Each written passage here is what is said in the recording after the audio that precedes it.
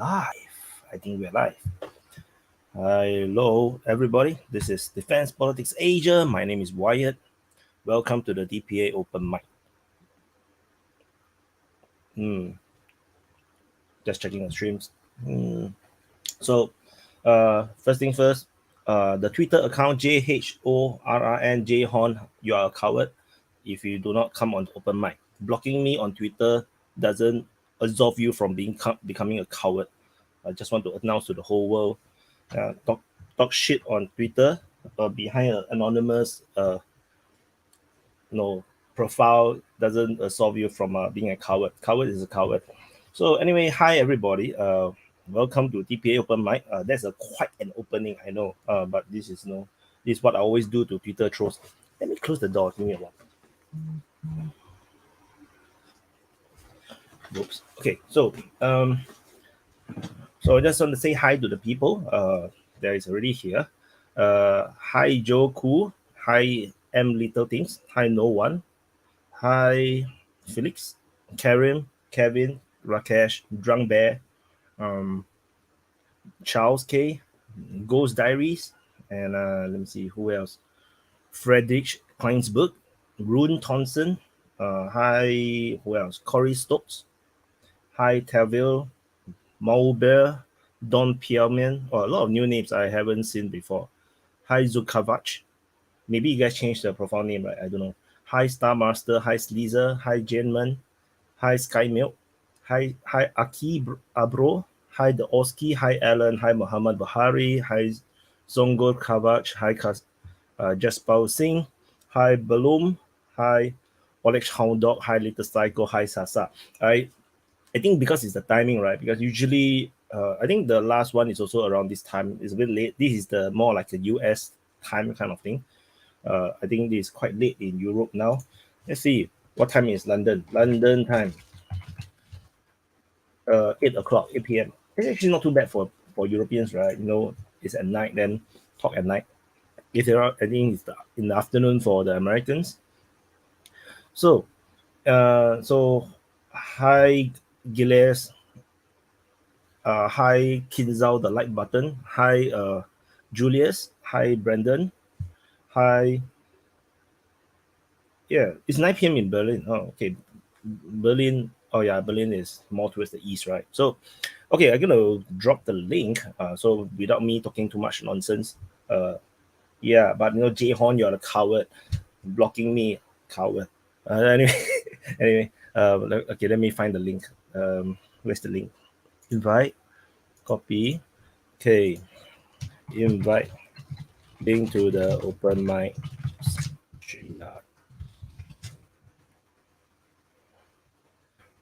Let me see. Please note that you must have earpiece and turn off the stream audio, YouTube audio, and you must have webcam and earpiece, and turn off the audio. Else, I don't remember what else. No face, no chat. Okay, for those that are on the main channel, the link is only in DPA IRL because I want to encourage you guys to subscribe over there. So if you're on the main channel, please subscribe to the DPA IRL.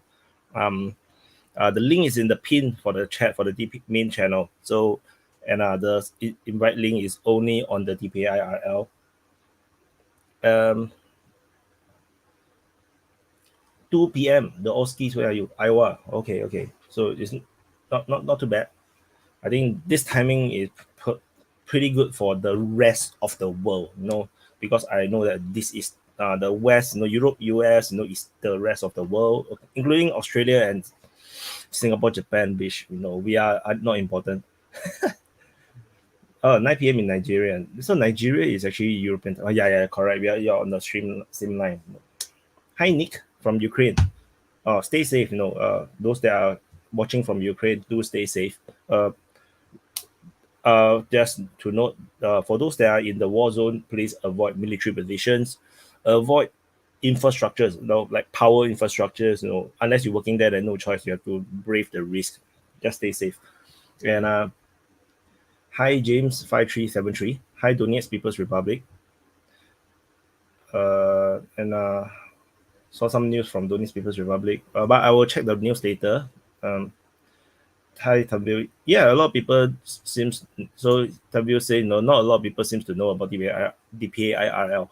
Yeah, because people tend to subscribe to the main channel for the news, for the spread. Like I posted on Syria. Nobody want to watch. But that's how it is. How intensely loud coffee drinking guy? I'm not sure. Maybe he would.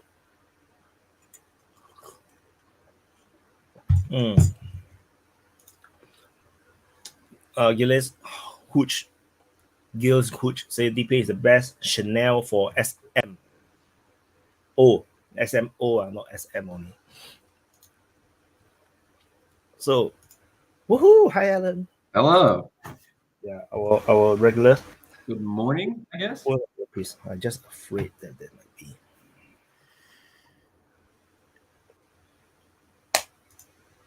Dun, dun, dun. I wonder if everything's.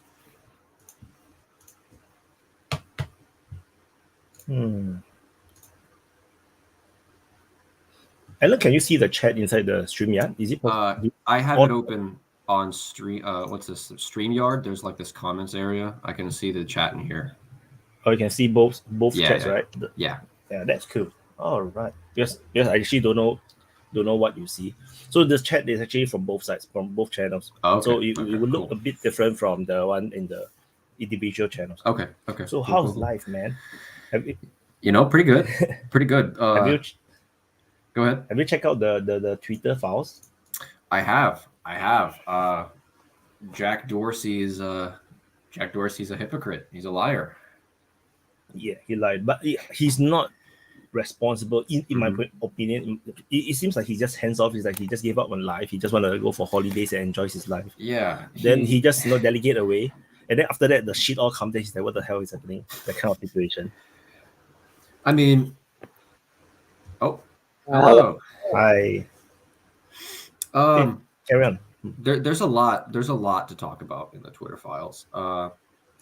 Everything from like the meetings with the FBI and all those government agencies to just like someone in the chat says it's just a nothing burger, right? Everyone like last week thought the Twitter files were just like, it's just drama from the inside of the company, right? It's overreactions for this, but I heard something big came out last night, and I haven't been able to read into it too much. From last night, I think that was the Hunter Biden stuff, or was that a couple weeks ago? It's the same Twitter files, right? That was there was like four now. There's four now. Yeah. The last two is on Trump. Oh, so Trump and his deletion, right? How they deleted him from the. Hey man, I can commend this. So the first one is about Hunter Biden. Second one, I cannot remember it's about what. Third is about before Trump. While Trump is still president, then the last one is Trump is after Trump is not president. Something like this. I've got a couple of notes here because I remember like over the course of the week, like I would see some news and I tried to save it. So I'm like, hey, I might want to remember to talk about this stuff. Got stuff on FTX. Putin gave a speech. He spoke with the delegation of like Russian mothers where they were talking about Russia's actions. I think that was earlier this week, though. Oh, that was earlier this week. I think it's last week, or I think sometime. So there was a round table kind of thing, right? Then yeah. That is so fake, like overdone. It's like it doesn't feel natural. Which is what I don't like. Which I always tell people, Russia sucks at propaganda. They always say how they always say Russia, always that interfere with the US election and everything. And then, doing a lot of misinformation. The truth is Russia sucks at misinformation. The information warfare in Russia is shit.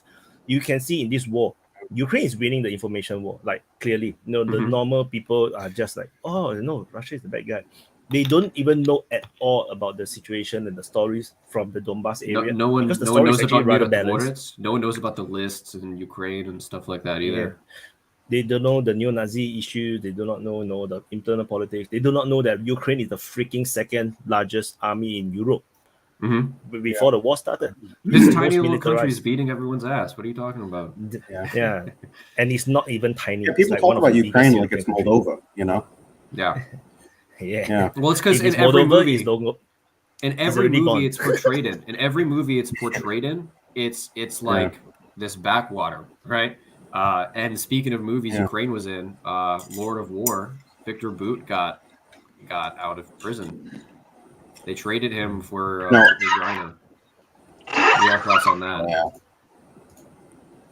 I mean, I think it's kind of a political stunt by Putin or by the Russians in general, because it's going to cause a lot of, or to some degree, it's going to cause some battles within the U.S. political system, you know, as we're seeing just some more division, you know. So they probably were like, hey, you want to take this lady back, you know, and we'll trade her for Victor Boot. Yeah. But I think the US is not letting go yet. There are rumors saying that they now allow the Ukrainians to hit the Russians in the rear. So that is actually a bit concerning. There was a French general who went on TV, either that was today or yesterday. I think it was earlier today. I saw the video where he called for strikes on Russian Victory Day parades because apparently the Ukrainians can reach Moscow now. And everyone I saw talking about it was like, "Are you insane? Are you asking for nuclear?" I'm surprised that comes from the French. I would have expected that to come from the British. Absolutely, I feel like the French have been pretty moderate in the whole thing, and you know, Macron has been trying to talk to Putin ineffectively, but he's been trying. But it seems like Macron also criticized Putin quite a bit. It's like he tried to talk, but at the same time he tried to criticize. It's no wonder Putin don't really want to talk to him that much. Is that what you're trying to do? Yeah. You cannot please both sides. You see, Erdogan seems to be the only one who's actually in the middle. Yeah. Yeah. But no. Yeah, but Turkey's way of doing things is not exactly nice. It's like he's in the middle, but at the same time he's putting Turkey first. They want to put Turkey first all the time. Yeah. Make Turkey great again. MT. Oh, that's Turkey. Turkey. Make Turkey great again. Yeah. But doesn't that tend to, in the long run, be rather dangerous? I mean, historically speaking, when you start playing both sides, you start getting both sides at you eventually. And Turkey is kind of a unique position considering like the political setup of military alliances, its geographic position where conflicts are going, so it becomes sort of indispensable, and you have to deal with it. You can't. It's not as powerful as Russia, but you certainly can't just flick it off the map. So you have to deal with it. But at some point, just like the United States, over time has garnered quite a lot of enemies and more, less and less support from its allies, primary allies like the Europeans, and then secondary allies falling off a little bit further. Over time, this doesn't seem to be I definitely get Erdogan in the short term. I think he's kind of cunning in that sense. But I'm not sure if he actually has a long-term plan that wouldn't make his actions now necessarily backfire later. If you get what I'm saying. I think the war would ever come a time where Turkey. Oh, go on. I just thought war don't start easily. So playing both sides is not as bad as it might seem between among friends, for example. But because ultimately it's all about interest, it's not about friendship. So once Erdogan steps down or change a new president, life goes on. But as long as he's in power, as long as he's in power, Erdogan is going to have control of the Dardanelles Strait, right? And sure, he can play both sides, but he has control over the entirety of the Black Sea, at least to some extent. So yes, he plays both sides, but as of right now, but he doesn't have any consequences for it. He gets the oil from Russia. Right, he gets the oil from Russia, but still gets to grab Russia by the balls because of the Dardanelles Strait. They can't get anything out. Yeah, so that's what I'm kind of like. I'm just like, for me, it's hard to see it, but it tends to very often backfire when you start doing this over the long term. Like, yeah, like you're saying, because I totally agree. I think it's cunning of Erdogan to do this like right now, but it would be like because he won't really face any consequences, especially with the setup with NATO. But let's say Ukraine changes, right? And NATO doesn't feel like they actually need to listen that much to Erdogan. They might try to want to go for other ways around it, but I guess it's kind of a moot thing to enter into, for that matter.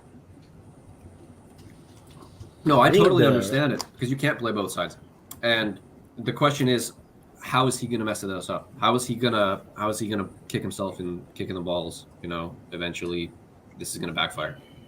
But how could hey Vaun? Hey. Hi Vaun. Go on. So actually, what I was thinking, a lot of this country, or a lot of the countries that's actually, you have to settle between two major powers. I feel that all these countries should bind together as like some kind of a alliance or friendships or whatever. Like Singapore is actually stuck between China and USA. We are very close to China, but we're also very close to the United States. Yeah. So we are in that kind of situation. But Turkey is in that kind of situation as well, between Russia and Europe and US.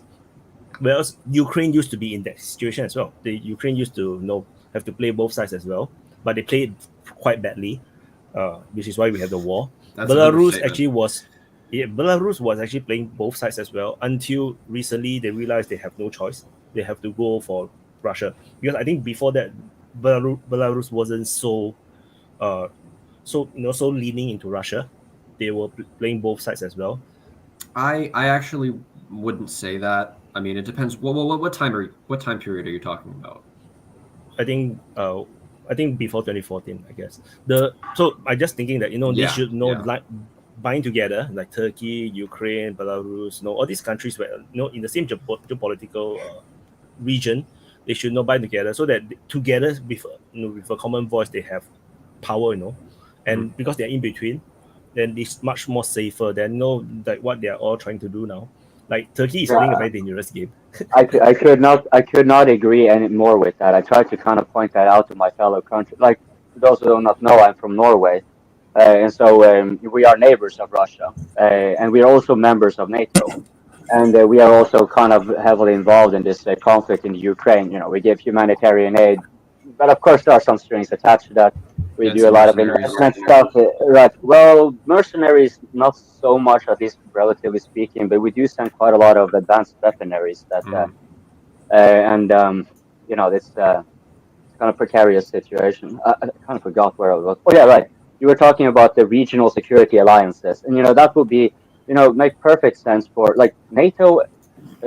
Sweden and Finland going into NATO, for example, is a very bad thing, I would perceive, for Norway, because that would make it that much harder for us to get out of NATO and into a regional defense alliance, where, first of all, Russia wouldn't actually be feeling so threatened by us, because the Scandinavian nations by themselves won't really be able to do, like, we're combined, we are the size of Ukraine in population, but we do have a much more developed, we have like quite a lot of arms industry combined between us, and our topography is a completely different situation than Ukraine. So, every inch is hard to fight in a fortified area in Ukraine. We need to fortify a lot. We don't even need to fortify because it is the topography. And so, if we were in a regional defense alliance, Russia would be far too high of a price for us. Like, Russia would have to take 3 times the amount of troops involved than they do in Ukraine, mostly due to the topography. And this is not including NATO. They would, of course, eventually win, but the price would be so high that the question then becomes obvious, right? Why would they then do it? Why would they pay such a high price when we cannot actually pose any real threat?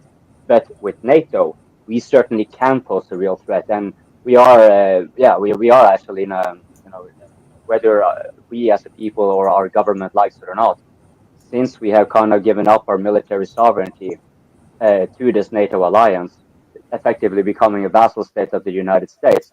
This conflict is a much bigger threat to, for example, us who do not have this regional alliance, right, than it is for the United States or the Russians. Like the Russians are not going to be, well, maybe they can be taken by the US, but we can actually risk becoming like Ukraine. We will be a battlefield between these bigger powers, as Wyatt alluded to. And if one is to be standing any chance, you can take a good example from the First World War, where the Scandinavian countries declared neutrality, and they were very open about it. Now, in the World War II, this was also the case. It was violated, but the Norwegians and Swedes weren't really cooperating very well beforehand when it came to regional defense. So there were reasons there. But so without me hijacking the entire live stream and going on a tirade, I'm just going to emphasize okay. Wyatt's point is actually I couldn't agree more for the reasons I just mentioned. Would it be like basically like little mini CSTOs like Kazakhstan and all them have? Would that be a better like regional, like little regional CSTOs? Thinking similar to like a Warsaw Pact, but a smaller scale. It will be sort of like that. I kind of interpreted what Wyatt was alluding to, because you can really go by geography here to a large extent. Scandinavia's pretty clear cut. Yeah, I mean, if you went by regions, you could almost have like Asia, like China would be the big guy in the CSTO, like Russia's the big guy in the CSTO that they have, and then maybe India. And then maybe if there was a country in Africa that was... I think Russia and China would kind of be like the U.S. in the sense that they are so powerful enough by themselves that any like a security umbrella with them is that would be the same like NATO. We are not NATO, and Europe is not a regional security pact. We are a vassalized union under the United States, which we have our mini empires under there, right? But we are.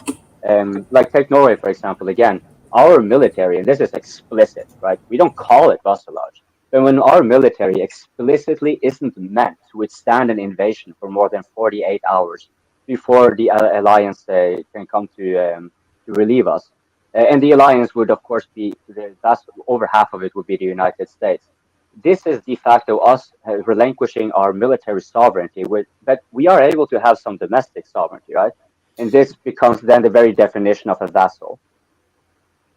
Well then that kind of reflects back. How do the people in Scandinavia like react to this? I mean, I understand the governments of Scandinavia, they're hyper vassalized. They're going to listen to whatever the DoD and CIA tells them to do. But I mean, there's got to be some sort of dialogue in the streets between people.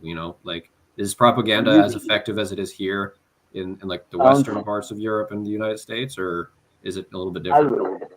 For where I live, it's in the northern area, so it's a little bit more rural.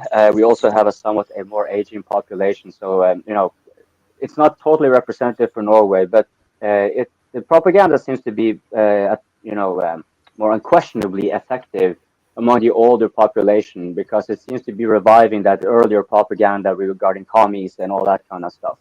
The Cold War and Soviet Union. And here it is very difficult to, like, even the more reasonable of our senior citizens in their 60s, 70s, and so forth can be you might be talking to like a teenage fanboy or something, right? Like, it's not possible to have a conversation. When you come to and I'm like 38, I'm almost in my 40s, so that would be here. The general consensus is that we are Norwegians first and foremost, and then NATO second, but we are on the side of NATO. And so for me, I kind of try to nuance the discussion like that. It's not either or, like we are alone without NATO. Of course, that's a false option. I don't think any reasonable person trying to get us out of NATO means that we should be then by ourselves. And that there isn't really, the media and our government is certainly never going to be presenting that option anyways, as going out of NATO with someone else. So it's for most people my age, the propaganda is that NATO is pushing us, or I shouldn't say most people, but a lot more than of the elderly generation. They seem to get that, NATO is definitely at fault here, but Russia is ultimately the one who is the most at fault. Like, the team mentality will still play in. And then as for the younger generation, if they even care at all, they will just like, Russia is the bad boy or something. That's it. They don't care to discuss it. By and large, a short answer to your question, yes, the propaganda is quite effective even around here. We have a lot of, like Norway having been a vassal of the US for such a long time. And I think this can even be recognized in any other vassal state or any client state. Singapore, for example, would probably be, another side of the world, but just like Norway, it has such a strong influence from the cultural hegemony of the United States that the propaganda, which is tailored primarily to the American population, is kind of effective against the rest of the Western population because it's sort of implicit where we are at this point with, or like it's normalized that we have to be a team with the United States, even though the United States is, by any objective measurements right now, it's not an ally of ours, it's an enemy. I mean, they're doing hostile acts with pushing us into a position where we are clearly being deindustrialized, and then they're taking subsidy measures. I mean, this is supposed to be the most capitalistic nation in the world. Barring that the biggest socialistic institution in the world is the U.S. military, it's also not really operating under the free market ideology that it only does so when when it is in the strongest position, it will do so. And here it sees that, okay, well, our fossil fuel industry, for example, needs to be empowered. Oh, there's so many factors. It's just like the veneer is coming very quickly off, though. There are more and more. That's what I wanted to ask. How common is it to see people like realizing like, hey, yeah, I mean, we get all this good stuff from the United States, but eventually it has to hit people in Europe, and you guys have to sit back and notice like, hey, we don't even have our own military to protect ourselves. We don't have our own industrialized system to protect ourselves. Hey guys, if your entire you talked about this how the proof that most of Europe is vassalized is because you guys don't have your own domestic militaries, or at least sizable domestic militaries. Does that work? Explicitly, formally, it is meant to rely on what is essentially the United States. Right. But is there any sort of, I don't know, dialogue among people like, hey, what happens if the United States kind of steps back from us? We have no fallback measure. Yeah, it seems to be whenever I mention that, like, for example, why should we be provoking a clearly stronger neighbor? And it is our neighbor after all. The United States is on the other side of the pond, right? So, like, why would we want the rivalry between these two powers to be pushing us into a conflict? Because no matter how you twist and turn it, we wouldn't be in any much different situation than Ukraine here. We would be the battlefield. We would take the brunt of the violence that can be, conveyed by these two powers, one way or the other, be it proxy or otherwise. And so when I try to kind of point it out to them, like, yeah, okay, fine, we are somewhat protected by the United States, but when the United States is also kind of setting up, radar station and military installations and having joint drills right up the border in a way that is like clearly provocative, and they're kind of showing that we are making exercises that are meant to attack you, right? So like if this is our alliance and it is actually not, it's sure it might have the military might to protect us, but if it's pushing us closer to conflict, it isn't a matter of security, it's a matter of dominance, and that is not better for us. Like, who's going to take the brunt of it? It's going to be the average person, right? The people who, most people that can flee, they flee right away, and then the rest of us will have to face the outcome. And unfortunately, right? well, I mean, not in my area, but it is. I mean, we are finding the domestic ones, but this has more to do with the corruptionist ideology going around in the world, where you can blame pretty much everything on anything else, except, for example, excess money printing that has been hidden, or that there is a monopolization around the world that enables price gouging, and so forth, so forth. So this Putin and all the others are used as an excuse. They like to kind of keep that propaganda going. But no, it's very difficult. Like I think, if I remember your question correctly, Alan. No, most Norwegians, at least, because we are the ones in Scandinavia who are, and Denmark, who are a part of NATO. So maybe a Dane would like to join in and give their opinion on that. But as for Norwegians, no, they seem to very much have a hard time getting out of the mindset that we cannot be on the same side of the United States, or the notion that the United States could actually take actions to harm us seems to be completely out of this world for them. Even though our pension fund, one of the biggest um, uh, holdings of money and assets, like this is basically where we have reinvested our oil revenues and so forth. It's one of the biggest in the world, and 40% of that one is of the state-owned bonds that tend to be issued through that fund. Now, I'm not going to get too technical, but the point is that the United States have through the dollar, because the dollar is very heavily over that fund. So 40% of that fund is controlled by the dollar. So if the Americans wanted to... Well, you can take this a step further. If the dollar is what most of that fund is, then you could also make the statement that that fund is completely imaginary, because... It is, yeah. Yes. Absolutely, it is. And this is a thing that has been criticized quite often by many, but it kind of falls on deaf ears because the thing is here is, like I was saying, if the dollar stops being the reserve currency and it crashes or something like that, this is essentially because Norway has set up this fund in a way for it's more as a buffer against crisis. So one of the rare cases where it was kind of punctured a bit was during the COVID. But then there was also a lot of money printing involved, whatever. And then and it's meant to be for the future generation when the oil revenue stops, right? But it's hedged on the US dollar to a large extent. So it's like saying that, well, our future well-being is hedged on the US. And if they choose to, they can actually torpedo us.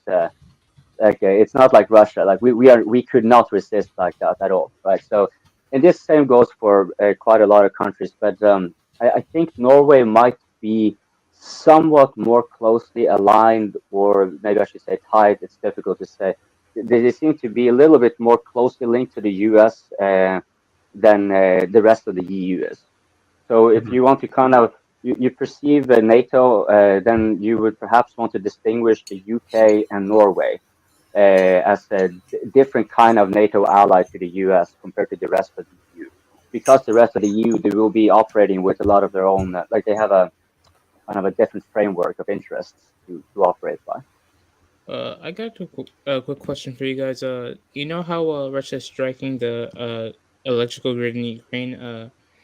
How will it like impact? Because I already seen reports that soldiers from the Ukrainian side are having trouble going to a different front lines because they're not using the electric trains, or like there's something about the trains that they also use electricity to get to one point A to point B. You know, I'm not sure. Well, it takes electricity to power a gas pump.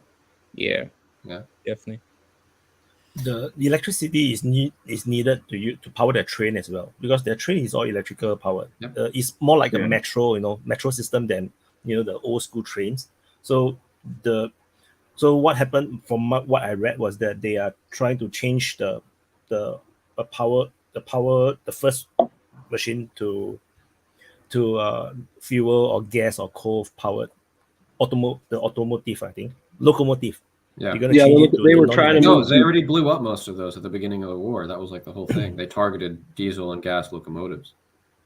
Yeah. So I did see something too where they were talking about trying to replace them with some diesel locomotives, but those would need to be imported then. Yeah, and then on top of that, I mean, how much fuel do they have? I mean, like that's one thing the Russians can do. I mean, they got roads, rail lines. They have no problem moving around, whereas. Do they have fuel for vehicles just to get guys around or attack or defend, or do they have fuel to ship supplies since they got to switch off from the electric? So, I mean, whatever they're doing, it's obviously not going to be enough just because it's always going to be continually degraded. I mean, yeah, striking the electrical grid is not just slowing down trains and making the lights go out in Odessa for a couple of days. It's really a cascade of events, right? You strike the electrical grid, then let's say there's still somehow a couple of factories that can manufacture weapon supplies. Now those manufacturing factories, they can have all the materials they need to build everything they need. They can build an infinite number of tanks, but if you don't have electricity to power the machinery to build that, if you don't have electricity to power the cranes inside of the factory to assemble the tanks, then you're not going to get any new tanks. Step further than that, I think Russia, at least in the next couple of weeks, is absolutely going to start targeting telecommunications, radio, and satellite communications, at least within the borders of Ukraine. Because if you start knocking that out, it kind of goes back on Eman's statement. The soldiers are already having trouble walking around. The retreat from Soledar, there were videos of soldiers having to walk, like just from Soledar to wherever their next line of defense was. They're not driving in trucks and stuff like that. They're walking on foot because they just don't have the supplies to get around. And once you start taking out this communication, something happen in Soledar? I was under the impression Ukraine still holds Soledar. I believe they pulled back. They're pulling back, but I don't believe they pulled all the way out. It's kind of like, I think they've created a gray zone maybe in about the middle of the city. Yeah. And they're sitting on the, I guess you could say the northern upper side, and then the Russians might be somewhere on the southern side.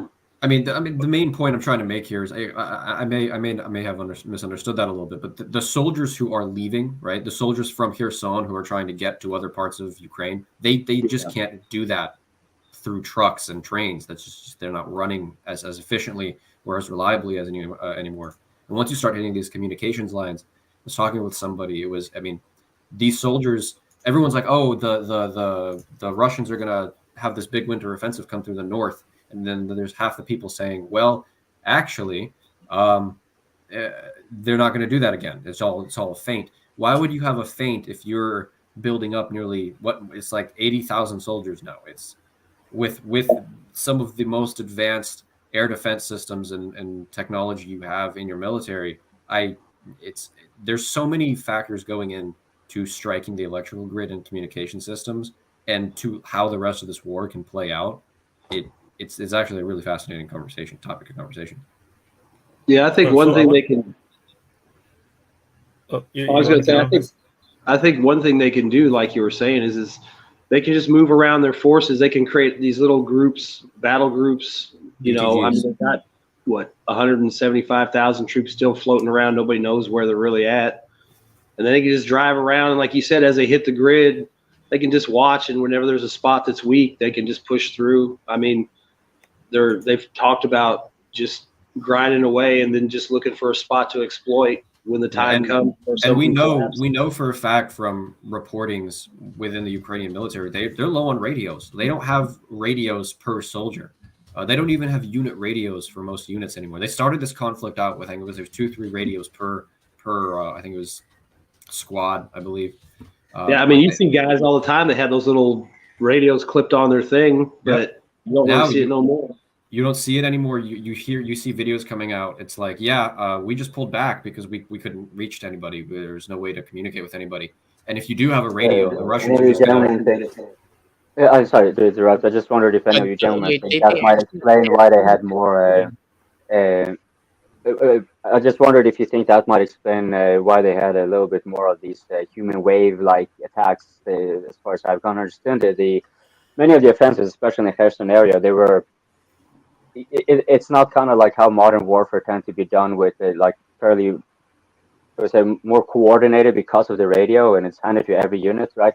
Like it will become more similar to World War II, where unless you have specifically trained troops, where you have like a certain doctrine that enables you to kind of give it, that's well-trained troops, right? Yeah, if you're going to have that in Ukraine, you can kind of get a little bit around that with radio. But if you don't even have radio, like how are you going to organize these units moving forward? And then you start getting back to why were there massive assaults going back in the old days? Why did it do much of that? Yeah, well, there were many reasons, but do you guys think it might explain why they did this? I actually kind of have to defend Ukraine here. It's definitely a little bit propagandized to say that. Oh, that was a lot of feedback. I think it's Archimedes, maybe. Okay. I wouldn't say Ukraine is doing human wave tactics. I think they're. I had some issues. You're good. I think it's not human wave tactics because, yes, they're using very, very large numbers of soldiers to try to push through very, very small points of the line. I think what the issue is when you see like these helmet cam videos or like tank cam videos come out of Ukraine, yes, half of it's propaganda, but you can still glean definitely some information out, or drone cam footage. There's a lot of drone cam footage of Ukrainian advances coming through fields, lines, tank lanes, that they made.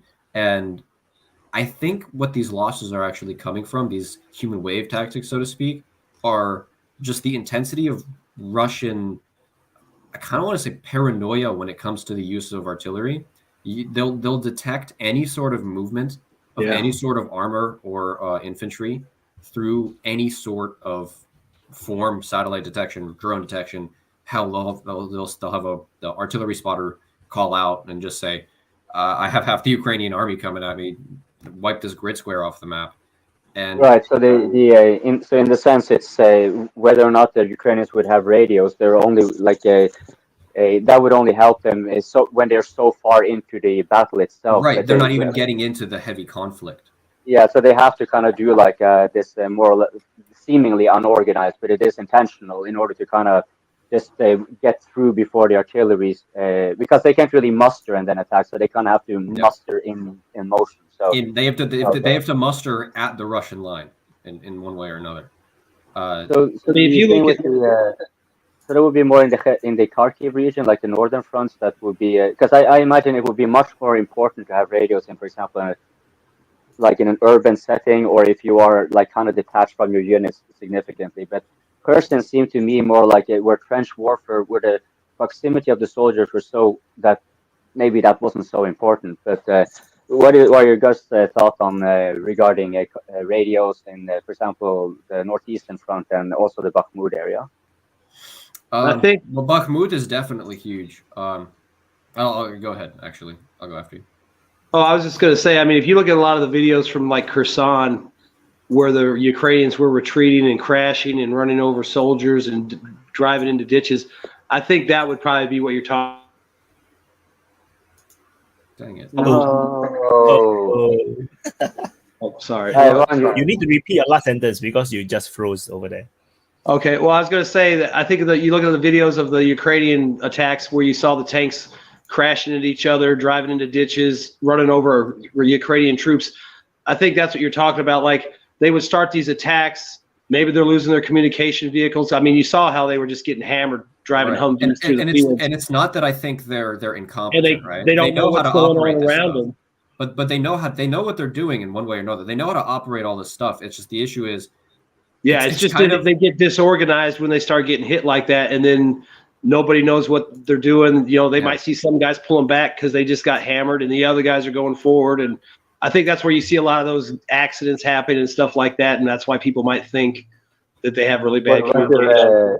What you're explaining there sounds like very, very reminiscent of how the earlier battles between Nazi Germany and Soviet Russia was. Dang it, you stole my line.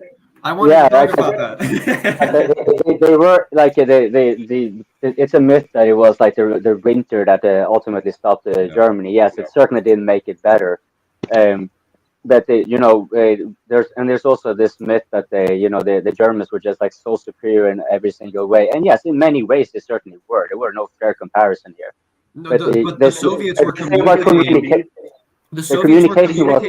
They were communicating using flags.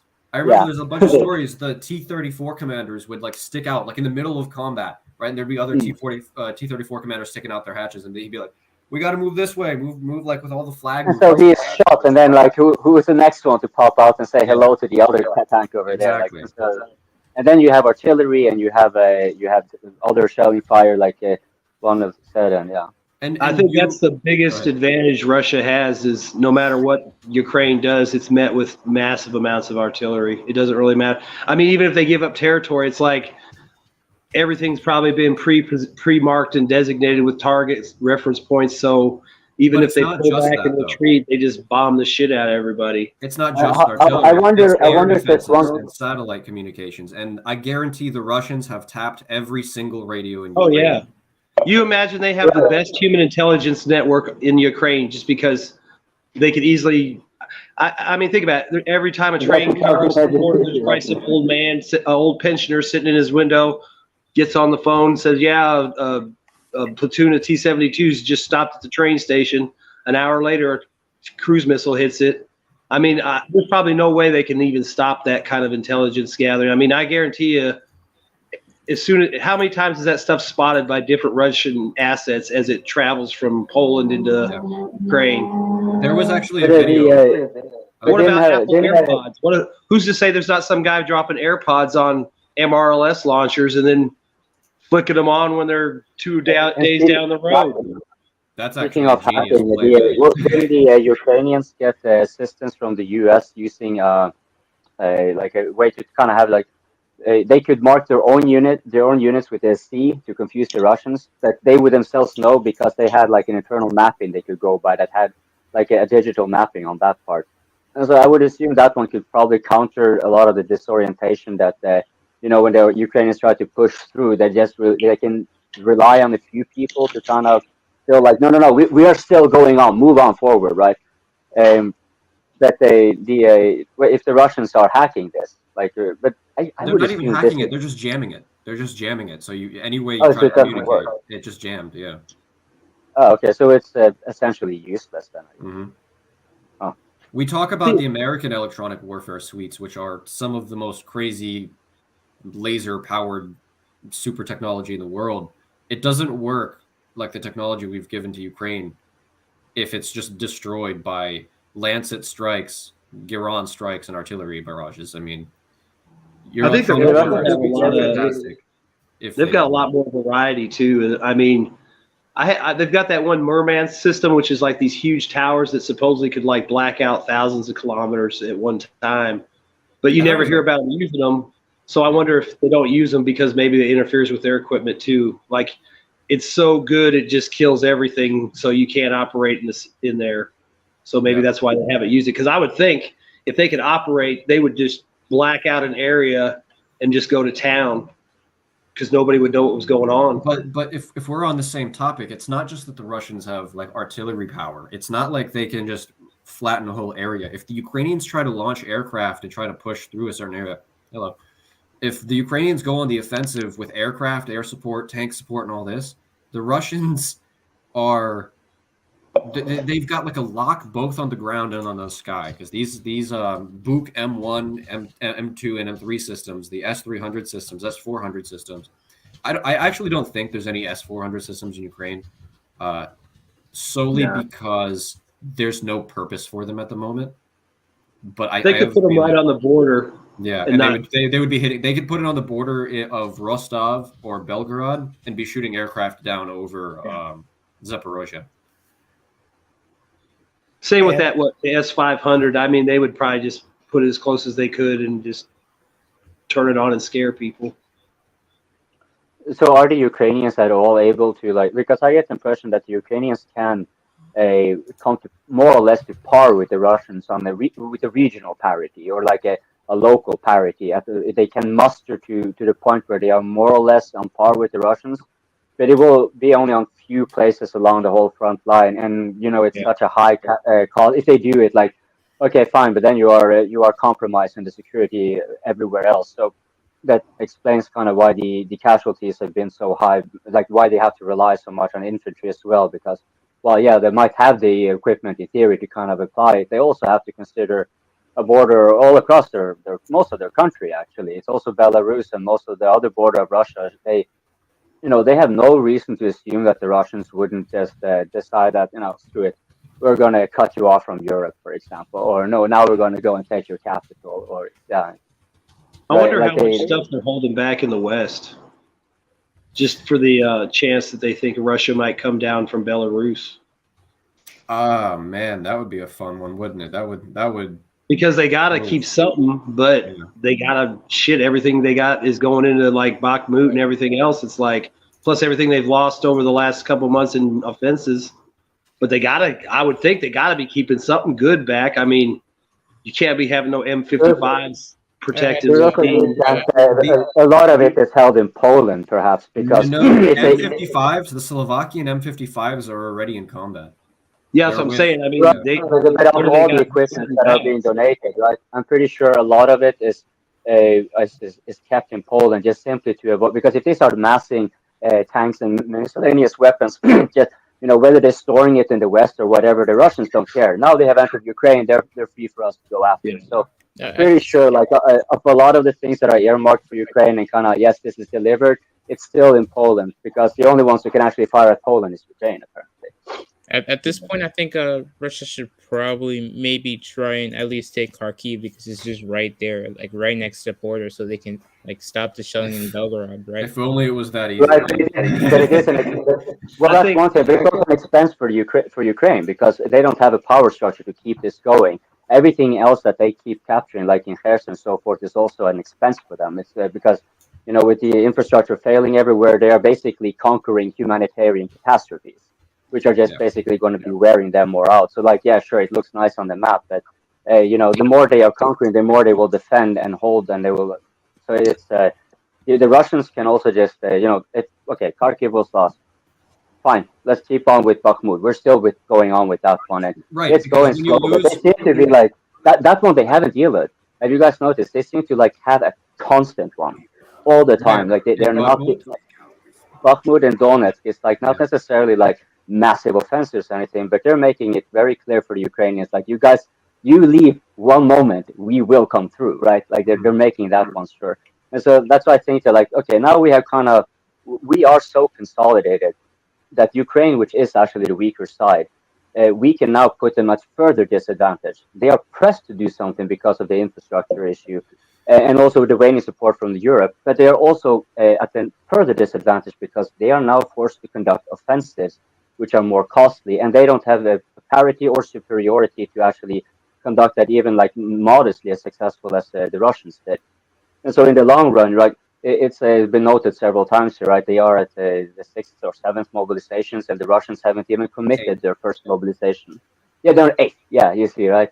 And so it's so the Russian. I'm increasingly convinced that the Russians are deciding to like, if we just hold up where we are, it's at least not going to get that much more expensive for us. Well, like also, if we start trying to recapture, I don't think they're standing still just to stand still. I think they know eventually they have. I mean, they want their goals. They want to take Kherson back. They want to take Kharkiv back. The problems here are you're going to have to rebuild those cities' infrastructure from the ground up, and I think the reason we're seeing such pause is also significantly because the Russians are kind of building up their ability for humanitarian reconstruction in the long term, because they know if they go in right now, they flatten everybody and they push the Ukrainians out. There's not going to be any I don't know. Well, in Kherson at least, that would kind of already have been a fait accompli because they've taken out they have evacuated, so these civilians are going to be accommodated for one way or the other. Yeah. So as for the humanitarian factor in Kherson, I don't think it's at least not there at least. But I get what you're saying. Like physical locations, like you need to build a new. Right. I think you are correct on that one, but I don't think it will be such a high priority, like not a priority, but a high problem, a big problem for the Russians to, like it's kind of implied when they are moving forward, but this thing have already changed, right? The Russians do not perceive this to be a war with Ukraine. And as far as, most people are concerned, the war is already, like Ukraine has already lost, but it's more a question of when will this be over, right? Yeah. And so, but the Russians see like, okay, fine, they can perhaps they can end the war quickly one way or the other, so forth now, but they will still not have conclusively dealt with the EU, NATO, and the US. But the US, they know probably will never ever gonna actually, because they're so like they don't give in. Period. They are so powerful. They will never have to give in that way. But Europe, that's a different story. The Russians might be thinking that if we just keep this on going, they are eventually going to be splitting. They're starting to waver, and we might actually start to have, and they have already, right? Like so, the Russians might be seeing that economic sanctions backfired. Our ruble is stronger than it has been before, right? We can ride this storm much better than the Europeans. So why should we commit extra resources to finish the Ukrainians? We can actually use the Ukrainians as a battering ram against the EU, right? Yeah. Because it's sort of like, remember, he's a judo guy. It's sort of like you bring the forces back on your opponent, and well, okay, fine. Russians, or at least they seemingly didn't want this to happen, right? But now they are in this, and they are clearly they're clearly in a position that where they in the long run they can just they can just keep the status quo, and it will actually cause more tension and tear up the NATO alliance. This is what I find to be like this. Yeah. Right. Yeah, I'm going to yield. Oh, I want to mention something. So I heard from a source that the accumulative property damage in Ukraine is reaching somewhere around $1 trillion or something. So yeah, I just wanted to mention that the property damage, like the real estate. BlackRock's coming to save the day. Yeah, like where's the investment capital going to come from? Europe? I don't think so. Well, we talked about it last stream. Poland and NATO. I mean, at this point, I don't really think. I feel like after the war, I don't think Ukraine will be able to pay off its debt at this point. It's still like the electrical grid is like basically kind of destroyed, and yeah, that's very expensive. And most of its population left the country, and they don't. If they're like in EU and their life is way better than it was in Ukraine, why would they come back to the country in the first place? You know. And less people means less workers, and this doesn't really look too good right now. And plus, there's going to be a giant immigration crisis. I feel like from Ukraine, because Ukraine's a very large country. Like they have a population that's insane. So what if Russia was to encourage Russians to immigrate into Ukraine to backfill that population gap? Definitely. Well, Russia has the population. Think about it. You could arguably in the areas you conquer say, hey, as a bonus for serving in Wagner for 3 years and beating Ukraine, here's 10 acres of land. There's a lot of great stuff. Okay, you can take that one further. How better way to make a buffer zone than to give away land to soldiers? One, that's probably going to happen. That's going to happen. Taking your own population to conquer territory is a breach of the Geneva Convention that is so brazen that I don't think even the Americans would do something like that. That's the Geneva Convention. Nobody cares. No, I'm just saying. I mean, I could see them easily. Why not? They need men in Ukraine. You served your country. Here's your reward. Well, the United States did that with the Homestead Act, where there's like 1,000 acres in the meal or something. I mean, that was a socialistic policy. Far before the Geneva Convention was but Russia could simply say, you guys have violated the Geneva Convention this many times, X many times per year. It's like, you guys clearly don't care about it. If no one's going to care about it, when it comes to the Geneva Convention, you got 3 Spider-Mans all pointing at the same each other. Like, everybody does it. And about moving people into Ukraine, not only does that make complete sense, and I think it might be actually really likely, because we can look at what's going to be happening in Eastern Russia. The EU might actually support it. As hot of a take as this is, Russia will, in the next 20 years, not be in control of that part of Asia. I guarantee it. China, as good as their relationship is, China will take a bite out of Russia's ass in a heartbeat for that part of Siberia, because they need land for their people. They need to expand both farmland. So Russians will go to Ukraine. Well, is that they can almost just get it by immigrating Chinese into the area over time. Well, the West would certainly not have a problem with that, because now that Ukraine is thoroughly indebted, right? Whatever way they can pay back, they will never be able to pay back all of it. But they can still pay back more. It won't be Ukraine. Russia will have their little part, right, where they're going to have. Sure, they'll have their damages to repair, but Poland's also going to have to take part of it. Are you saying that Russia like it is? Oh yeah. Think about it. You could go to Siberia, to these villages, and say, hey, come work in Ukraine, rebuild Ukraine, and when you're done, you can have this house and this land. You don't think? Who wouldn't take that? Russia is going to take all of Ukraine? Like, you guys think they will go west of the Dnieper? No. I don't think they will. Right, and Ukraine, the Western Ukraine is still going to remain as a state, right? I don't think it's going to be annihilated. I don't think Western Ukraine is going to remain as a state. I think Poland and Hungary and Romania are going to gobble the rest of it up. Yeah, plus Viktor Orban, if you guys saw that, he was wearing some kind of scarf that was insinuated that he wants to take back parts of Ukraine. Yeah, it's kind of controversial. But didn't Belarus make it like a public announcement, like, no, if you guys move into Western Ukraine, then we will move in there too. Like, so basically, I think that's purely a military action. I think if they move military forces in an act against the Russians, that then Belarus would. But then again, Russia has like a stranglehold on Belarus. If Russia doesn't want Belarus to do something, they're not going to do it. Just think that they have the first city called Sorokinville for the soldiers. Actually, oh yeah, go ahead, Morty. Yeah, thanks. If I may say, hi from Berlin, by the way. If I may say something, I have some relative living in Poland at the moment, and which is quite interesting. I don't know, it's very not in the news at the moment, but a lot of people start to receive letters.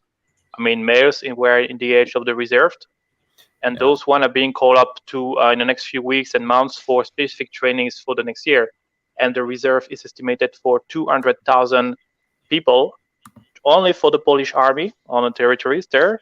And personally, I wouldn't say that Poland will just take a part of Ukraine, but I will say, as I may do as the Turkish done in Syria, as I may establish, let's say, a specific zone at the borders to protect somehow their own borders and to relocate, because this has been published in some Polish magazine, to relocate eventually a part of the people who are actually in Poland from Ukraine, and also give some kind of free haven for what remains of the Ukrainian state, which would be at term annexed to, eventually, it may happen, to the Polish state. But keep in mind that if one European country start to annex another countries, you have to think how the other European countries will react, and also how the European Commission will react out of it.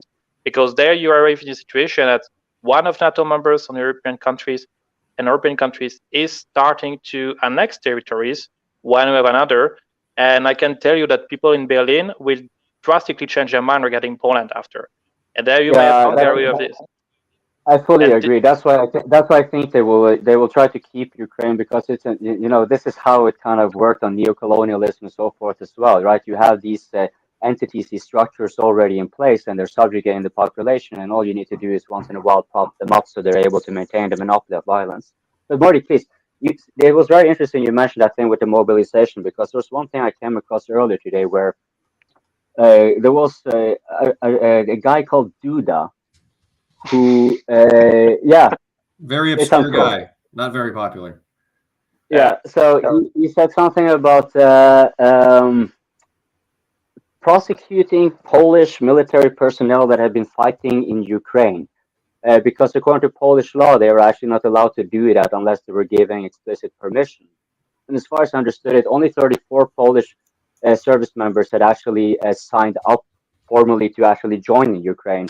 And so as far as I got it, the Polish soldiers could risk up to 5 years in prison for participating in the war in the Ukraine, which is kind of a.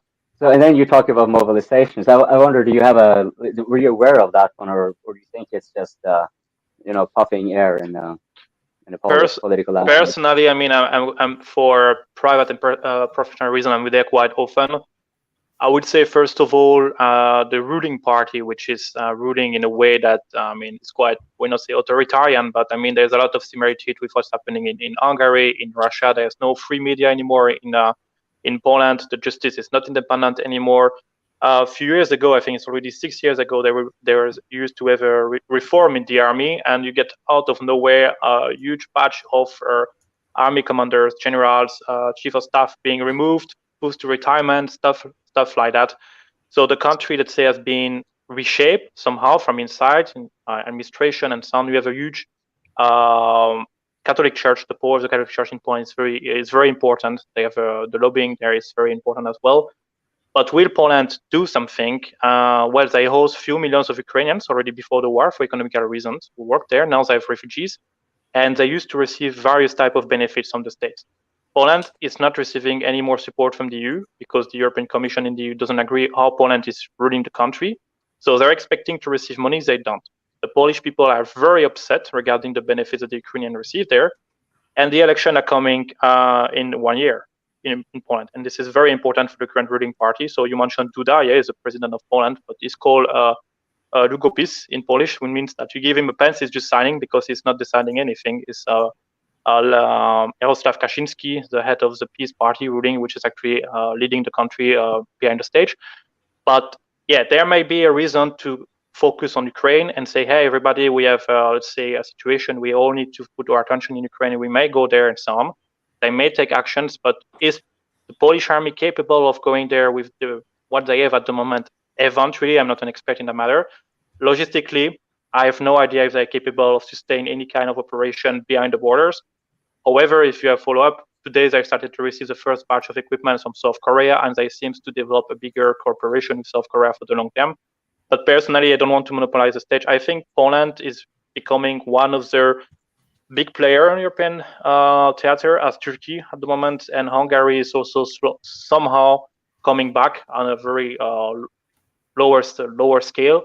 But I think the game is changing in the EU, and you have to play with new regional actors, which was not the case before. You were having the EU, you were having the US, you were having the ex-Soviet Union and Russia, and now you have, let's say, Turkey, which is back, Iran, you have Poland, and other countries that you have to discuss with. But I would say the next 6 months may be extremely dynamic, what's happening in the Europe, actually. But yeah, let's hope that this will be okay for the people. So this thing that Duda said about a Polish military might face 5 years of prison for participating in the Ukraine war, coming alongside with this mobilization of reserves. And you mentioned this thing about because I kind of forgot about it, the Ukrainian refugees and so forth, and there were talks about Poland wanted to perhaps move more of them towards the rest of Europe, which, well, so would you say like this thing about a kind of like a veiled threat to Ukraine, the Polish military that wasn't actually to the military that they were going to face. It was more a message to the West that, hey, we might be willing to pull out and do things a little bit more on our own accord if you guys don't start playing ball, like giving us the money you promised. Like, did that make sense? Yeah. I've seen stories where they talked about, indirectly Russia using the immigrants or the refugees as a weapon against Europe just because of overloading all the social systems in whatever country you can get them to go to, like England or Germany or Poland. So, I mean, it seems like the refugees are just caught between. Now Poland's talking about sending them off, and then you got Turkey always threatening to send more refugees up through Turkey and stuff. So, well, yeah, refugees are a weapon, whether you like it or not. They're absolutely a weapon. They're just an economic weapon. Yeah, whether he's doing it intentionally or not, it's working to their benefit. Say that again, Greg. Oh, I just said that immigrants, it puts a pressure on the politicians. It creates polarization, distrust between the electorate, and so that's what you need if you want person to the bargaining table. Yeah. So, and in whichever country you are, the oligarchs always love it because that's how they can keep labor prices even lower, and well replicated time and time again. And this is probably what they. And by the way, I don't know if you guys already. Oh, you muted yourself. Greg, you muted yourself. No, Wyatt muted him, I think. Wyatt muted him? Someone's mic. Yeah, I just want to say didn't hear what you said. Someone's mic has some sort of feedback going through it. Oh, yeah. I can hear it. I think it's Greg. I think it's Greg. Okay. He's gone. Bye. What? Okay. Next person. Oh yeah, what do you guys think about the Brittany Griner swap of the Merchant of Death? Oh my gosh. That was okay. Yeah. It was funny because I think it was a master play by the Russians because they did not just get Victor Bout back. They kind of embarrassed America on the world stage while simultaneously making Saudi Arabia look good and pulling Saudi Arabia, since they were one of the mediators, pulling Saudi Arabia a little bit closer to Russia. I heard that Russia's talking about a assassin that's, I guess, being held in Germany that they might be willing to trade for Wieland. Yeah. And I'm like, you might as well take a shot because you'll probably get it. I mean, how long is it going to be before we see Victor Bout slapping a big old pile of javelins going, you can fit so much anti-tank destruction in this bad boy? I mean, he said, I saw an interview with him the other day and he was talking well about America as a culture to a point, like the people and stuff. But then he started talking about all the talking points, America's losing its Christianity, America's into transgenderism, America's degenerate, it exports this. And, but he was like, when I was in prison, most of the people I met were from the Midwest and they're agricultural. So it's propaganda. But he's like, I got along with those people. I don't have a problem with Americans. He goes, I have a problem with the elites, so it's like, he knows what to say and how to put that message out there that just keeps pounding away at the West and drives that wedge between people like me in the West who like those kind of values, and our country's shitting all over them. And then there's other countries that are, based on my own life, like at different times they've been pretty shitty authoritarian countries, but now they're preaching the message that I would rather hear. It's kind of fucked up that it's going that far, swinging that pendulum that far back, but I think in some ways Russia's fighting a good fight. It's fucked up that it happened, but I think there's side benefits that might help white cis males like me out down the road. I actually saw this meme posted in a I don't even say pro-Ukrainian chat. It was just posted by this guy who said, be the Western country, be the America that Russia thinks you are, and had like this menacing picture of like a soldier, like in night vision goggles, like kicking down a door. And every single comment under that post were like, Russia thinks America's gay, fat, and retarded. What are you guys talking about? I think that's underestimated. They know what to say, and they know what messages to push because they know what people want to hear. Yeah. Russia is a big country with a lot of people in it, and there's a lot of diverse views, a lot of diverse religions. Again, to just try and generalize that to me just drives me crazy. If I generalized about Americans, and I've lived in the States, we'd go nowhere. You've got to look at people as individuals, and there's got to be diversity, and there's diversity in Russia. There's even diversity. If you watch, there's a guy from the Moscow School of Economics who's against the war in Ukraine, right? So people tell me all the time that there's no free speech, and if you talk against the war in Ukraine, you get in prison. Well, you'll find him on YouTube. I think it was yesterday or the day before. So I think generalization is really, really difficult. Yeah. Having lived in a few countries, by the way, what I see is that diversity is goodness, and let's all have our own opinions.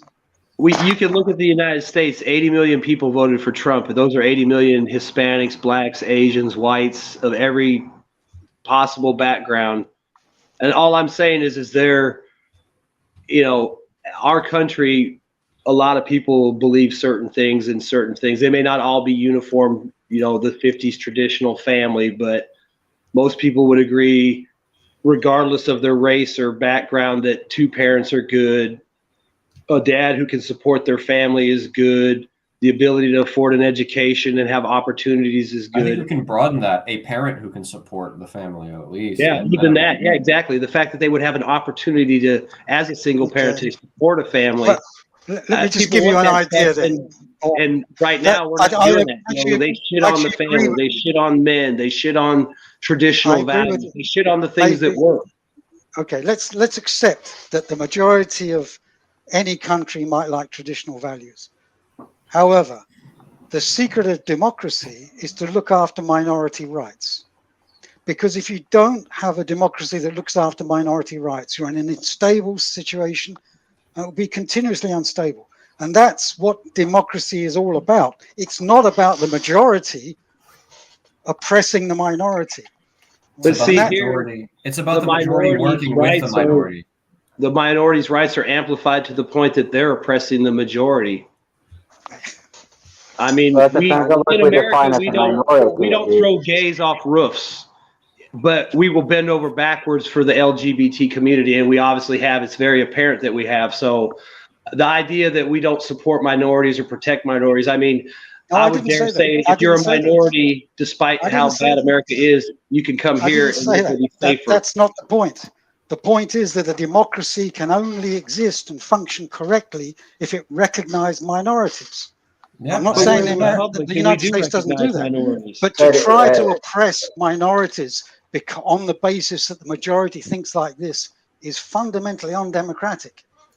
Well, but Johnny, doesn't this? I think it reflects a little bit. Some minorities probably do need to be oppressed. I mean, I'm sorry, pedophiles are a minority. I don't have a problem oppressing them, and I think that's the problem. It's like there's aspects of our culture that we're allowing to gain control and influence, and it's bad. And it's not so much they're a minority. It's just that they're latching on to groups. I mean, look at how the LGBT tries to put themselves in the same light as African Americans that were enslaved or, you know, whatever. It's like, it's not even the same kind of suffering and stuff. I'm not saying gay people didn't suffer, but your ass wasn't put on no ship and your ass wasn't whipped and shit. So get over it. You know, some guy called you a faggot one day. So you need to take it a step further than that. Yes, people in the past were oppressed, brutalized, and injured in many, many different types of ways. If you live in a upper middle class neighborhood, right, with two parents, a wine mom, right, and your life was super comfortable, and you say you're gay, what reparations are you deserving of, right? What are you trying? What is your alternative? And there, Alan, you are actually referring to quite a minority. That is an actual minority that is oppressing everyone else. Is those who are in such a position, right? We're talking minorities. Jordan Peterson actually put it very well. Jordan Peterson had this saying that whenever the rate of manipulators and psychopaths of a population, and manipulators and psychopaths are always a minority, whenever the rate of manipulators and psychopaths of a population exceeds 3 to 5%, is when you see these kinds of issues break down significantly. I mean, it's insane what's going on in our country, and it has really nothing to do with a minority. It's subgroups in these minorities that are fucking insane. I mean, look at the shit they're pushing. But what are you going to do about it? That's my point. You can't do anything about it except abolish democracy. If the United States became an authoritarian Christian nation, would that be a bad thing? Authoritarian. It would be a bad thing for the degenerates, right, I guess. I understand. Okay. I mean, you could go, you know, we could become a Muslim caliphate, and that shit would be over with real quick. I'm not saying I'm going to live like that. I'm just saying there's ways to deal with it. Look, Vaun, the problem you face is that there is a minority. There is a minority in Ukraine, and they're in the Donbass, right? So one of the reasons I'm here tonight is because I largely support the right of that minority to self-determination. So let's not criticize minorities. You've got to be very, very careful. I don't think that's what Vaun was doing, but because Vaun, I have to ask you one question. Do you think this LGBTQ thing have anything to do with democracy, or to be more on point? Do you think this LGBTQ thing? Yeah, right. Like, do you think it has anything to do with democracy? Like, do you think that has to do with anything like that, or for that matter? Do you actually believe you're living in a democracy? I mean, it's a democracy in a way, but it's not because of all the shit that goes on. As far as someone's sexual preference, it doesn't have anything to do with democracy. The problem is they're using their position to damage the democracy that they say they care about. You know, they're using their position to damage a country that protects them, the system that protects them. Give me an example. Give us an example of how they're damaging it. Okay, I can do that. So let somebody else talk. I mean, I could go drag shows for kids. Yeah. How is that damaging democracy? So, okay. I don't think it pertains to democracy. Well, when it comes you can't protect your children, how are you going to have a country or a future? I'm going to disagree a little bit that it talks about specifically democracy. I think what it damages is social cohesion. And you need social cohesion for a democracy. So that's why it's damaging the democracy. It's not directly, it's not like, yes, I'm trying to become the LGBT community is trying to rise up and take power and be some sort of tyrannical movement. I think they're damaging social cohesion, which ultimately ends up damaging the democracy. So it's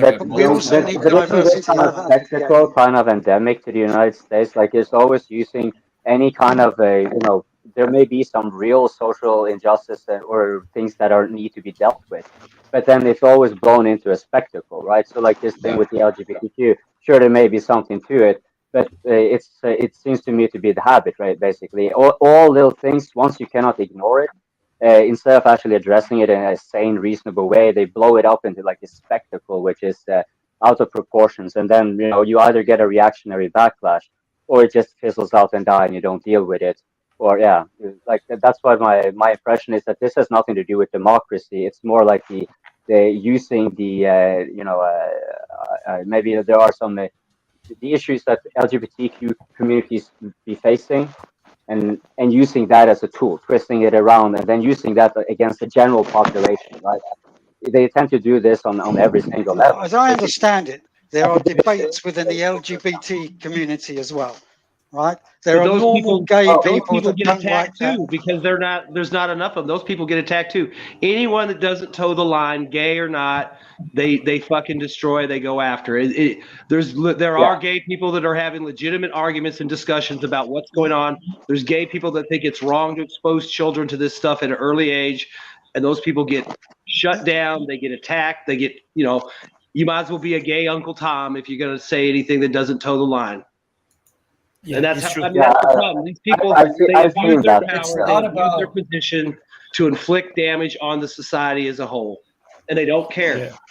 I think Milo Yiannopoulos was one of those. Like he's openly gay. At least now he's not.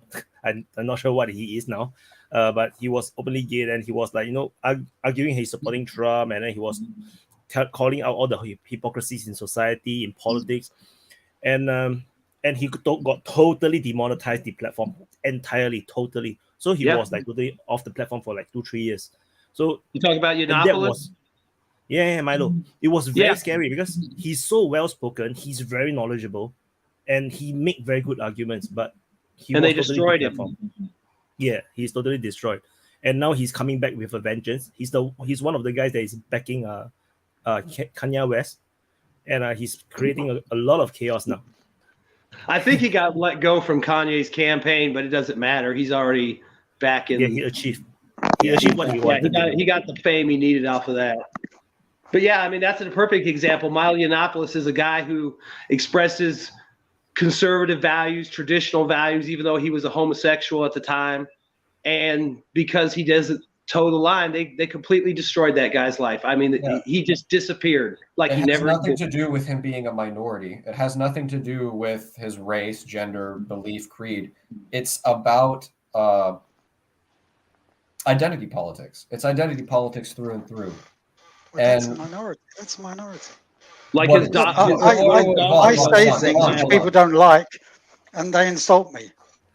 I talk about Russia and the war in Ukraine, and people insult me. Yeah, now, as do I. I'm happy for them to disagree, but when they insult me, I say, well, why are you insulting me? Because I don't have the same opinion as you do. So there is a democratic thing, and I'll say it again. Like that. I mean, we can come on here and talk. Nobody's insulting anybody, but a lot of people aren't mature enough to do that. And we got people here from every probably age group and all around the world. And ain't nobody cussing anybody. We can talk, but we're not the ones that will the actually insult. Those that will actually insult, right, will not dare to show their face on this open mic. I have tried many times. I have basically attack them on Twitter. You don't see any of those guys that talk shit in the chat ever in here, ever. Yeah. I get them to come on open mic. Say, if you think you know better than us, come on open mic. Share your views. Balance the views, whatever. No one. Yeah, even all the shit they talk, they still wouldn't get cussed in here. Oh, I'm telling you.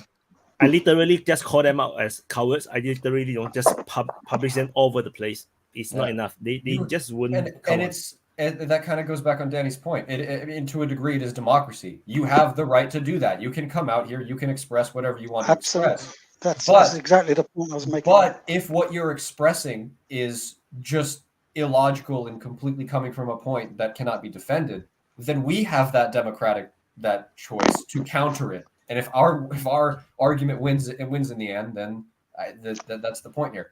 Well, we should have, Alan, but there is a sort of cancel culture on both sides, isn't there? On every side, yes, there are people that want to cancel things out, whether it's left or right, Vaun. That's one of my points. Whether it's gay or straight, whatever it is, you can always find someone that wants to shut you up, wants to eliminate you, because their version of democracy is God's version of democracy. Well, that's what I can't accept. Danny and Vaun, you guys are arguing from the exact same side. It's just that the perspective is slightly a little bit different, right? I just don't like the idea of we have to support authoritarianism. I don't think we do. Vaun, you're muted. Oh, I wasn't saying I support authoritarianism. I'm just saying that, I think in one way the reason like Russia works for being such a diverse country is it does have that authoritarianism, and everybody knows the rule, and you don't step over the line. You get punished. Fight them now. But here, I don't think that would work here, just because we're so far removed from that kind of authority that, I mean, it would probably take decades, if not a century, of just total oppression to ever make that happen. Well, what do you define as a democracy? Because you guys say that freedom of speech is necessarily democracy, but you guys say freedom of speech, which makes United States a pretty open society. It's and I appreciate it. So can we rephrase that then? Maybe it's not democracy. Maybe it's liberty. Honestly, the thing about Russia is that it's been like a authoritarian state for like centuries. So I agree with that. Works. Well, let's take China. Let's take China as an example. What we've seen recently is protests in China broadcast on mainstream media. So the same mainstream media that insist that there's no freedom of speech in China are broadcasting the protest in China. And what happens? The government softens its position because of the protests. So whatever we say about that, we may not call it democracy. We can call it whatever you like. But the fact is, people were able to protest, and they got changes made to government policy.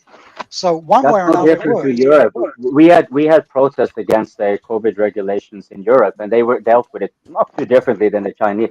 Sure, the Chinese have a more overtly strict way to go about it, but ultimately, if you're clubbing or jailing people, you're clubbing and jailing people. If you're forcing them to restricting their movement and so forth, and their policies were mostly on unscientific grounds, and there were scientists that were trying to point out, like, hold on, wait, this is not what we meant about taking measures against COVID.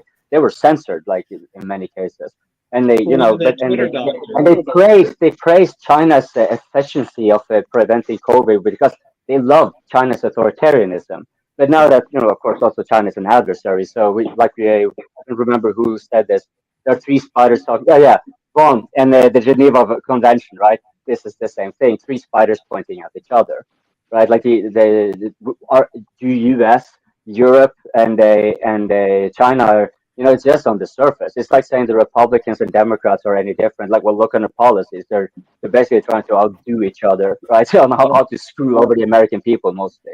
Like, there's no difference. There's no right and left in that sense. But there are people saying like, oh yeah, this pro-war media channel MSNBC is somehow left-wing because it's it's just only recently they started actually going for maybe this guy Julian Assange haven't done anything else that we haven't done, like actually it's been more truthful than us, so he's really maybe we shouldn't do something against him. Like, first now, what, 11 years later, 10 years later or something? Sorry, I can't with no rants here. No, you're making a good point. Oh, Assange is a really good point. If a democracy cannot recognize someone like Assange, then we have a serious problem. Yeah. And if someone like Assange gets locked up, whether it's in the UK, whether it's in the Ecuadorian embassy, it's the same thing. It's imprisonment, right? Or whether it's in the US, and if he gets extradited, then we have a serious problem with democracy, I think. So I think that sort of thing does have that. And even if he's wrong, the fact is that we need to encourage that diversity of opinion, right? And look what happened to Assange, right? We don't know. I mean, the Swedes apparently had a rape case against him. But they dropped it. They dropped it. Does anyone believe that case was real, or do they believe, like I suspect, that it was manipulated by the CIA? Manipulated or not, it still doesn't justify what Assange has gone through. Okay, we talk about we need to have this difference of opinions in democracy, but like that's kind of like talking about ideals in communism, right? Ideals are ideals, utopian ideals are that. We don't live in one right now. If in the United States, if you go downtown to the center of a blue city and start holding up posters about the things you believe, you'll get jumped. You will get jumped. I guarantee you that's fucking true. Yeah. I guarantee you. I live in a blue city. If I walked down 2 blocks to the city park there and did that shit, if I held up a Trump sign, I bet you in a half hour I'd get a fucking crowd around me and I'd get my ass beat. Okay, but you see, that's a very fine line, right? Having people around you disagreeing with what you're saying is one thing, right? That's totally fine. It's when the crowd moves past that. But you see that I've seen it in person. Don't worry. You were talking to me, asking me earlier, Alan, whether how well does the propaganda work? Now, I mentioned the elderly population. So I just pointed out this thing about the sanctions aren't working. What's the point of doing this? Maybe we should kind of get into a peaceful negotiations or something like that. And then I got some weird questions in return. And before you know it, it went south really quickly. And I was called a communist Nazi and like some weird shit. And I was literally, this is a friend of mine, right? In his 60s, 70s. And he was like, damn, it was almost like I'm going to beat you up. And like, I'm going to drive you home. And he just threw me out of his house, literally drew me home as like, got furious. And this is like a propaganda in like you can't have a conversation even. And so don't you worry. I know Americans are known for kind of having like a sort of stereotypically uniquely stupid society, which maybe you do have. But don't worry. We are learning. We're right behind you there. Right behind you. Yeah. I have a little bit of an anecdotal story. I was driving downtown earlier this year. I go to college downtown, and there was a group of kids. I don't want to say kids, maybe teenagers, holding up a "Honk if you love Jesus" sign, and you don't see that in the center of cities very often. And two guys and two girls came up when one of the guys grabbed one of the signs and threw it out into the street. It was like, if you can't hold a "Honk for Jesus" sign up in the street, then imagine what happens when you actually bring controversial views up in public then. Well, what would happen, Alan? I don't know what city you're talking about. I was, when I lived in the States, I lived in Atlanta. And it was very difficult for an atheist like me to actually have a reasonable conversation downtown Atlanta, let's say, because people would regard my atheism. Oh yeah, it's definitely both sides. Them Southern Baptists ain't having that. Them Southern Baptists down there ain't having you say that, Vaun, but some Baptists were really good. No, because they were Baptists that believe in separation of church and state, and I used to go to their meetings, and they were good guys. What I couldn't stand was the people that wanted to cancel me down on the basis that if you don't believe in God, you're evil. No, as if somehow morality is related. And I used to say all the good things, Wyatt. Like, what if you were born in Singapore? Would you be Christian then? Colonialism, which family you're born in, man. Because we have all sorts of religion. So this is the same argument. You have all sorts of religions, but it does depend who your parents were, right? Yeah. So if you're born into a Catholic family, there's more or less a 99% chance you're going to grow up Catholic. If you're born into a Muslim family, still. Sorry? Like Vietnam, there was a lot of Catholics in Vietnam with the French. Did that carry over, or is that pretty much very much a minority? So I also make the same argument to people as well. I say that if some people they are like Muslims or something, then they are very into their religion, and then they cannot stand because especially during the ISIS time, very complicated, very difficult conversations. I say that if you are not born in the Muslim country, into a Muslim family, you're born in China, you will have a totally different view. There's no universe that you will become a Muslim or you will believe in Allah. It's just impossible. If I'm born in Saudi Arabia, I will be wearing the thing. I would like death to America and that kind of thing. It's just natural. It's just so the matter is just whether do you want to stop getting indoctrinated and start to understand the world, which is also part of the reason why in Iran all the baby mobiles are like cruise missiles and stuff. Camouflage. He's camouflage. Oh, you can see his teeth now. Well, I think as people move around the world, which is what's happening, right? In my lifetime, I've seen, I'll give you an example. When I was a kid in London, we used to go out, my family, we used to go out to eat at least twice a week in a restaurant. And we used to go to a Chinese restaurant, in a particular Chinese restaurant, right in the centre of London. And at that time, there were no Indian restaurants. Zero Indian restaurants. Nowadays, you'll find Indian food is the basic food of England. Right? There are more Indian restaurants than there are fish and chip shops. Now, is that a good thing or a bad thing? People like me say it's a great thing, right? Because we like diversity. Now, those people, their children are now, our prime minister is of Indian origin. You'll find if you go into a bank, at high level in banks, you'll find people of Indian. When I say Indian, I mean Indian subcontinents. They might be Pakistani, Bangladeshi. They're in there. So that's the diversity which we have to cope with as democracies.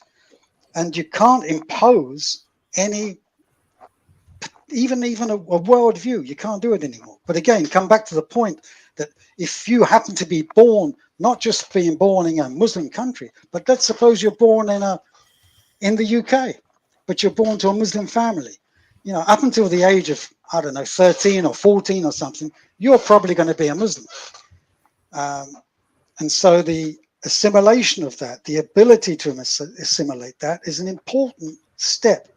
Whatever you want to call, however you want to describe it. It's an extremely fine line, though, because at what point does, the assimilation of two cultures and like working together turn into one culture taking over another?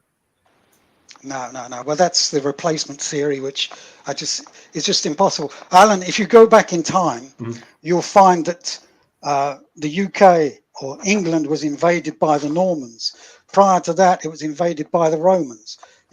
Where is this? We don't see an invasion of Muslims in the UK.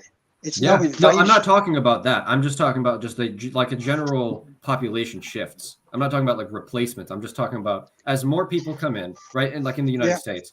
We're short of labor anyway, so let them come in. Yeah. Right. Because and business is suffering because we haven't got enough people. Come and help, and the economy benefits from that, right? Yeah. But eventually, like what we see in the United States a lot, Latino families and a lot of immigrant families have a lot of children, and white families have statistically less children than everyone else. And that's not to say that I think all families should be equal and all cultures should have the same amount of people. It's just I don't think great replacement's the way to put it. It's eventually you'll see cultures shift and just change into completely different things instead of a combination of the two. But I don't see that as a problem. That's my point. Yeah, it doesn't worry me personally, but I accept that it worries other people, and I think we should respect their opinions. But from my point of view, diversity is a good thing. As I say, that view should be respected, but so should their views. But people shouldn't be, in a democracy, people shouldn't be allowed to impose their opinions on minorities, right? That doesn't exist in democracy, where we say this is a Christian country, therefore you've all got to be Christian, or this is it's like my criticism of Trumpism is the idea that if you get 50-something% of the vote, suddenly you can impose your will on a whole load of people. I don't accept that, whether it's Biden or Trump. But that is a flaw. That is a flaw of a so-called representative democracy, being representative or democratic. Which I mean, if that's the bar for democracy, I think we have a potential for improvement. That is we can't fail making it better than this, right? Like, so I think it's more an issue of that, how we have, for example, authority concentrated in a manner where we basically have one vote every 4 years for be it the US with two parties or coalition parties where here in Norway, right? Like the thing is that you have one vote. You may care for 1, 2, top 3 policies maybe, but you still have to put that one vote you have every 4 years for this political party that has a plethora of things. And here there could be quite a lot of agreements with, for example, Democrats and Republicans on the political issues themselves, but the partisanship kind of messes this all up. And it's no better here in Norway having more parties, because since they do go into coalition movements, what happens then? Well, then your vote is not only split on one party, it's split on several parties who make their own internal votes within the parliament that are kind of devoid from you anyways. And so we call this democracy. Well, okay, if that is the bar for democracy, there's no wonder that people like Scott Ritter says that Russia is actually pretty much just as much of a democracy as we are, all things considered. You may not think it, so you may think that Putin is a dictator, but he's not operating. He's clearly not operating in a manner that he just uses brute force, and he has like a sort of, he's not like Stalin in any way. No, you see that exactly reflected in the mobilization. He waited way too long for this mobilization because the people of Russia did not want it. He only acted on it when the people of Russia demanded it. They called for blood, and it was like, well, now what? Guys, I'm gonna have to go, but see you guys later. DPA, keep on doing what you're doing, and thank you for making the podcast. All right. You're Manny, right? Yeah, Manny, basically. Yeah. Yeah, I was like, the change of name was like, I have to double check the face. It's when I only see your forehead. When I only saw your forehead again, I was sort of like, oh wait, that's not mine. That's Manny. Where are you based, Manny? Where are you based? Tell us where you're from. I was actually my parents were actually born in Ghana actually, and I'm like the first generation that like my mom. But where are you living now? Hey, Tyler, what's the chi? Virginia actually. Okay. What's the chi? How is Virginia treating you? Virginia is fine. I love Virginia. I used to live in Connecticut, but I came down here because Are you a citizen? Yeah, citizen. Yeah, for sure. Good, dude. If you're in Virginia, dude, you need to start buying guns. Enjoy the Second Amendment. Seriously. Hey! If Manny leaves, I'll be the representative of Virginia in here because I also live in Virginia. So. Oh really? Hey, Manny, I was recently in Ghana. Do you speak Chi? I speak fancy. Yeah. Okay. There's a slight difference. From a different tribe, actually. Yeah, it's on the western side of. So I was half a year there from 2021 to 2022. Yeah. And I spent first in the northern part where they like in Adenta, Frafraha, where they speak mostly Ga. And I had practice for Chi. That didn't work out at all. Fortunately, the friends I came across, they taught me a little bit Chi. I lived 3 months in the western part in Kasua, if you're familiar. And there I got to like kind of notice the difference of Fanti Chi. Like, but once you get the Chi, you kind of get it anyway. There are a lot of tribes in Ghana. I'm not gonna lie. But anyway, But anyways, Merry Christmas, you guys. Have a great happy holidays. Same to you. Andrew. Same to you. All right. Bye, Manny. Bye. It's so funny, man. You see that you notice only his forehead, then you realize who he is. Yeah. I always wondered why that happens because I always thought that he might be struggling placing his camera, and so it falls and he doesn't notice or something, like he doesn't watch himself. I think he uses the laptop. So when the laptop he put it flatter. Yeah, he puts it on his lap and it just goes. Yeah. But we got a good diverse group. That's what I like. I like the diversity of opinion because that's what these things are good for. For people to talk through these. These open mic are awesome in that sense. Someone in the chat just said Putin poisons his political opponents, and it's like, yes, he does. So does everyone else. You know the joke about anyone here follow Pomidor? Sorry again. No, that's all right. I think the question about Putin, by the way, don't get me wrong. I'm a great follower of Putin, mainly because the alternatives were far worse. Right? And that goes for a lot of politicians, right? Yeltsin was a complete waste of time. He destroyed Russia, as far as I'm concerned. He sold its guts out. Yeah. He sold the whole thing out. So Putin came in, and we've had a degree of stability. The only thing that has destabilized Russia has been NATO and all this screwing around. And otherwise, Russia could well have been allied with the European Union, for example. Well, imagine if Kadyrov was the one who, instead of Putin, right? Like people say, Putin should go down to power. Zelensky is such a hero for refusing to negotiate with Putin until Putin steps down. It's like, look at what kind of people are around Putin. Many of them are way more harsher than this guy. That's something no one talks about. Putin is absolutely holding the reins on some of the most extreme politicians who could take power. Absolutely. If you give be careful what you wish for, is what I keep saying to people. You want Putin gone? What are you going to replace him with? Yeah. I mean, look at guys. No, you don't understand. We're going to replace him with Navalny, obviously, and then we're going to turn Russia into a puppet state. And or it will be Kadyrov taking over because he's getting so much influence over the war, and then he will be bullish. He'll be like the Churchill of Russia now. Then he will take over, and then he's like, okay, we're going to rush, and then half of Ukraine will be gone easily at any time. And he made it very clear that he wants to go back to Kiev. Look at Medvedev. I mean, I used to think that guy was kind of a goofy nobody, and then now he's he's more militant than Putin. He's always running his mouth like he kind of comes off like he doesn't give a fuck. Like if you want to talk about nukes, fine. Fuck you. I'll shoot some nukes at you. He said, "Oh, you guys want to talk about nukes? Get back to me when Kiev is a smoldering ash heap." Yeah, I mean he's like way more militant as far as what he's saying publicly than Putin, and it might be a good cop, bad cop kind of thing because they've been partners for a long time. But still, it's like everybody's saying, there's way nastier dudes. What was that one guy? I can't think of his name. It was like back in the '90s. He used to always run his mouth about how he's going to take Alaska back. Right, he never really meant it. It was all conjecture. Oh, I know, but I mean, just the bluster and the aggression and stuff. It's like there's a lot worse guys out there that are way more aggressive. They might actually say, "Hey, you know what? Let's take the Balkans back."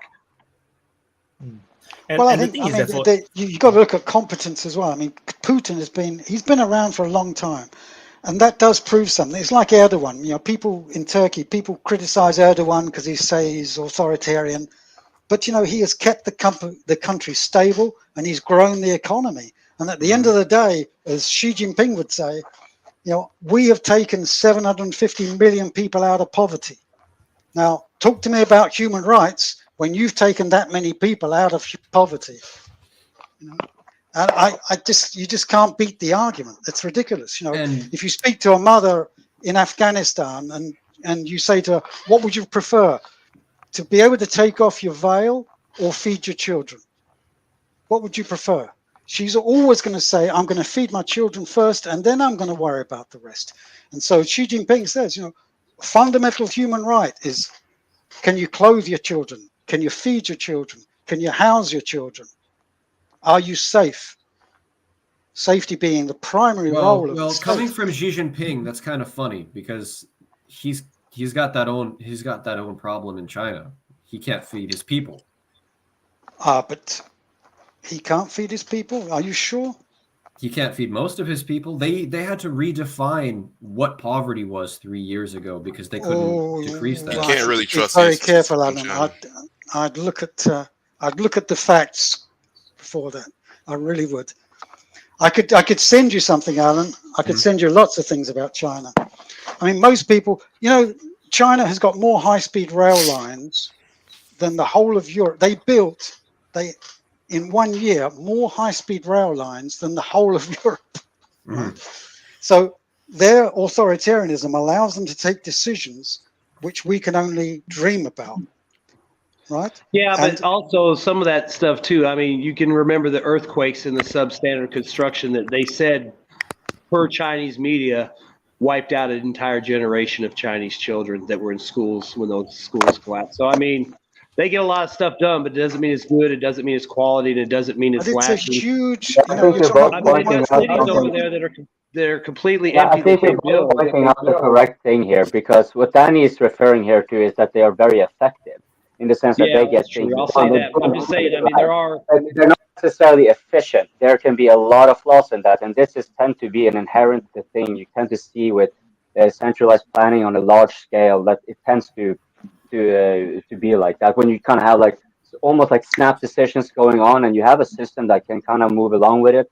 But of course, then you're going to have all these things popping up, like you mentioned with the earthquake, for example. Yes, and I guess that's not really fair of me to say, oh, you know, that happened to China, because I mean, like you said, a huge projects like that, there's going to be rife with corruption. I mean, you can look at our own military-industrial complex and the amount of corruption. I just look at your roads falling apart. Exactly. I mean, how much money do they collect in taxes every day? But I still have to drive through potholes and shit. Yeah. Well, that's you've still got no railways. So it's not, I guess that's not really fair for me to say that about China. Seth is going to speak. All I was saying was that was really the trade-off between democracies and authoritarian governments. Authoritarian governments, fast acting, can handle problems, can get things done really quickly. Democracies take forever. but democracy allegedly guarantees freedom. So that's really the trade-off between the two governing types. So China's going to be able to build up really quickly, just like Imperial Japan was able to come from a feudalism to a modern nation overnight. It's the same deal. I don't really see that. I think there is a false equivalency of U.S. democracy and China being necessarily different when it comes to ability to just simply go through with political will. How did Ukraine suddenly get well over $100 billion while there's a lot of internal problems going on in the U.S.? There's no votes on this among the people. All the so-called squad and progressives are supposed to be anti-war. They tend to be voting in all the directions of war every single time, just like Bernie Sanders. Like, he doesn't even talk about Medicare almost anymore, right? Like, so it's we say democracy and authoritarianism, like China and the U.S. are like. They're not like, I don't think it's kind of makes much sense really to compare them as a democracy versus authoritarianism, because they're both operating with much of a command economy. The biggest socialist institution in the world is the U.S. military. They have they're quite detached from the population. That's a funny way to put that. But you're right. I want to correct Alan just now, is that please. China don't really have a food problem now. Per se, because ever since the Great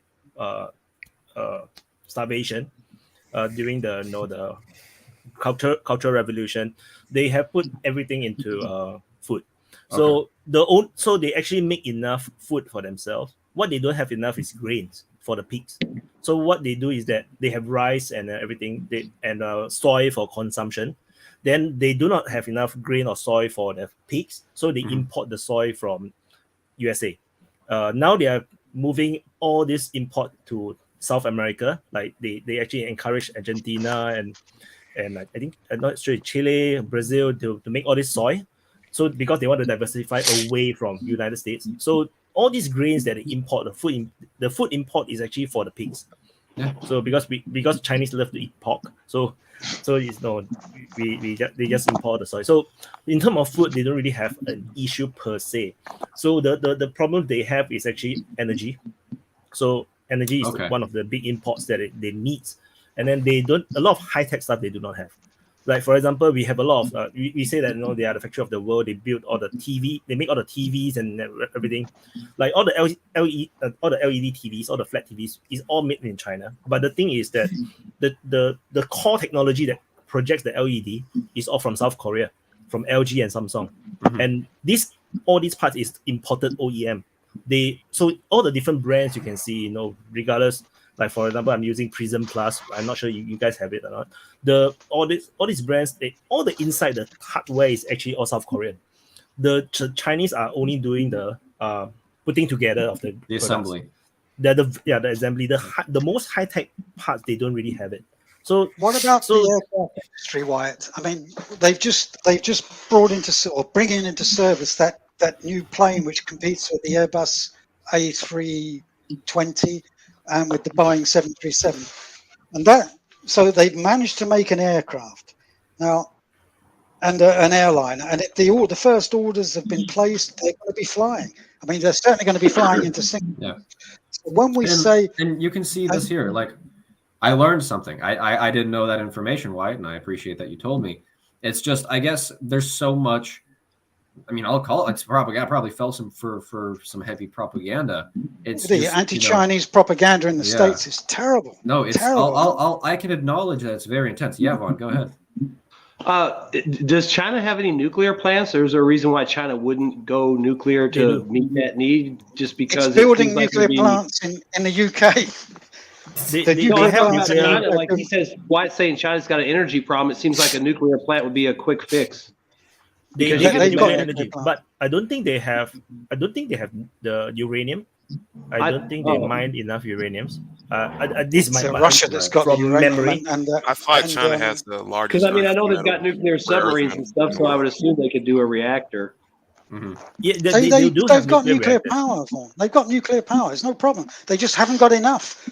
I mean, they need energy in order to manufacture. It just seems to me like that would be the quickest fix for them, because I know they do a lot of coal and everything, but it seems like since they already have nuclear reactors on some of their ships and stuff, that they could easily just start building some reactors in the civilian side and put those into, wherever, I guess, unless they're worried about earthquakes or something. But they're currently building a nuclear reactor in the UK.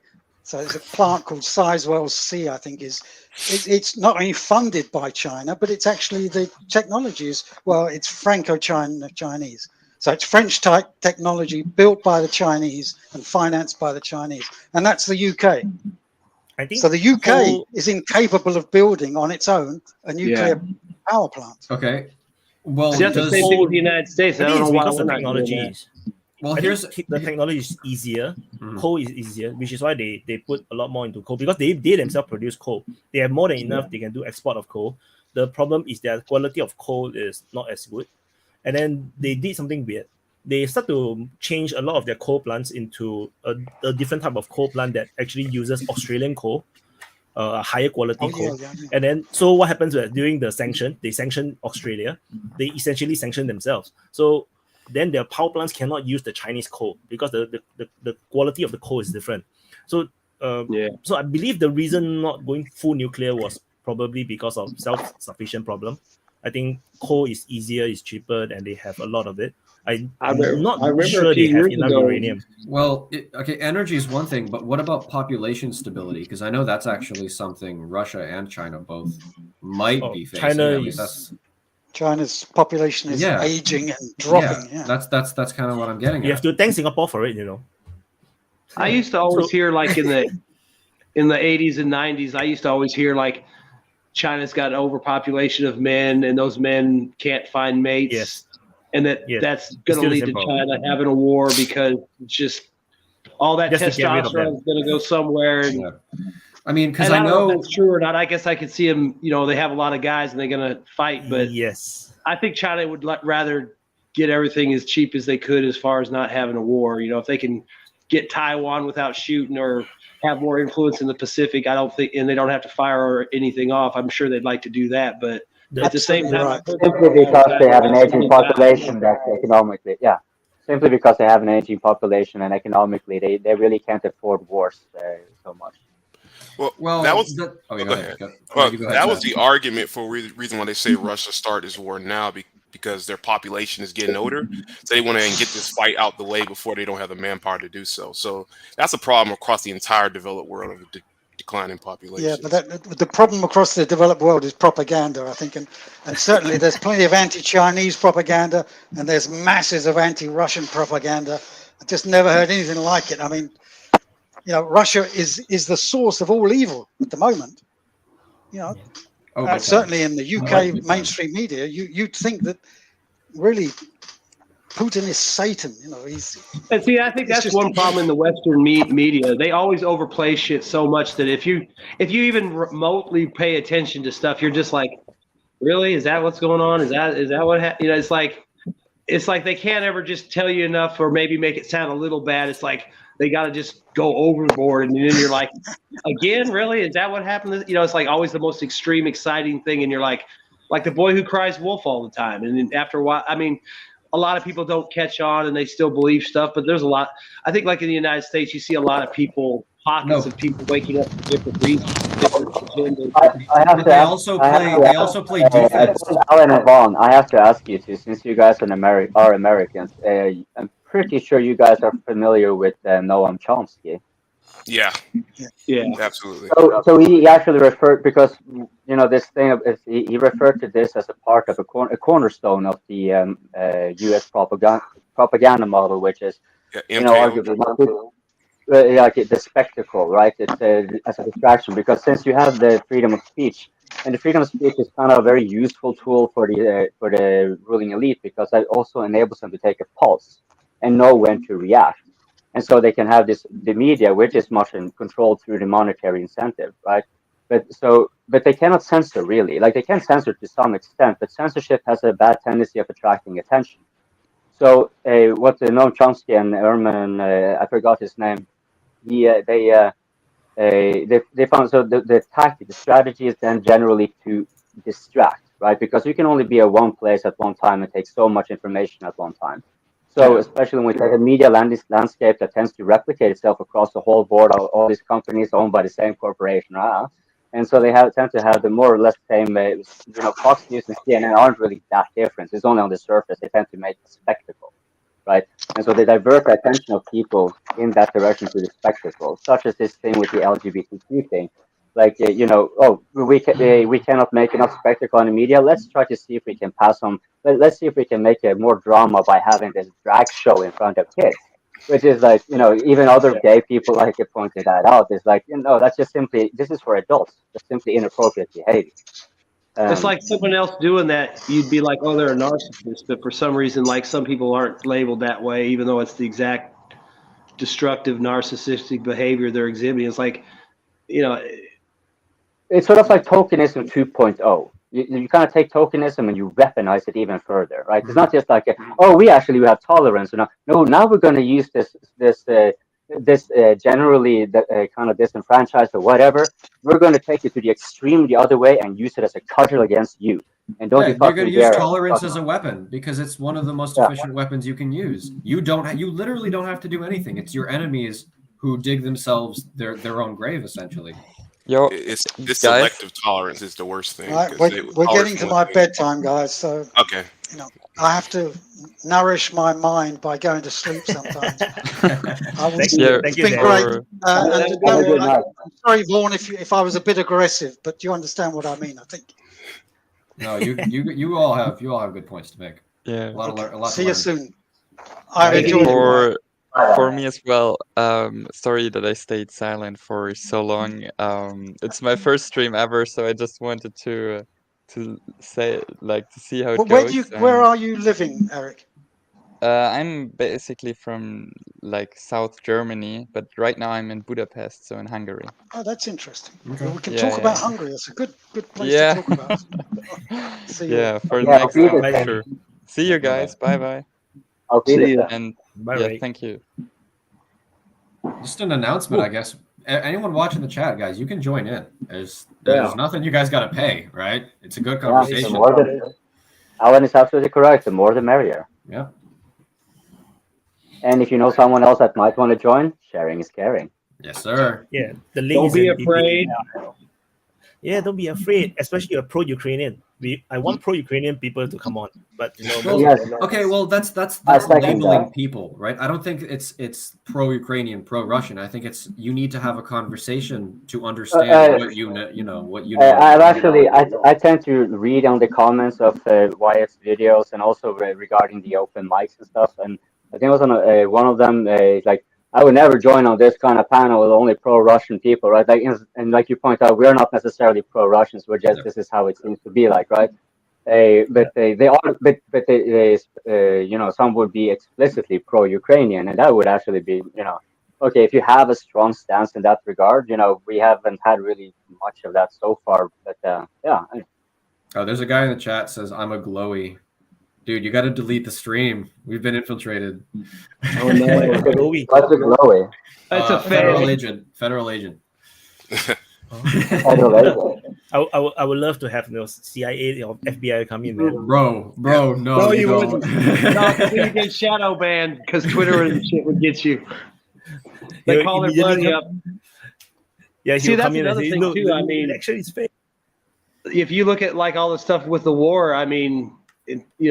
How much stuff is Twitter censored and all these other people censored? It's like, we're just on here talking about what we hear, what we see. I mean, I think a lot of times we sit here and talk about tactics, and it's like, sorry if you want to have emotional damage because the tactics the Russia's using is working and the tactics the Ukraine is using aren't, or whatever we're talking about. I mean, I'm sure people have their biases and what they things going on and everything like that, but I mean, a lot of times we're talking about why are they doing this, or what's this mean, or did this equipment really get destroyed, or what is this what does this system mean that's being delivered to Ukraine? I mean, a lot of times it's not good news for Ukraine. Sorry, that's just the way it is. I mean, the game ended years ago for Ukraine, honestly. Yeah, they should have made a deal. I mean, like I said before, if you look at Hong Kong and what it is in China and how it's just this hub of commerce, Ukraine was ideally situated between Russia and Western Europe. All these ports, all these rail lines, all these resources. It's like Why is it Ukraine? Like, hey, motherfucker, you need some oil, you need some gas, come to Ukraine. You need grain, come here, come here. You want a ship, load it up right here, bro. We got you. What did they do? They fucked around for 30 years, trying to play some game where they thought they were going to be their own little superpower, and the United States was going to have their back, and NATO was going to have their back, and the EU was going to have their back. And when it's all said and done, there's going to be maybe a little rump Ukraine left, and I think somebody else is going to be making money off those resources, and it won't be the Ukrainian population. I think because Ukraine have the pipelines, right? No, they have everything. But they're Russian pipelines, though. They're Soviet pipelines. But they could have made money off of it, charging a lease. I mean, that's what I'm saying. They did nothing to improve their economy. You know, why aren't you charging a fee for Russia to run shit through? Why aren't you, using your ports? They're stupid. They did nothing to make money. Hey, well, actually, they tried to do something like that. I think some years back, and what the Russians basically then did, they just shut down, and then the EU actually pressured the Ukraine to kind of like drop the claim or something like that, and then or maybe Ukraine itself shot it. But it just been 2 years. My understanding is that the Russians have the pipeline through the Ukraine, right? And then Ukraine actually get discounted gas from Russia, which is why they don't develop their own gas fields. They get discounted gas. They get transit money. They get transit money as well. So, but I think the problem was that the Ukrainians were too greedy, or maybe they just very bad negotiations. The negotiations with the Russians are so bad. The Putin decided to just create new pipelines, which is why we have the third streams, we have the Nord Streams, because they just want to totally avoid Ukraine. And this is a lead up towards 2014 as well. And the Russians have been planning ahead because they feel that no, Ukraine, they just cannot trust Ukraine anymore because all the negotiations were so bad. So they have Nord Stream 2 as well. So basically the whole plan was that to totally not go through Ukraine as much as they can. That was the plan. And turned out the war started, or 2014 happened, and then Putin was correct that to diversify away from the pipelines in Ukraine was the right move. So this is what I saw, at least this is what I read. It's a waste because they got cheap gas, they get transit money. I mean, that's they create national bond when they have that. I don't know. It just seems like they could have done more to make money. I mean, if they were really greedy, it's like greedy but short-sighted versus developing some of these resources and Well, I mean, look at the richest country in the world, the United States, and it's pretty much the same thing there. It's just that the United States is so much significantly wealthier that it doesn't pan out in the same way as Ukraine, maybe. But like you mentioned, potholes and stuff like that. You have so much wealth concentrated among such a small proportion of the population. Like the U.S. has its oligarchs. I mean, Norway has also its oligarchs. We had one of our, we don't call them oligarchs here. The Russians have oligarchs. The Ukrainians have oligarchs. The Americans have oligarchs.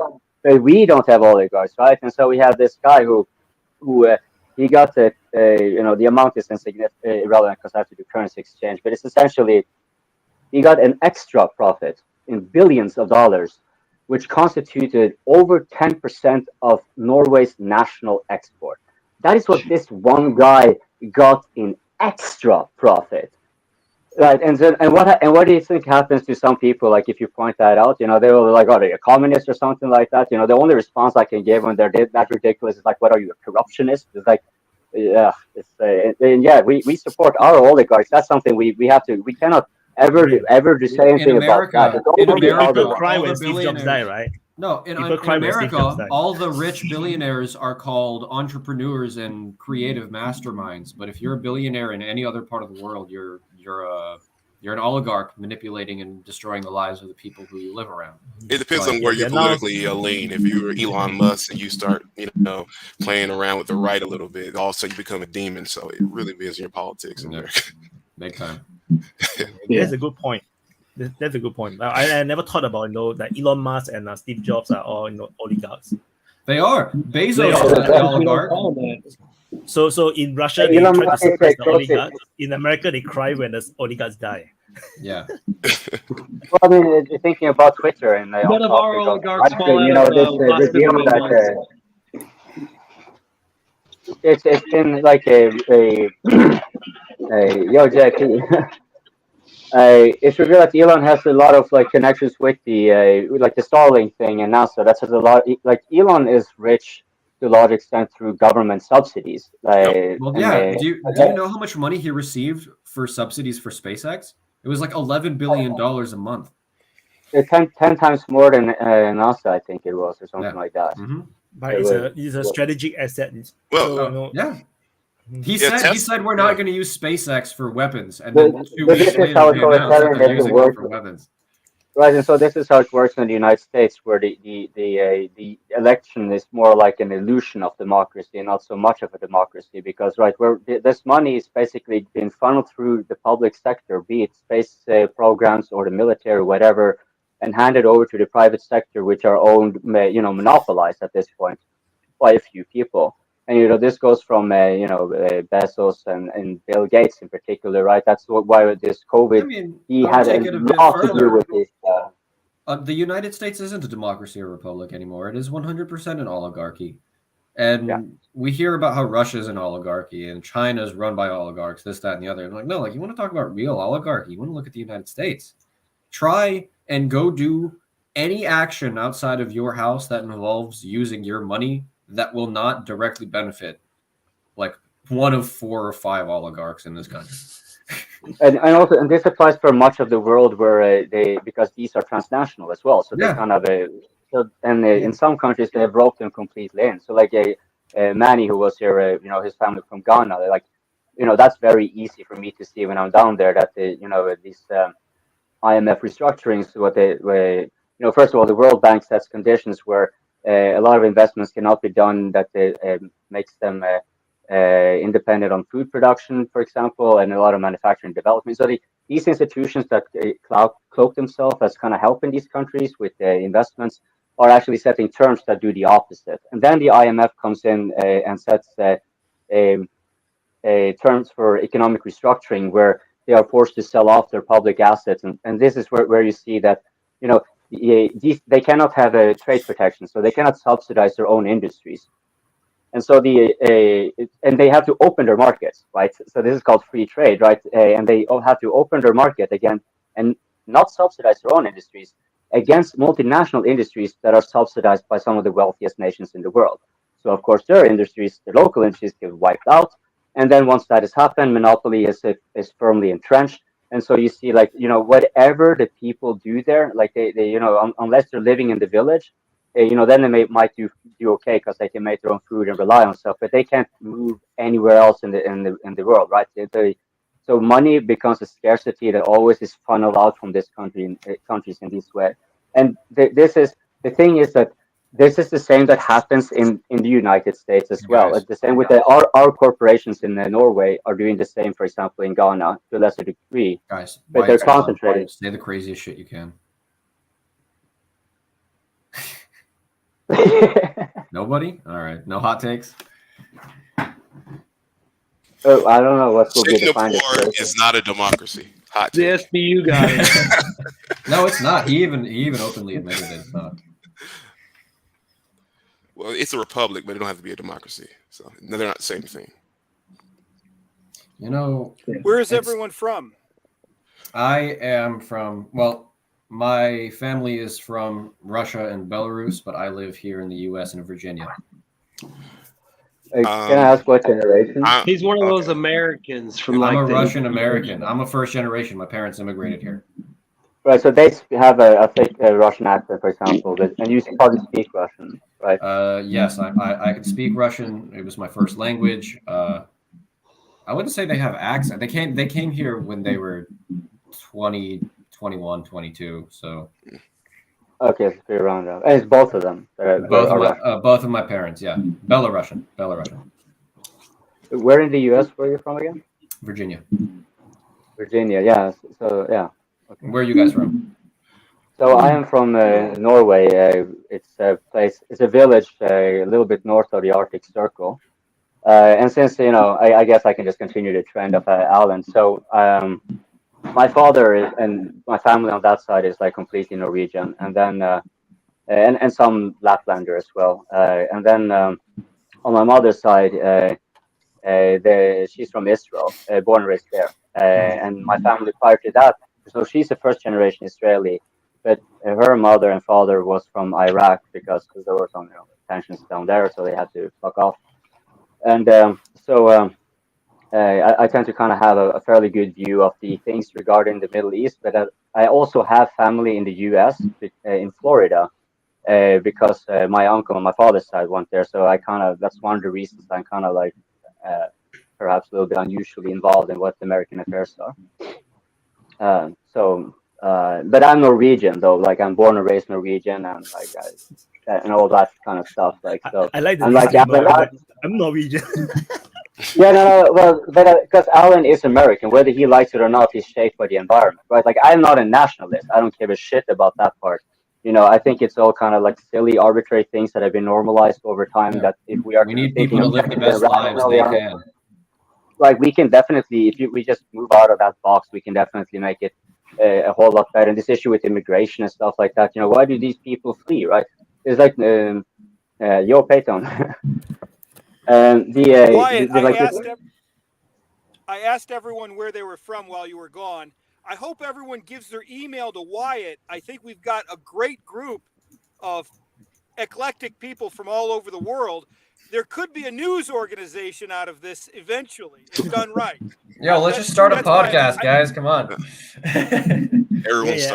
I have been collecting the contact information. So in case in the future you want to do something different, or you want to do something like purely invited versions of open mic, then I can do. Because if not, without the contact, I cannot really contact you guys. Yeah. So Vaughn's next. Oh, I was born in California, and then I moved. My dad worked for the airline, so then I moved to Colorado when he got transferred, and I lived probably half my life there. And then I've lived the last 25 years in Kentucky. I just keep fleeing east and south. You're a refugee. But, my parents, they've all been here for a while. So I think the original family came from Germany, but that was probably in the 1800s. So been here for a while. Like it. Oh, thanks, we got problems, but it's better than some places. Oh, can I ask a question regarding the? Oh, sorry. Can I ask a question regarding your German heritage? Like, as far as I know, the German immigrants got quite a lot of rounds with the government, like especially due to the German Empire and stuff like that. Often accused as being the fifth column. This being prior to World War I, and of course, they didn't exactly go down until after the Second World War was over.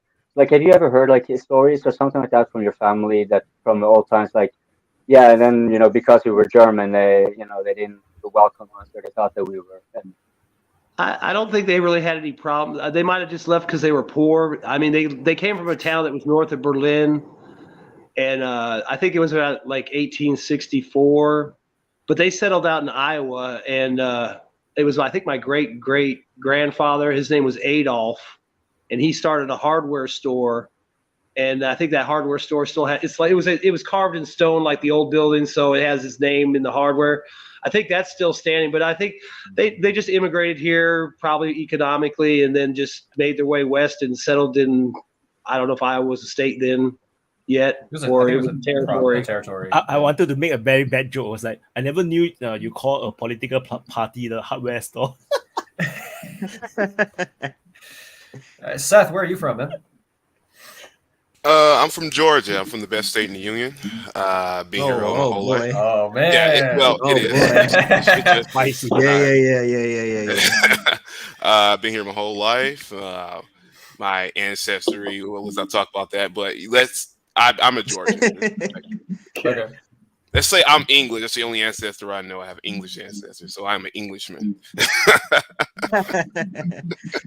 Really? Huh? Yeah, I'm just saying William next. We're kind of working around the whole thing, right? Okay. Yeah. William is. He's me? Yeah, I'm Michigan. Right now, Michigan. But I'm going to be going to probably South America, Peru, and Ecuador to do an interesting project. Awesome. To hopefully get some funding to build housing there. That would be awesome. Not to fund arm supplies to the rebels. I ran concert to the Electric Boogaloo. I almost went that route. I was being recruited to be a special forces officer in my youth. So I was approached by some interesting people, and I came to the conclusion that the projects that my friend was involved in, who was a Green Beret at the time, were unconstitutional. So I said I passed. But Tucson, Arizona is where I went to high school and college, and I also went through some training there. And that was a center for, this is old news, back in the 80s and 90s. It was a set during the height of the Cold War. It was a center for black projects. So Evergreen Air Service, which was a CIA front, it was well known that it was a CIA front, was based out of Tucson International Airport. And I was coming in contact with a lot of people who were taking flights on Evergreen, little groups of guys. And I never went that route, though. I just was satisfied with doing some research. I was a tank crewman at the time, also at Fort Huachuca, Arizona, which was the only. Okay. Yeah. Yes. 19 kilo, baby. Classes. What's that? I'll tell you what. Don't use an iPhone 6 for this.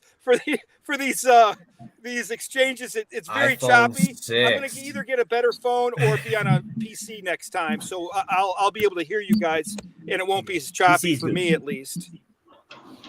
I'm sorry. Say that one more time. I said 19 kilo.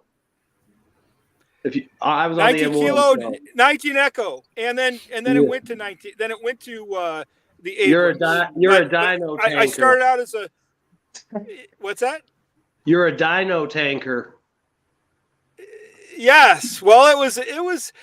Those are the tanks. Those are the tanks that the Leopard 1 is essentially the same thing as an M60A3, which essentially was meant to be one step above the T-72.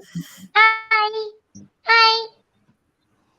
Hello. So, yeah, I can answer a lot of questions. I've come into contact with some people that had some unique information. I hope to be able to contribute better with either a better phone or a PC, right? If I go on a PC, I think it'll be better. The next, I'll try to time it.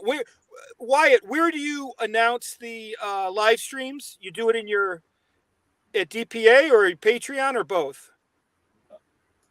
The live stream is in what sense? The exclusively only for the patrons.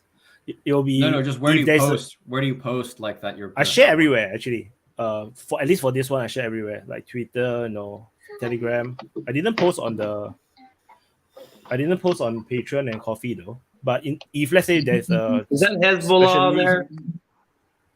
I will remove Skylar. Bye bye Skylar. Do you have a regular time for the live streams or no? I try to, but usually it depends on my mood. The weekends? Yeah, I know you had one on Monday last time, I think, but anyways, I'd like to contribute a lot more. There's a lot of misinformation I notice is that could be corrected on these streams. I just catch it, and it would be. I think that this group would be extremely good if it had a few people who could give proper information regarding military stuff, capabilities and things. There's a lot of misinformation being passed around. So I mean, but that's just how kind of that works, right? It's very easy to misconstrue that kind of stuff. And I definitely agree with you. There's a lot that can be gained with having someone with direct experience in that field. Yeah, well, eventually that's what I imagine for Wyatt's channel, at least, if not a greater channel, where there's a pool of qualified or expert people who can come in and just give information. Now that's not you guys. You guys are the media. You guys are the controllers. This is the future. CNN's dead. CNN's dying right now as we speak. They're cutting jobs. There's so a you want gap. us to There's be a vacuum, stenographer? and this could be the vacuum if you make it, if you want it bad enough, and if you know how to develop it. And you're going to have some people who have the information. There's a lot of little small things. I remember, I don't know, I think it was Weeb Union once. First of all, are you guys getting everything I'm saying pretty much? Hear you loud and clear. Yeah, I think But I have to ask you, are you kind of suggesting that we should be like stenographers, or you provide information and we are supposed to be talking heads? Because this is what it sounds like. Maybe I misunderstood it. I hope you could clarify. It's choppy on my end. I can't even. I gotta. Oh well. I think he's. Anyways, you get the idea. I think you guys get the idea. And we're gonna have many more live streams and much more productivity. I think this is the beginnings of it. So I think that this group, and especially, I told Wyatt, I have his email. I sent him information. I see really big things for Wyatt and this group. I can envision exactly how this is going to develop, but you're changing everything. The transition is moving from this mainstream media, which is really useless. It's a mouthpiece, obviously, to sincere people who are not doing it for the money or the power or whatever. That's you guys, obviously, right? So now the mainstream media went by journalistic standards. They had to check their information. They had pools of people who knew what they were talking about, which eventually turned into pools of people who pretended to know what they were talking about or gave purposely false information, which I'm catching all the time. There's these former generals, talking heads that show up, talk, false information about the tanks.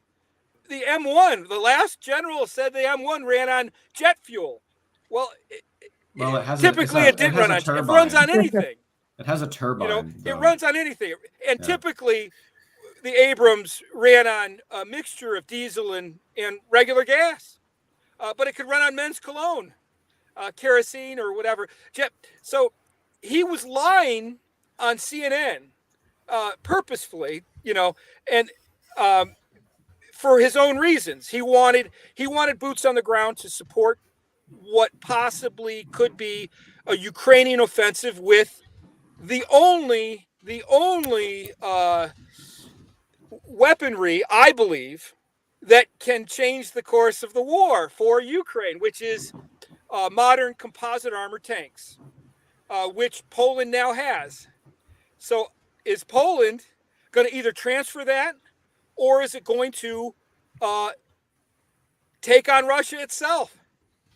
I don't know if you know this, but just recently it was announced that Poland is giving military weekend training to civilians. Their army is scheduled to double in the next several months. This is very serious. Well, like with the M1 Polish. You talking about Poland? With those Polish M1 tanks, they're not going to go into Ukraine unless the Poles crew them, because it's been talked about a lot, like Brian Barrelchick and all them guys. I was on a tank. 6 months is how long I was trained. When I got to my unit, I was trained as a loader, which is the least qualified person on the crew.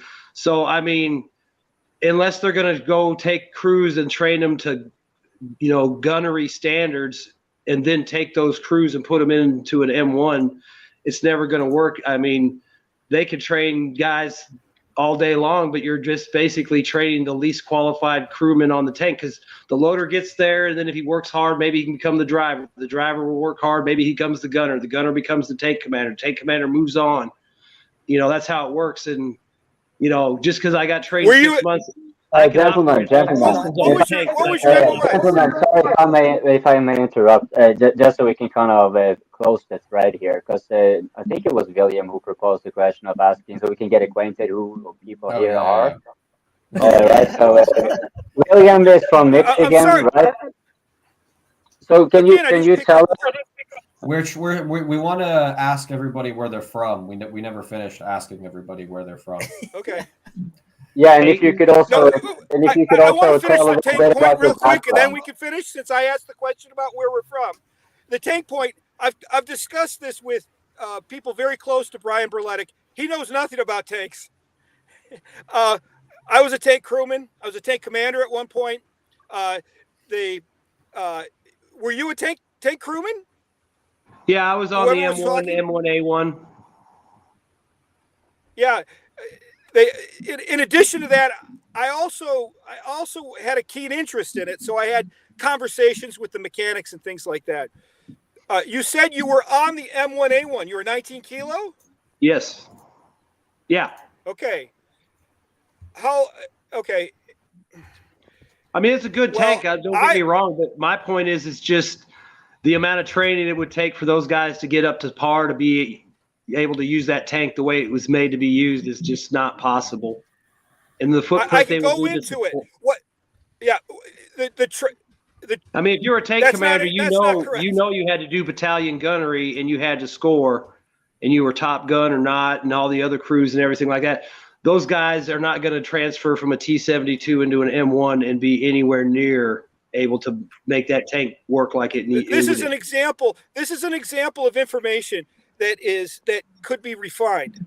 Okay, it takes about a month to train a armor crewman, right? Literally, I'm talking about realistically. For the basic training, for the AIT training. Yeah. AIT is 2 months. They did a program called On the Way Eagle, which I'm sure you're not aware of, but it was an expedited program to find out how quickly they could train a tank crewman. They did it in a month. They halved, it's about 10 weeks, right? For the AIT. They have the time. Well, they do this in all services to find out how quickly they can funnel people through the system. Well, I knew a guy On the Way Eagle. I was in contact with a lot of officers. I went at the University of Arizona at the ROTC program, and I investigated a lot of this stuff. So, I just asked more questions than most people, as well as being a 19 Echo and other things. But so you've got these people like Brian Berletic, for example. What he'll do is he'll go on the website, find the number of weeks, which it turns out, find the number of weeks the Army website. He'll says it takes to train a crewman. Well, that includes basic training. No, you don't get basic training. You get 4,000. I know. I'm just saying it's a 6 months process with AIT and basic is what I'm saying. Because I went in February and I graduated in June, and that was Desert Storm time frame. We had an abbreviated AIT, but that's they dropped like bayonet training, they dropped M16 qualification, and because you're on a tank. If you need a rifle, you're prepped anyway. So they cut stuff off like that, but you can. This is just cut an example. Time down. I'm just saying that when those guys get there, you're talking about somebody who's basic proficiency. I mean, they can operate all the stations. They're just not going to be like a trained crew that's going to operate well. I guarantee you will have, if you take the right Ukrainians, which is they're going to take former armor crewmen, right? Who've looked through the reticle, who've shot rounds downrange in a T-72. Right. How many of those guys are left? So what they do is they are actually able to fight. How many trained crews are left that they can pull from? Plenty. All they need is about 4,000 maximum, 500 minimum. Right? They've got a 500 million troops. They've got all the tank crewmen they need. I'm talking about guys that were already on tanks. I mean, how many of those guys are alive right now that can be pulled together into a training group to be, transferred? Out of 500,000 people, they've got the tanks. Take the crews off what I'm saying is, I'm talking about crews that already exist, not crews that shit. What the fuck? Okay, well, we might disagree on this. Okay, but what I'm saying is, if they bring these, the Polish have the armor, No, and William. It's a 20-to-1 kill ratio. William, that's not what he's Advanced asking. composite tank. That's not at all what he's asking. That's not at all what he's asking. He's asking, how are we going to get people who know, where are we going to get the teachers for this? Who's going to teach them? We have all the tanks. Who's going to teach them? Have you ever used a simulator? I have a tank simulator. They've got them. And this is for the Ukrainians. This is for the Ukrainians? Yeah, for the Ukrainians. I guarantee you right now. But, shall we proceed the getting acquainted on Abrams. I'm just guessing, but it happens. Anyways, we can get into it. But Brian Berletic's you're barking up the wrong street if you're trying to get your information from Brian Berletic. He just comes to the conclusion that he wants to. He's very good because he does a lot of research, but he comes to the conclusion that he wants to and then stops. He erases all context. It's not the way to get information, to have perspective. That's the wrong way. Okay. Okay. Yeah. Okay. So as far as the armor goes, we can get into it. I can write out a whole report on regarding this. But the kill ratio of a modern tank, either the K2 or the Abrams, which are the two tanks that Poland has, is 20-to-1. It's innumerable if non-exportable technology is added to it, such as satellite uplink. So again, this is just part of the information. This is. Are you talking about sending these tanks? Are you talking about sending these tanks to Ukraine? That's not comparable. None of these tanks have ever been in that type of combat, though. This is none of the. Or you go? What are we gonna say? Are we gonna say that the Abrams going to Iraq was similar? Or is that what we're saying? Because the Abrams in Iraq, 20-to-1 in Syria is different. None of the Abrams were destroyed by Iraqi tanks. Maybe they're tracks. But Iraqi tanks were like export variants of Soviet equipment. They had no optics. They didn't even have optics. Direct one tank, one Abrams, and this is the older composite armor, got hit a couple dozen times by probably about 7 Iraqi tanks. This is the story I heard, because I heard a lot of stories. A lot of my guys went over to Iraq and they came back. So they worked in different functions than just armor, but direct hits. The composite armor is impenetrable against the standard Russian round, which is a tungsten steel sabot round. You can look it up. Several direct hits, a couple dozen direct hits. Okay. It's impenetrable. I'm still trying to understand this is something. The information I'm talking about. We can have discussions about this, but we talking about sending? So okay, we were talking about sending these tanks to Ukraine, right? And are we talking about arming the Ukrainian armed forces and then using these? I would imagine these would be spares, right? These tanks that we would give to Ukraine, and then use your imagination. The tanks are there. We're not going to limit ourselves. No force, which is. Okay, let's just face it. The U.S. is running the show, right? In Poland, yeah. We'll start from there. Yeah. That's my assumption. So the U.S. is not going to limit itself to arming the Ukrainians with these tanks. It's got the Polish option. Poland now the weapons are stacked up, right? Doubling their force, training civilians. The weapons are just backpiling. They're being front loaded with the new tanks. Those tanks can run right through Russia. It's one of the few things they have left. Why haven't they yet? You use your imagination. One of the probabilities for that. Actually, I don't think I should have to use my imagination. You're the one arguing. You shouldn't at all, to be honest. You should be explaining why exactly this would be the perfect option. There's plenty of options. You don't limit your options. So I may have misunderstood. I may have misunderstood. You have a plan B. You have a plan C. Yeah, of course. Maybe but it plan sounded. C, I don't know. No, yeah, definitely. What's they do. that?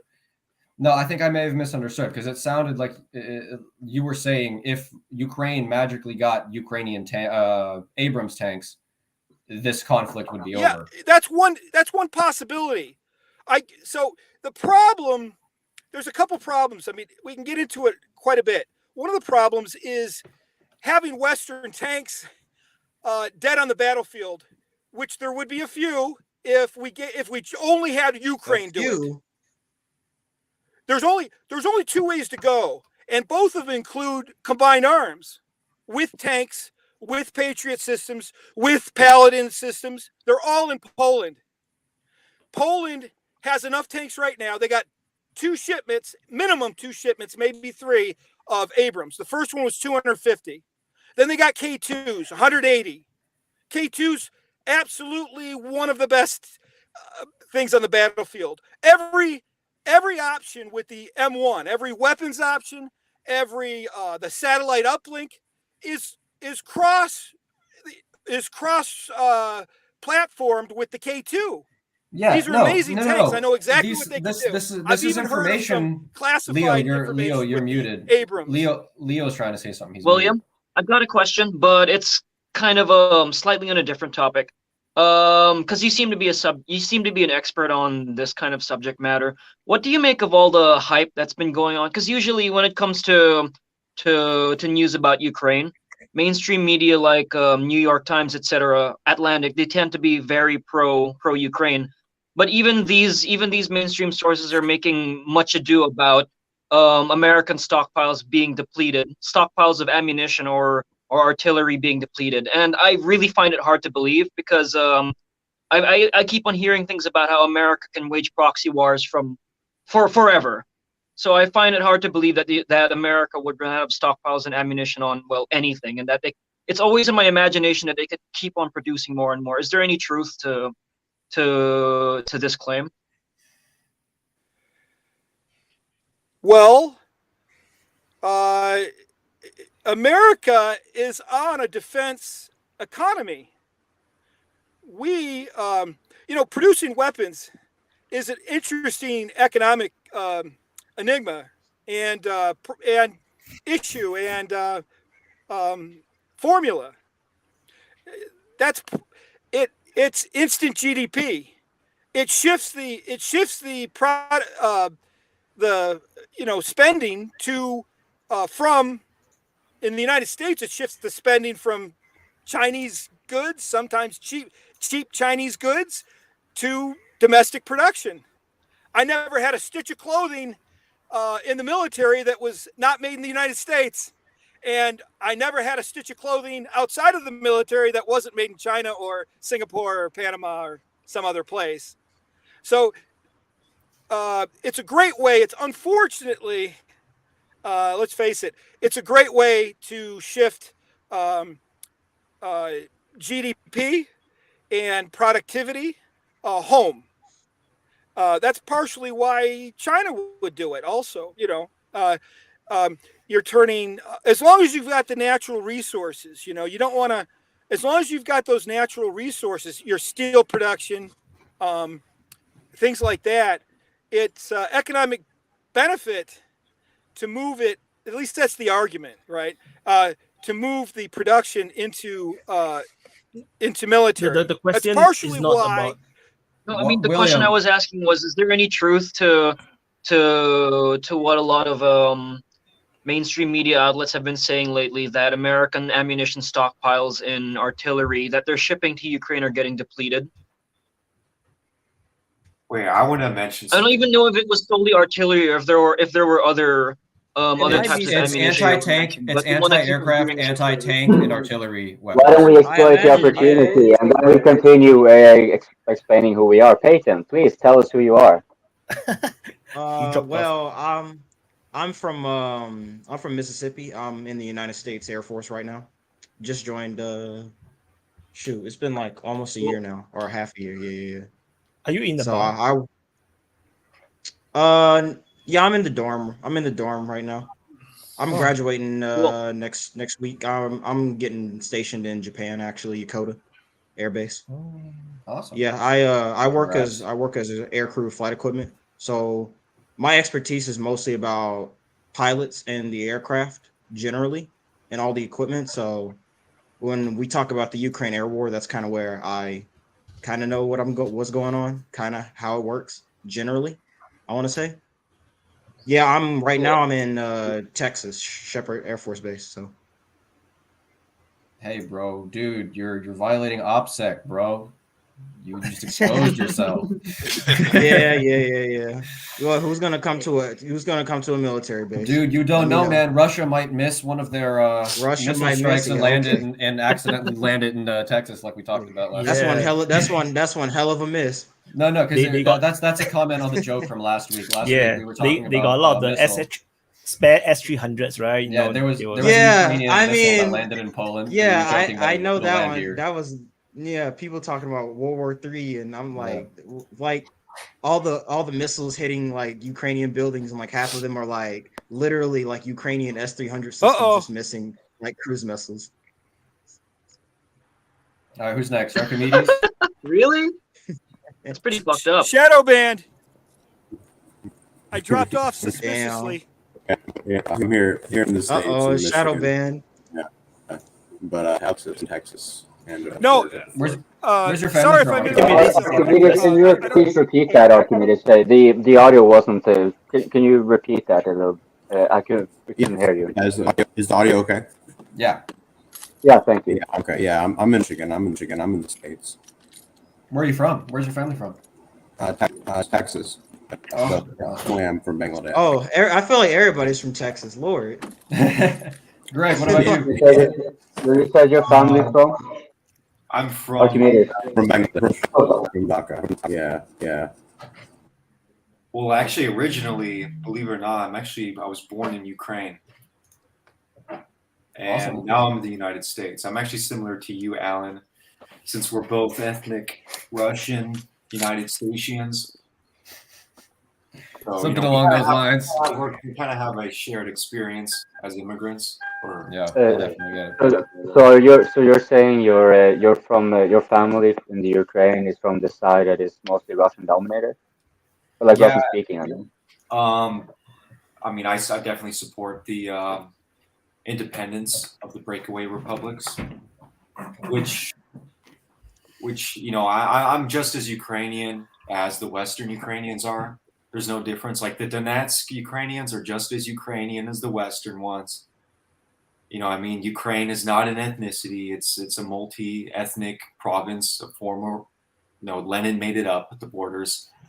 So that's just not understood. It's not communicated properly to the American United Statian public, and it's a real shame.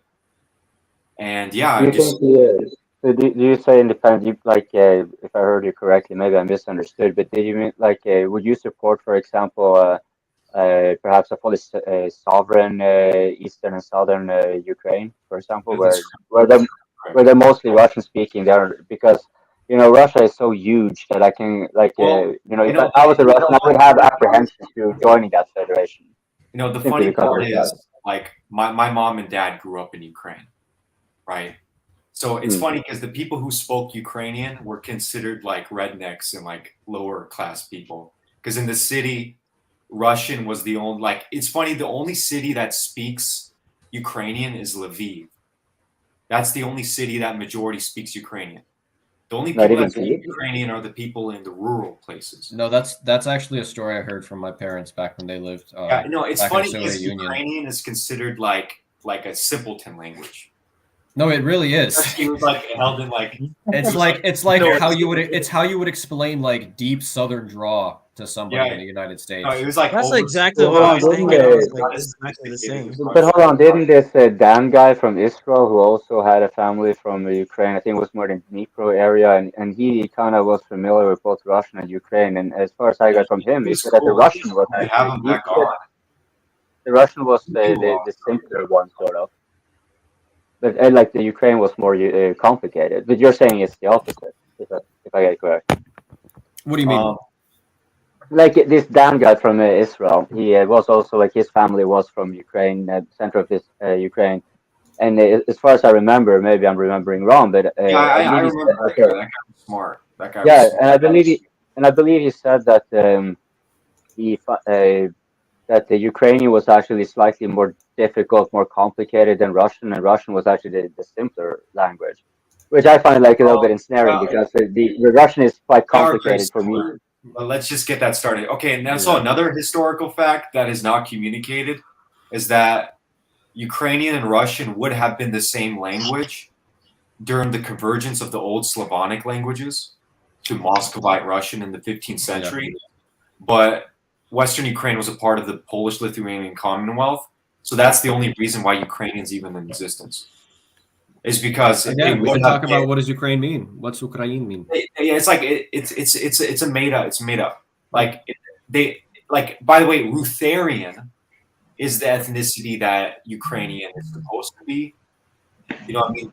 There's an ethnic class in Western Ukraine called the Ruthenians. You can make a case that they're a separate ethnicity than Russian, but it's tenuous. And it starts getting very well, big. I mean, look, my family's from Belarus. If someone asks me or my extended family where we're from, we're going to say we're from Russia. It's more brandable. Yeah, it's more brandable because people don't know what the fuck you're talking about. Like Ukraine, no one knew what the hell that was. Yeah, but that's funny because 45 million. So if I can ask Alan and Greg, because this sounds very similar to what Wyatt was saying regarding China and, for example, Singapore, right? Like just Singapore has a large population, most of it maybe being Chinese, like as far as I got it, what? 70%. There you go, right? And this happens to be the case a lot around China. That isn't China's state territory necessarily. And so what you guys are saying, it sounds very similar regarding like Belarus and Ukraine being like, if anyone else asks, it's Russian. Like you wouldn't even care to distinguish. No, well, I mean, what it comes down to is that there's three Slavic classes. We have the Eastern Slavs, which is Belarus, Ukrainians, and Russians. They're the Eastern Slavs. Then you got the Western Slavs, which would be Polish, Slovenians, and then you got the South Slavs, which would be like the Yugoslavans. Right, so Bulgaria as well. Yeah, Bulgaria. Ukrainians, it's kind of like curved along the bottom of Europe. Very similar, culturally, linguistically, ethnically, traditions, food, clothing. Yeah, I mean, I have Bulgarian neighbors. They can. When I got my house here, like I got it from a place in the Baltics, and which is also so close to Russia, but a completely different language from whatever they speak in Bulgaria, Hungary, and so forth.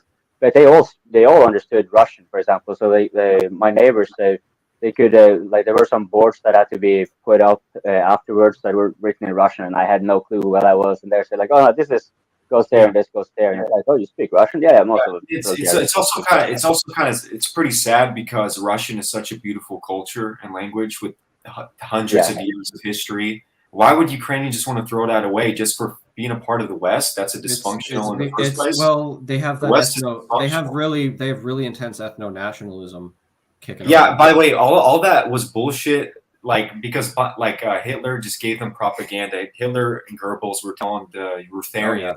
It was the Ruthenians back in the day. Most Ukrainians actually fought with the USSR. Would Ruthenian also include Galatians as well? Yeah. But even that gets ambiguous too. Yeah. Like the Cossacks, for instance, like it's kind of tenuously its own ethnicity, but there's also Russian Cossacks. Yeah. So, most of it's bullshit. But Goebbels was telling the Ruthenians and Galatians that they're the pure-blooded Eastern Slavs, and the Russians are polluted with Mongols. They're orcs, right? They're orcs. They're subhuman. No. They said this is what the Goebbels told about the Russians is that they're not actually white people because they're mixed with Mongolians. Yeah, they call them Mongoloid subhuman. And the Galatians, no, it gets worse. And the Galatians and Ruthenians would take the land of Russia because they're the rightful Eastern Slavs. So, and they still run with it. They're still, by the way, that's actually disproven because genetically, most Russians don't even have Mongolian in their blood. Like I just have my DNA, I don't have any. But this was the common tactic of the Hitler as well. That's already disproven. But I'm not sure if you are aware of it, but I came across this that the CIA and I think also the MI6 jointly kind of set up cells deliberately trying to get Nazis to in Eastern Europe. Right. But and, this and no, they but this did. isn't just Nazis in Eastern Europe. This was a deep-seated project that goes back. Yeah, the CIA. Decades. Yeah, it wasn't even so much nefarious bullshit. Oh, yeah. And they still keep on. By the way, the CIA was put in place because of the Cold War, and they're still. If you're willing to accept that the CIA did a lot of black projects in the 50s and 60s, but suddenly stopped doing it in the 70s and 80s, but then you're also willing to accept that Ukraine would say that they made all their choices completely sovereign apart from what the CIA did. It's like, no, absolutely not. If you're willing to accept that Operation Northwoods and MK Ultra and all these like the more obscure stuff that no need to go into, like they go on forever. If you're willing to say the CIA did all these things, how are you going to then say, well, no, the CIA actually only stopped here. They didn't go that extra step that they don't talk about. You have no idea how often I hear that actually from the elderly population yet again. Oh no, but that was in the 70s. They don't do that anymore. And it's like, well, what about the coup in Haiti in 2019? Look, and then the CIA did evil things in the 50s, and the 60s, and the 70s, and the 80s, and the 90s, and the early 2000s. They still do evil things. No, but that's my point I'm trying to make. They did it in the 50s, 60s, 70s, 80s, 90s, and early 2000s, but they don't do it anymore. They stopped. They're good. They're good. Yeah. That makes a lot of sense. Yep. Yeah, but also interestingly enough, that also means that they are capable of, and if you want, coupping the U.S. government, right? So like this Trump, this is circus insurrection, as they like that's what I want to call it, really, because it's not really worthwhile insurrection in a meaningful sense. Like there was nothing that would otherwise, make that. Anyways, that aside, like the CIA was recognized by Truman, who kind of erected it, to be like a very dangerous institution to set up because he said so explicitly fascist tendencies, and that it will shape also, even though it will be used by the U.S. government as a tool to topple other and manipulate other governments. This institution would necessarily have so much power by its own profession that it would invariably be affecting the U.S. government. However, it was kind of like, worth the price because the Soviets and whatever.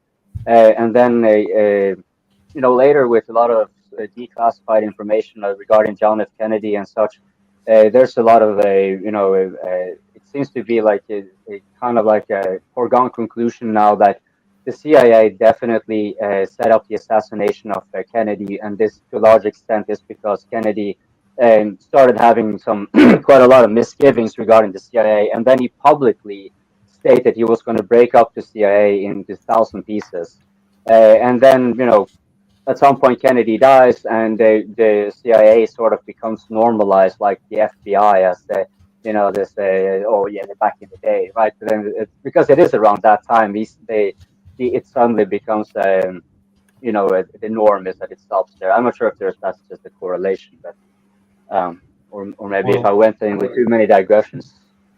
Well, I mean, they're fighting for their jobs. They're fighting for their self-respect. The CIA people, because they have a whole social ecosystem, and they don't want that destroyed. So they will rather march their civilians to death camps lest they lose their jobs. No, they would rather run their entire country into the ground rather than give up the power they have. Yeah, because that's really what I was alluding to. They are not only coupping and involving themselves in other countries, they are pretty much also running the U.S. government. Not running necessarily, but they are kind of so merged with all the other bigger institutions in the U.S., be it media, be it industry, be it the military, and so forth. That it's kind of like you can't separate them really. They are. Well, one of the manifest functions of the CIA is to plant propaganda. Like that's one of the manifest. They have an arm for that, yeah. So there's a disinformation. Like they're purposely planting disinformation. So how the hell do we live in a democracy if the CIA is planting disinformation? That's how we were talking about that earlier. We don't do it. We really don't. We really don't. Yeah, people assume that the United States is so free or whatever, and it's like, and Putin is a tyrant when Putin has an 85% approval rating or something like that. Biden has a 38% approval rating. Biden, people would just. Let's not forget that Putin's rating may simply be because Biden makes him look good. You know, you got to learn to play the game in the United States. I mean, it's free. It's not free. You can get away with stuff. You can do stuff, but you know, you gotta thread the needle just like you do anywhere else. It's just maybe which is hilarious because we're some of the most heavily armed population in the world, right? Vaun, you were talking about make sure that I mean, and we got that gives you a lot of leeway and a lot of attitude. It's so funny because you have so much power in one hand, right? But if you also have the most militarized police. But if you use it, if you use that power, you will immediately become the villain because the Yeah, you'll be propaganda arm crushed. is so strong. The propaganda is so strong against you. You have to be patient with it. Yeah, Well, that's why it the cracks most- me up when people how are sitting often there is it like, actually why aren't used you to rising up? defend Why aren't you trying to do this? And why aren't you trying to do this? It's like, dude, you got to pick your battles. And you're not, you know, one guy doing one thing is just going to get his ass stomped. You know, look at Killdozer. Great guy, taught the government of his town a lesson, still got his ass smoked at the end. I don't think he was expecting to live though after that. Yeah, I think he killed himself. Oh, yeah, either speaking way, of I mean, Leo, Yeah, he shot himself in the he second should have lived forever, but you know. Sorry, Leo. Just so we kind of finished the round here. We haven't you're finished from it. the Jay US. needs to go too. Yeah. Yeah, so I guess we can go with Leo and then. Yeah. Oh, excuse me. Yeah, Leo. Where are you from? Yeah. Where's your family from? We're kind of getting acquainted around here, so we're trying to just kind of finish that run. All right. I'm from the Philippines. My occupation is not military related, so it's not really important. I'm just here to ask questions. Leo That's a asked good very thing. good questions. Yeah. Leo have been around for Yeah, I like your question. No, I've only showed up in one of these streams once. Oh, once. I remember. I actually had wrongly. another question. I just forgot what to say. You'll remember I'll ask it. it But maybe Jay needs to go. We've been holding Jay like hostage for like 40 minutes. No, I was driving actually at first, and then, hey, Wyatt, thank you so much. I watch all your shows. Thank you guys. Great topics. Thank you for watching. Yeah, of course. And I think one of the key questions I had in my mind, I didn't get the answer from. Wait. Where are you from? Yeah. Oh, sorry. Where Yes. are you from? Yeah, I'm in Los Angeles, California, and I'm actually originally from India, and I'm Okay, settled here awesome. now. Yeah. Cool. What part of India are you from? I'm from Chennai, the southern part. Southern India. Awesome. Yeah. Is that Tamil? You speak Tamil? Yeah, I do. Yeah, actually, I Oh, can speak Hindi and Tamil. Yes. Oh, what's the difference between them? It's actually almost a different branch. I think like Hindi is part of the Germanic, something like that. Oh, the Indo-Aryan language. Yeah, it's Indo-Aryan. It's an Indo-Aryan language, but Tamil is Dravidian or something. Dravidian. Dravidian, yeah, Dravidian, yeah. But there's a common language called Prakrit or something like that, and Sanskrit. They kind of branched out or something like that. Yeah, it's been a while. I know that there's the Punjabi, the Bengali, and something else. Yeah, those are all more closer to Hindi. So there are different dialects spoken in the northern parts of India. So okay, but you were going on. Sorry. Yeah, no worries at all. Yeah, of course. Thank you. The big question I had in my mind, guys, is that when the war started, and obviously Ukraine, smaller economy, but right now it's funded by the West right now, especially with regards to the military. Question is like, how long can they sustain? And it seems like over the last month or so, Ukraine's been winning, sort of, right, in like Kherson and North and all that stuff.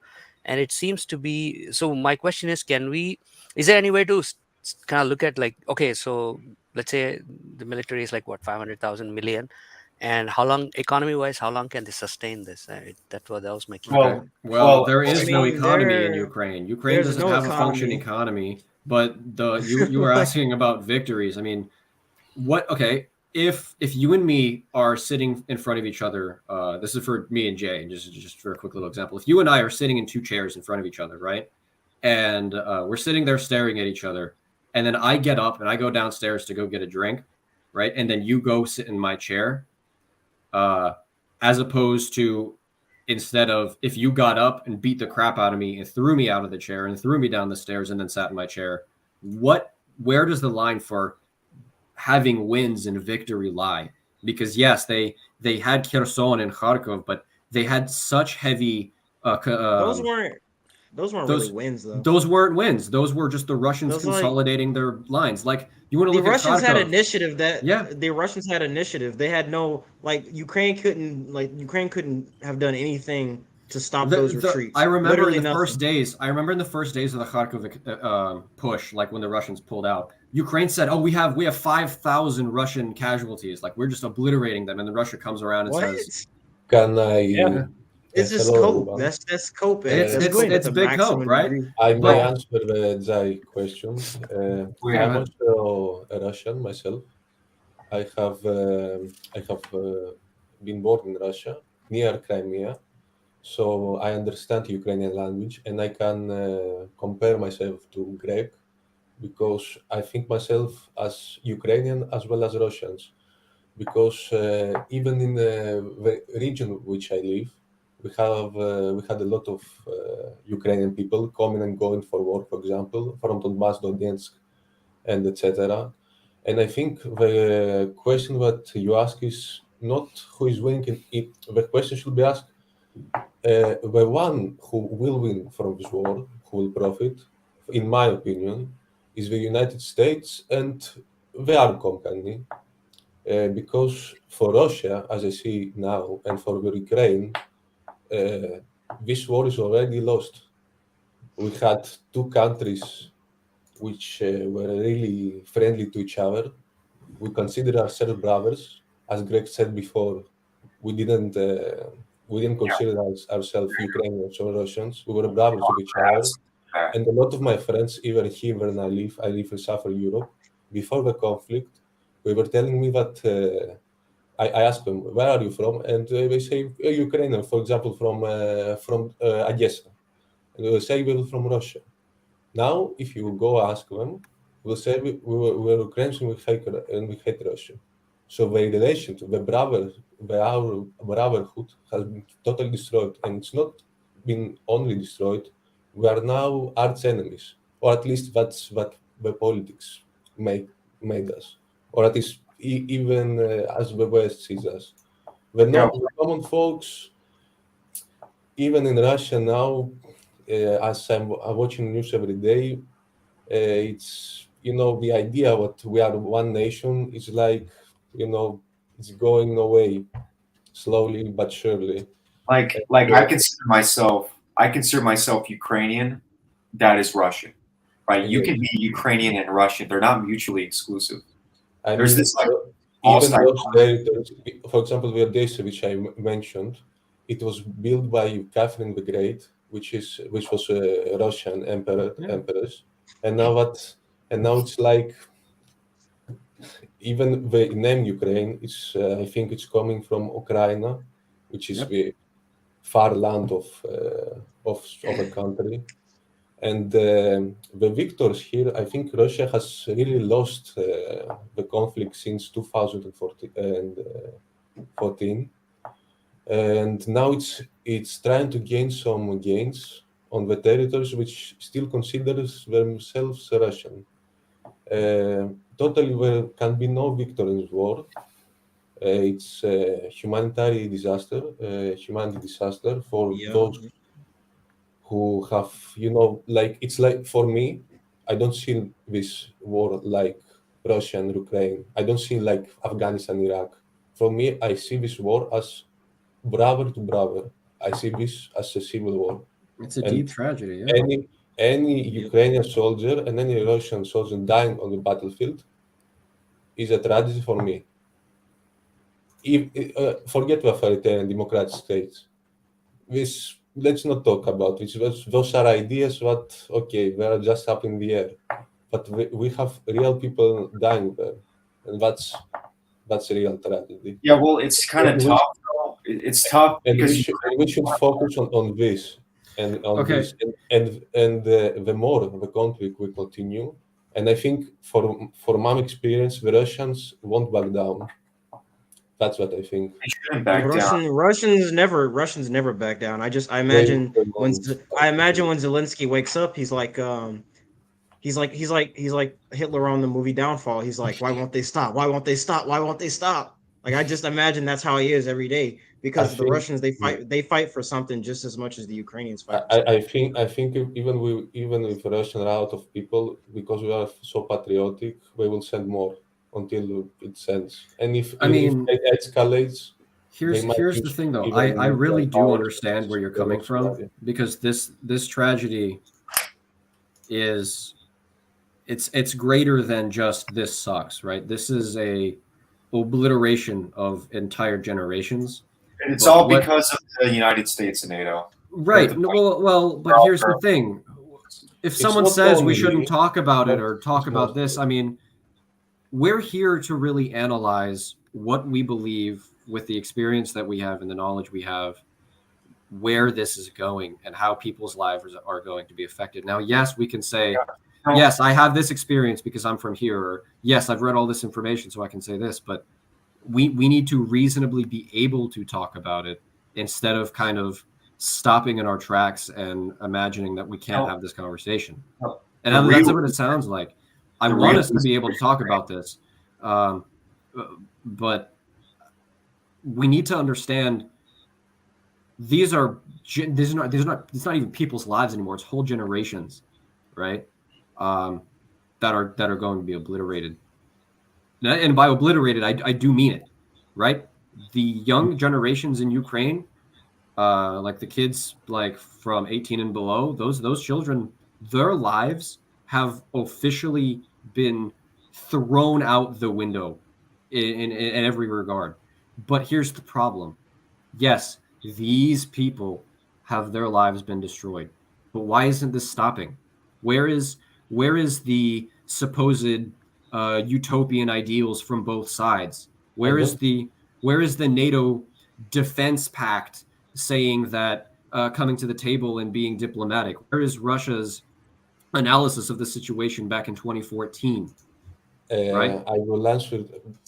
Firstly, I just want to answer. I don't want to be dramatic about it. I just wanted to answer the Zai's questions. No matter who gains the territory, so they lose. That's something I wanted to say too. It's the war. I mean, if you don't know the big economies from the war is a huge economy. You mean the Americans sell weapons to Ukraine? They profit from it. They sell weapons to European countries. They say like, "Oh, look, Russia is attacking. Buy our weapons, and we will buy it." Well, this whole conversation stems from when this whole conversation stems from where we were talking about. I'll answer that one real quick first. Will Russia conduct a second huge offensive with its new soldiers? Yeah, absolutely. But 100%. I think that's the point Random Person was trying to make. Analyzing tactical minutia, right? The taking of this town and all that, and people in the chat going like, well, yeah, they took all this land, so it's a victory, or they didn't, and it's not.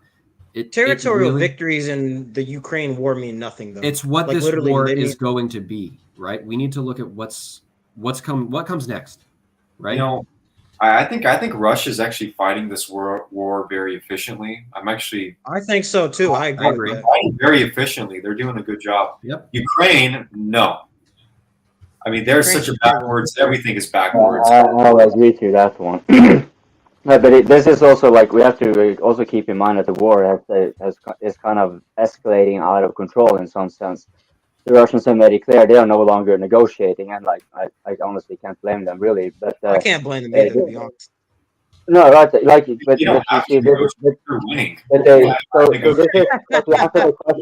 answer the question of the super chat. So to answer the question of the super chat really quickly, I'm not so convinced that the Russians will really push on with an offensive before necessarily springtime. I think they want to let the EU and NATO hurt as much as possible, and so they will just let this conflict right now. They say no negotiations, don't bother with moving territories or anything like that. Like, okay, fine, we will have to make a concession, but it doesn't seem like that's happening. Now they are so consolidated. If they want to, they will, but I don't think they will do that before, like, okay, now the Europeans and the Ukrainians think that they're out of the crisis. They're over with the winter. Now things are going to get better. But no, then the Russians are going to start hitting, like, and basically, like, okay, we're going to make sure that the all oblasts that are annexed are going to be completely in our control.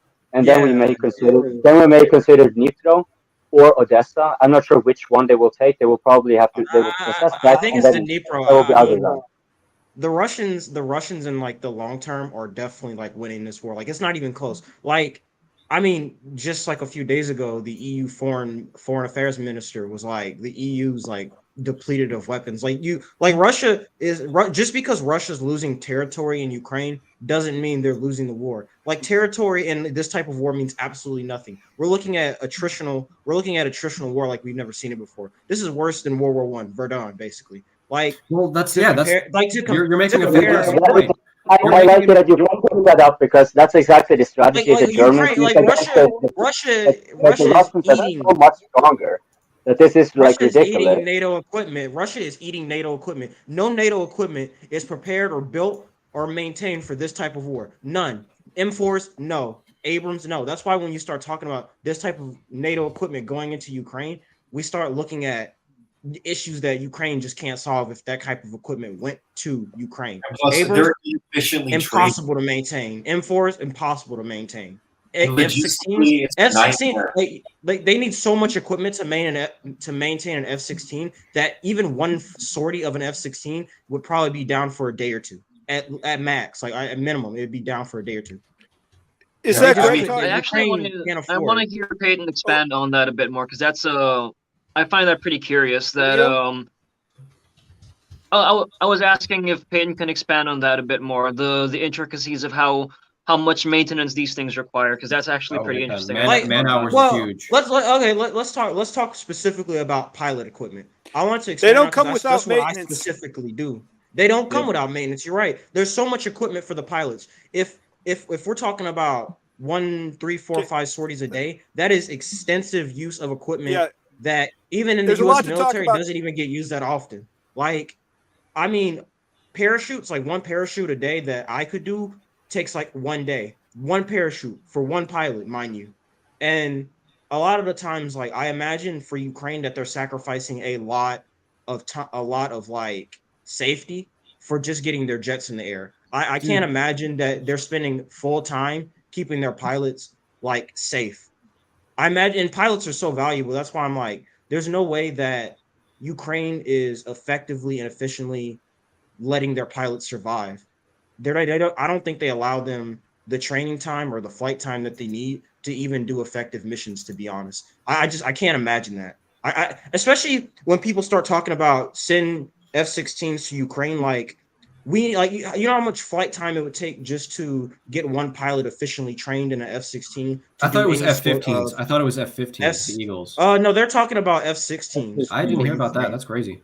F-16. I know that is crazy. Especially, me personally, I don't think the U.S. Air Force would ever give up their F-16s to Ukraine. That's crazy to me personally. I mean, like in comparison, like I feel like that even if F-16s went to Ukraine, they'd be at such a huge disadvantage because of the war limitations that the U.S. has put on Ukraine, especially with strikes not being in Russia. I ignore some of the recent, strikes on air bases in Crimea or close to Moscow, stuff like that. But generally and overall, like, I feel like the operational periods of Su-57s and Su-35s with the R-37M system for BVR would be almost just impossible for Ukraine to handle. Actually, I don't think you even need to use Russian aircraft for this example. You can use Russian air defenses because that's what Russia's experience is. S-400s, S-300s, like people talk about how ineffective the systems have been, but that's not true.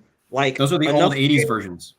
Yeah, enough SAM systems, especially because I feel like anything with the word anti in it is probably 20, 30 years ahead of its counterpart that it's supposed to be countering, especially if you look at the Javelin systems or any type of system that's like an S-300, S-400. There's not really many weapons that counter those type of systems. Even seed weapons like the KH-28 or something like that struggle to counter the S-300 systems that have a lot of anti-interception capabilities that aircraft just haven't been able to deal with. It's not the system so much as the armament that comes with them, right?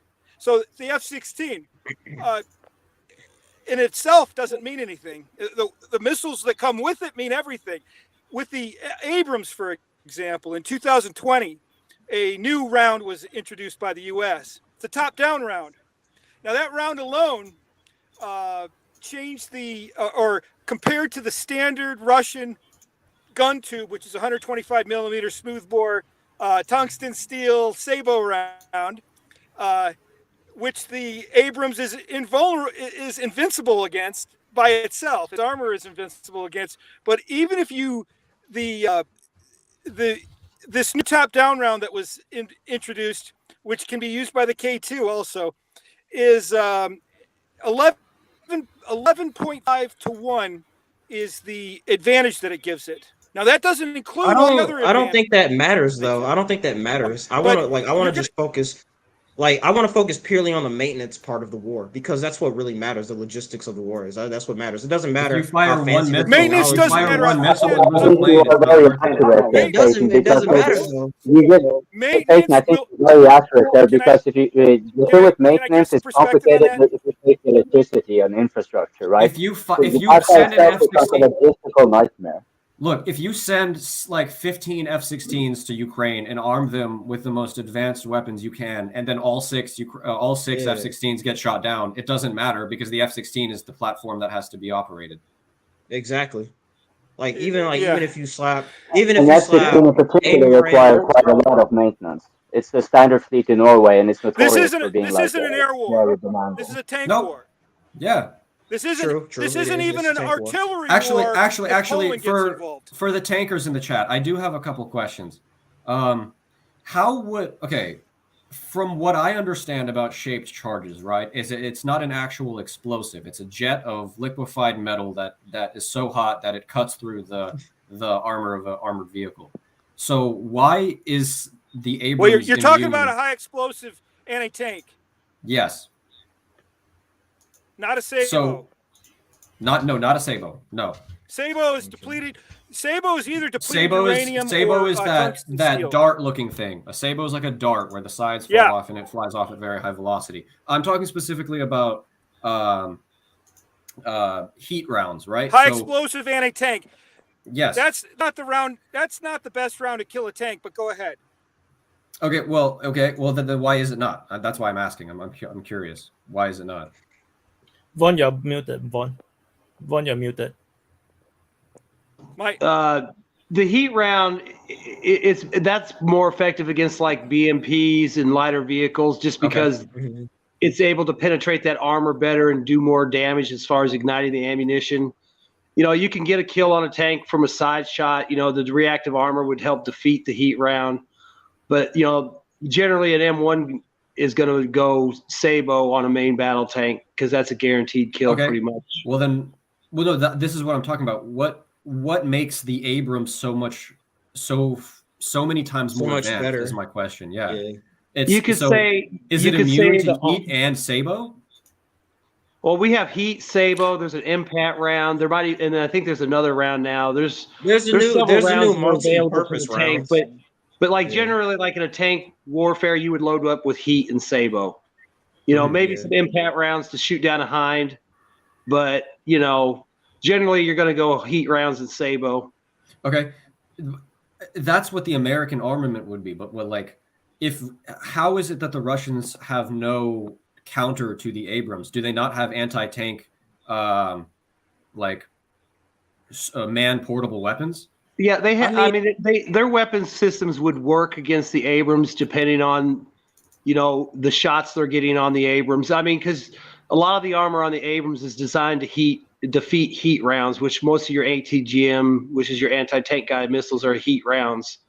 Now, top attack rounds, the M1's not going to be as well protected as, say, maybe some of the Russian tanks that have the reactive armor on top. But, you look at the Javelin. The TOW-2 is a top attack. It's just I think one of the other advantages of the M1 is the way we operate. When the United States Army operates the M1 tank, I'm going to push my radio and I'm going to call in MRLSs. I'm going to call in A-10s. I'm going to call in whatever the fuck I need to call in to clear the path in front of me. And I'm also going to kill every fucking thing I can in front of me. But it's a combined arms thing. And I think that's one problem. Those M1s would be great for Ukraine, but Ukraine is not going to be able to provide the kind of combined arms support that would make that platform operate peak efficiency. That sounds exactly like what I was thinking. So that's the problem. They're not going to have wild card there, actually. The thing is where in Ukraine are you going to get M1s and T90s matching off at 2 to 3 kilometers. There might be an exception to the rule here that might prove the rule indeed, and that might be in the Kharkiv region, because as far as I got it there actually did have some pretty good organizational moves that were very akin to NATO doctrine, and they seem to have like a combined arms effect and sufficient number. They seem to have that one like onto a T. Right, they seem to do that like whenever they broke through, they took advantage of momentum, and then if they saw a new momentum, they could still they stretched their logistics far away. But they used they were in an overwhelming position. That's true, but they seem to be able to do that quite well. But maybe that army may not exist anymore. I'm not sure how you guys would assess that part. But as far as I can see, it seems to be like, because if you also think about the Russian lines, right? In the Russian lines, you have the I think it is the LPR at the north and the DPR at the south, and then in the center you have Wagner around the Bakhmut area, right? These are not the same kind of fighting forces, and then you have the Russian regulars are also kind of, I think, I guess, dispersed. Yeah. Right, and so mostly in the Kherson region, perhaps, if anything, right? Well, the reason I bring this up is kind of back to what William was talking about earlier. William, you were saying that the M1, at least on paper, would fundamentally destroy. From what I understand, at least how you're saying, it would fundamentally destroy any resistance the Russians could put up against it. If tank on tank, it should dominate. Right, but that was what I was trying to get at. Tank on tank is rare, though. You're never going to see tank on tank. You're going to see tank on 1,000 artiillery rounds. Very rare. Yeah, it's not going to be like Desert Storm where you're going to have M1 facing off at 3,000 meters. And it has to do with non-exportable technology. Yeah. The non-exportable technology is a satellite uplink. That satellite uplink can be attached to any type of equipment, including anti-artillery radar. You can actually program these things. If Abrams shows up, and I've said this to pro-Russian and pro-Ukrainian, if Abrams shows up on the battlefield, they're there to win, and the Polish, with the capabilities that they're being equipped with, are either going to be one of two things. They're either there to act as a negotiation tool to get the Russians to go to the negotiation table, because Russia knows everything that I know, and I know that Poland would actually, people are going to take exception to this, would defeat Russia with the army that they are preparing, and have about half prepared. This is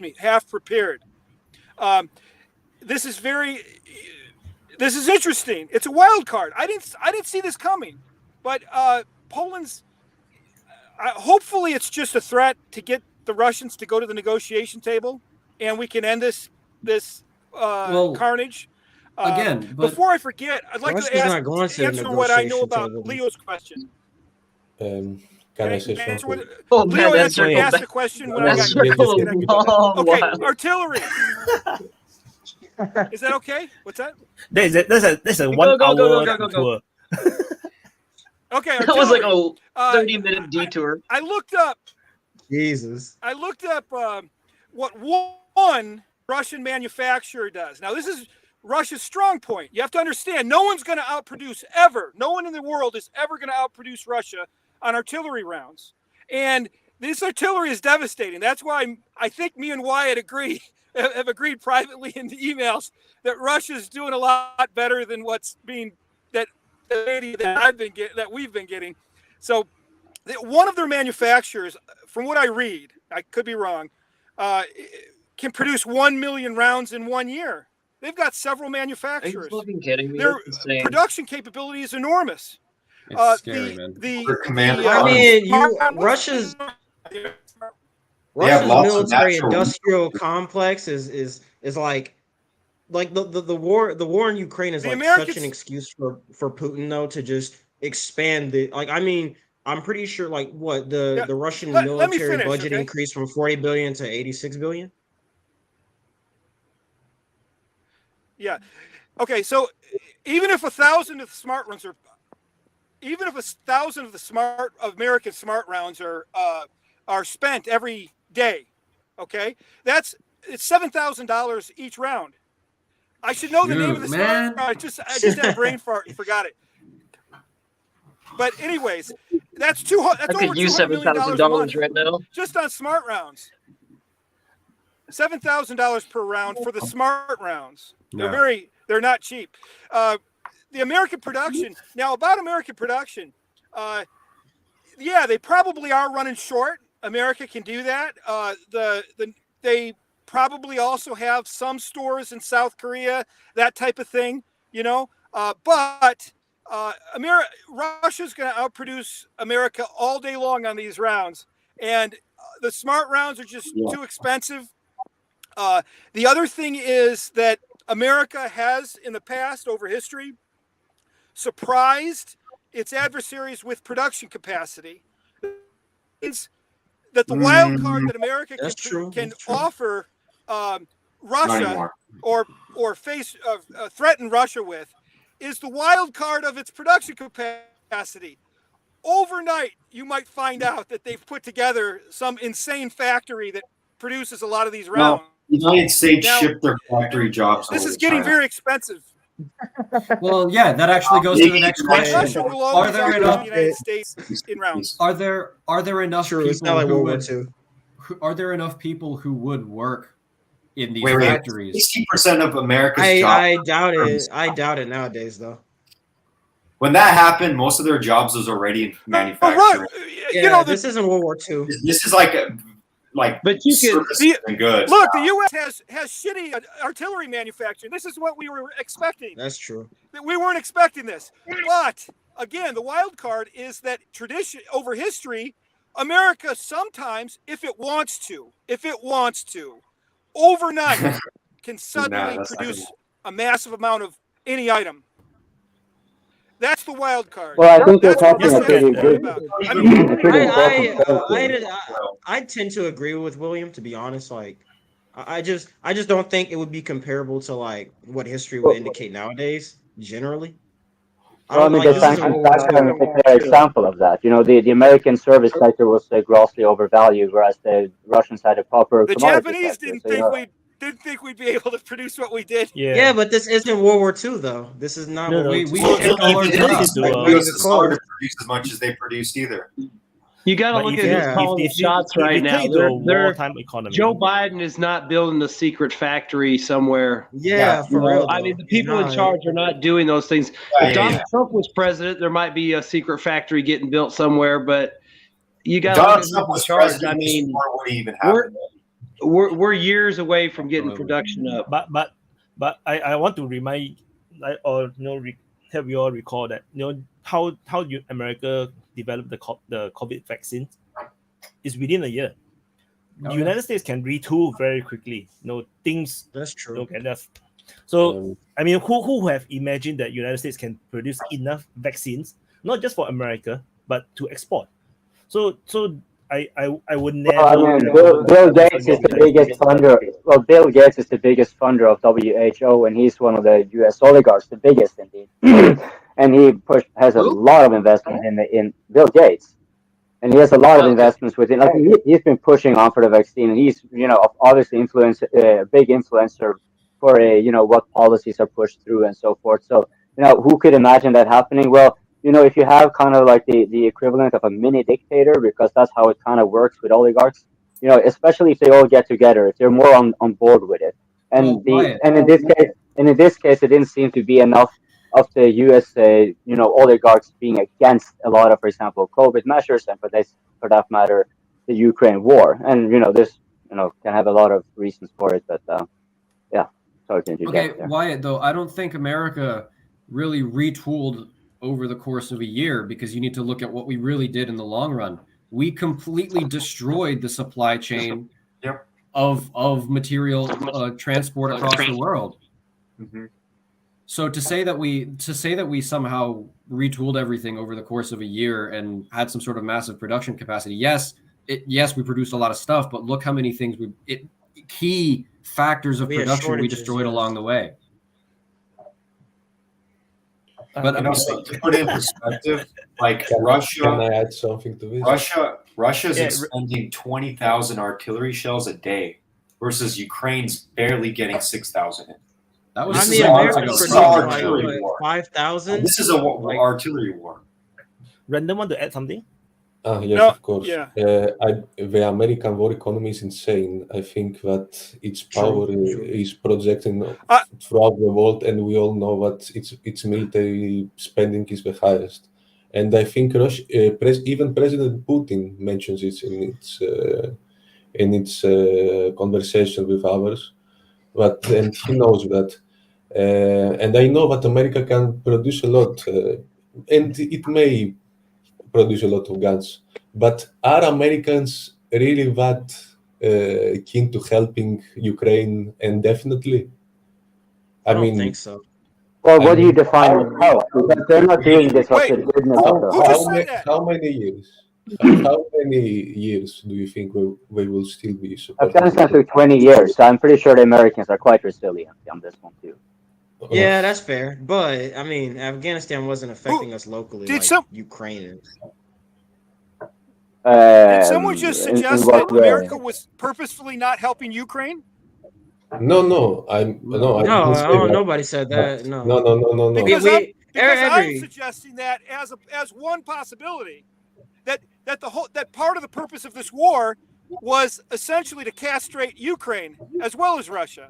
Both. Okay, if that was the goal, then why are we just completely destroying our at-home, our domestic lives? Why are they throwing the domestic life in the can for Ukraine then? I'm sorry, my connection's not good. What did you say? Okay, if that's the case. Yeah, if that's the case, then why are we throwing our domestic lives in the can? Oh boy, what did someone just? I'm sorry, the last part fell off again. I'm really sorry. I want to hear this, but you're good. You're good. Someone say it one more time. Someone else. Somebody else. If that's the case, why are you actually lives in the can? Domestic, basically ruining their lives domestically for the sake of Ukraine. Why are the United States public willing to do that, to ruin their well-beings for the sake of Ukraine? Right. It's not for the sake of Ukraine. If you read the 3 reports done on Ukraine as a crime state that were done by the Foreign Office in Britain, the United States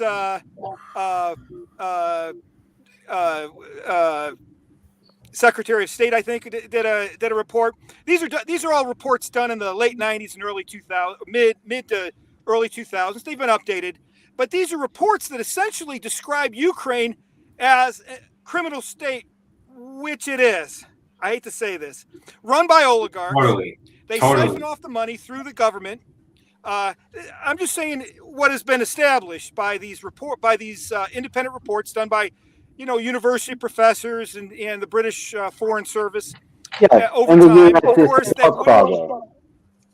they wouldn't. I think everyone in this panel knows how shady Ukraine was, but even before the war. I would like to add something, and totally agree with William. And the Russian soldiers, when they went to Crimea and other Ukraine is castrated,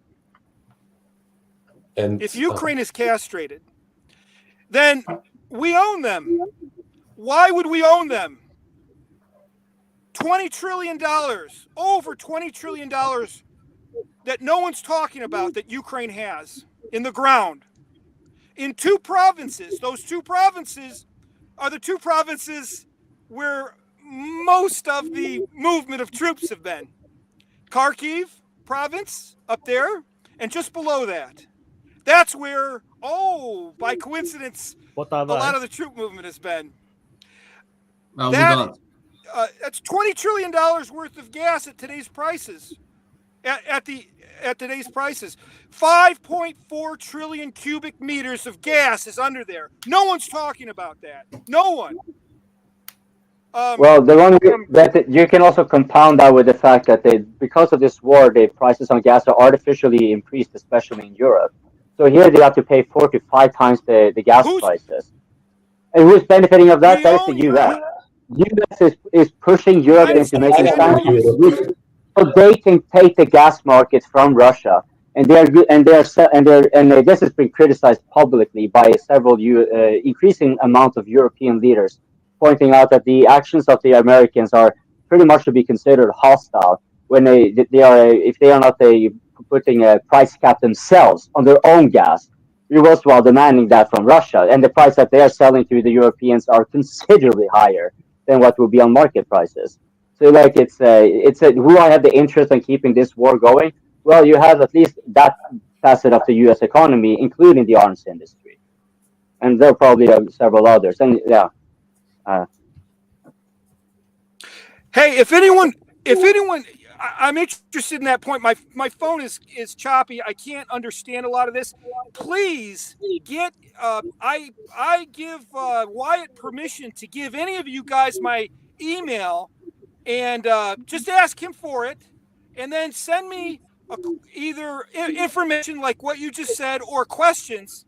And I'd like to communicate with you if that's okay with Wyatt, and if it's okay with you guys. But I give Wyatt permission to give my email to all you guys, okay?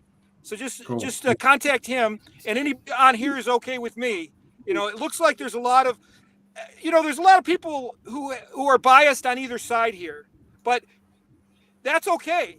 They're sincere. They're sincerely biased, not the CNN, or New York Times, that type of bias, right? The paid bias. I can conduct what they call Kentucky windage.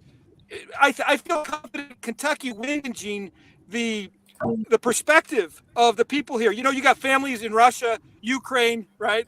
Poland. This is the sincere bias that I'm looking for, because I don't expect people to not be biased, right? So, but unfortunately, my connection's terrible. I hope you guys remember me. I'll remember most of you, but I just, for some reason, I'm not able to get a lot of the audio. And I'm just gonna get a new phone, I think, or a laptop, new phone, that new internet. But I just want to get computer. that in. I'm no, help him up. Help him. Donate. Donate. It's a worthy investment. Yo, guys, I'm not sure if somebody's asked this before. But a lot of commentators in the war use Oryx to keep the website. Is it a website or whatever? Oryx to keep tabs on blown up buildings. How credible is Oryx? If so, I've never even heard of them. I've never even heard of that.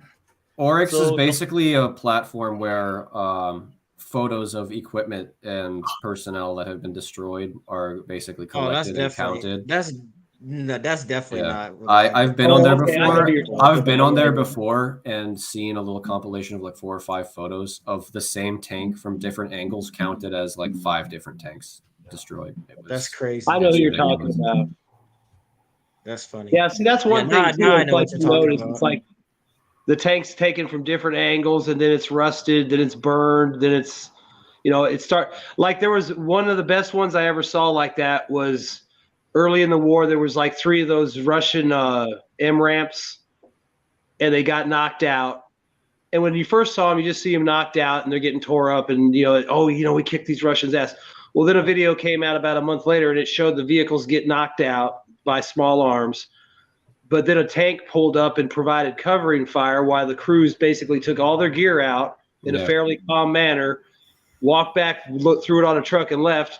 Well, then the next video was the Ukrainians and the vehicles were burning, from the inside. And then another video a few weeks later was this convoy destroyed, but now they're rusted out because they were burned. And that's the kind of, like, Oryx does a lot of shit like that, where they'll just keep showing the same damn thing. And this is, according to them, a whole company of M-ramps got wiped out. Yeah. Now, actually, someone in the chat says that Oryx takes down doubles. Fundamentally, I would like to disagree with that. I've used it quite a bit. Even if they do, they probably can't take down doubles. Yeah, they can't keep up. Yeah. So they can't. They're not even me, close. it's simple. Everything that you see online about the war is because someone wants you to see it. Yeah. There is no such thing as you are seeing something that people don't want you to see it. Every single post, video, photos are because either the pro-Russian side or the pro-Ukrainian side or the Russian forces, Ukraine forces, or the mercenaries or the neo-Nazis, whatever, want you to see it. Even the the stupid videos of the neo-Nazis where they do the killings and then they throw them into the dirt. They wanted to show off. They posted because they want to show off. They want to show the world or show someone so they put it online because they want you to see it. Yeah, that was dumb though. That dumping the bodies in that hole, that was, oh man. No, they're ISIS. I mean, ISIS kept doing that, and Al-Nusra kept doing that. Like all these they acted in exactly the same way.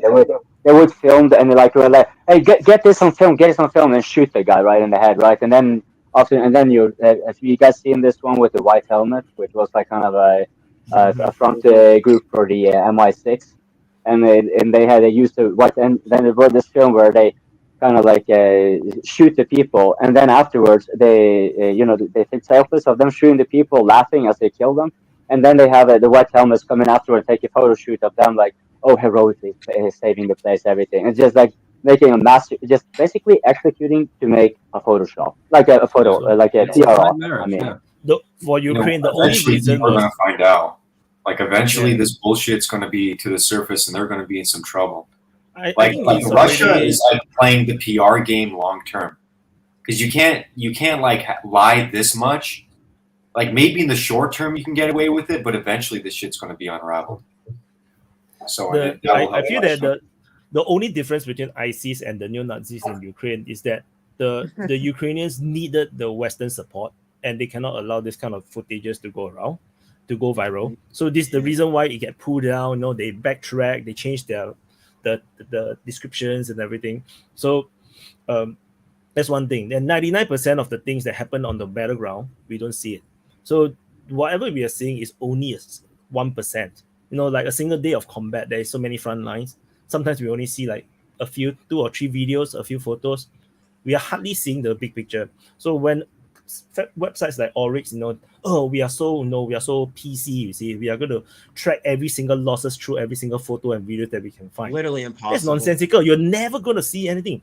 Like I posted on the Telegram and Twitter, asking, I'm saying that are the soldiers journalists or are they soldiers? They're not there to be photojournalists. They're there to fight the war. So you cannot track. You cannot expect any intels to be corroborated with evidence. Intel is intel. If the soldiers say that there's enemy forces in this town, then there's enemy soldiers in this town, they will report to the higher up. You don't expect evidence. Oh, Wyatt, you're actually bringing up something that might be interesting to, I would like to, the opinion of people who are at least aware of it, and if not, then what do you think of it? Ursula von der Leyen, who is the president of the EU Commission, she had kind of made a slip where admitting that the the 100,000 casualty thing. Right, and then it was sort of kind of backpedaled. It kind of pathetically. She backpedaled that hard. Anything that was backpedaled is definitely true. Like she backpedaled that so bad. Anything that is being censored is definitely true. we can assume that Ukraine has lost, because that was not casualties, that was dead. 100,000. Yeah, right. So that's so we're talking. So you're talking about a generational annihilation. It is really the point, because 100,000. That's crazy. Ukraine has 30 million people, right? 100,000 men of those between 18 and 24, something like that. That's a huge chunk of that population. That part of the generation, and they are not even halfway through the war. Maybe this can go on if various factors come into play. And so if you use a very very lousy way of putting, if there's 1 death equals to 3 other injured soldiers, that is like 400,000 troops, 400,000 casualties. So that jives with what people are saying. I want to mention something. And plus, when those casualties, we're talking about permanently blind for the rest of your life, like a handicap to a wheelchair. These are some serious fucking casualties that they're going to be on Social Security. You like a 18-year-old man gets his legs blown off. He's going to be on welfare for decades. So this is some serious casualties. People casualties, you hurt your finger. No, we're talking about limbs. No, you got mentally retarded from Well, look at those guys. PTSDs. Yeah, PTSD. Look at the PTSD from this war is going to be crazy. And that translates to broken families. They're going to become fathers. They're going to abuse their kids, and that just causes generational cycles. And I can't imagine the PTSD from this war. how much. So, man. It's so just someone uncalculable. sent. I forgot who sent me. Someone sent me a video of I think a foreign fighter who actually went back. So he got injured and then he got sent back. And then throughout the whole video, right, you can see that he's not normal. Like he got severe PTSD when he's talking about what happened. Imagine. Like because he was. Is this the guy who joined ISOP? The one who survived 2 encounters? I think I know the interview Was it you're that really talking about. skinny dude? I think I know what you're talking about. It was like really. Let me skinny find guy. the link. Let me find the link. I also cannot remember. But what was stuck is that he started off, when going in like as if we're playing computer games, right? We are very excited. We want to kill some Russians. Then after that, then people start to die. So when he was talking about the situation on the ground, he said that this guy is dead. This guy was so nice, he was, but then he's dead. Like he totally disillusioned, and he regretted. He said that he shouldn't have gone, and he discouraged people from going. But I'm gonna find the link. You guys can continue. I'm pretty sure I know who this guy is. This guy's story is my favorite foreign volunteer story because it's just the way he tells the story is incredibly dramatic. I highly recommend watching it. I tend I to want to like. mention something. I Can tend I to add feel very something? bad for those guys, though. Yeah, but Yeah. First of all, we should say hello to Joshua, who joined Hi, us. Joshua. Hi, Joshua. Hi, Joshua. And I'm going to add some points to this. There is a lot of misinformation on both sides. Don't forget that in each war, even in the Iraq war, there are a lot of things censored and uncovered after about 5 or maybe 10 years.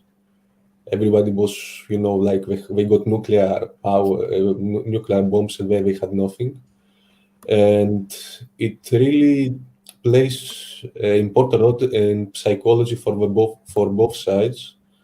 And about the war, and I'm gonna just tell you this: my grandfather, which fought in the Second World War, when we ask about the war, when we approach him and say and tell him, tell about the war, tell about how as we were little, how you killed the German, how you were the superhero, and and he said this only once. He used to tell us like, war is hell, and he would just stop.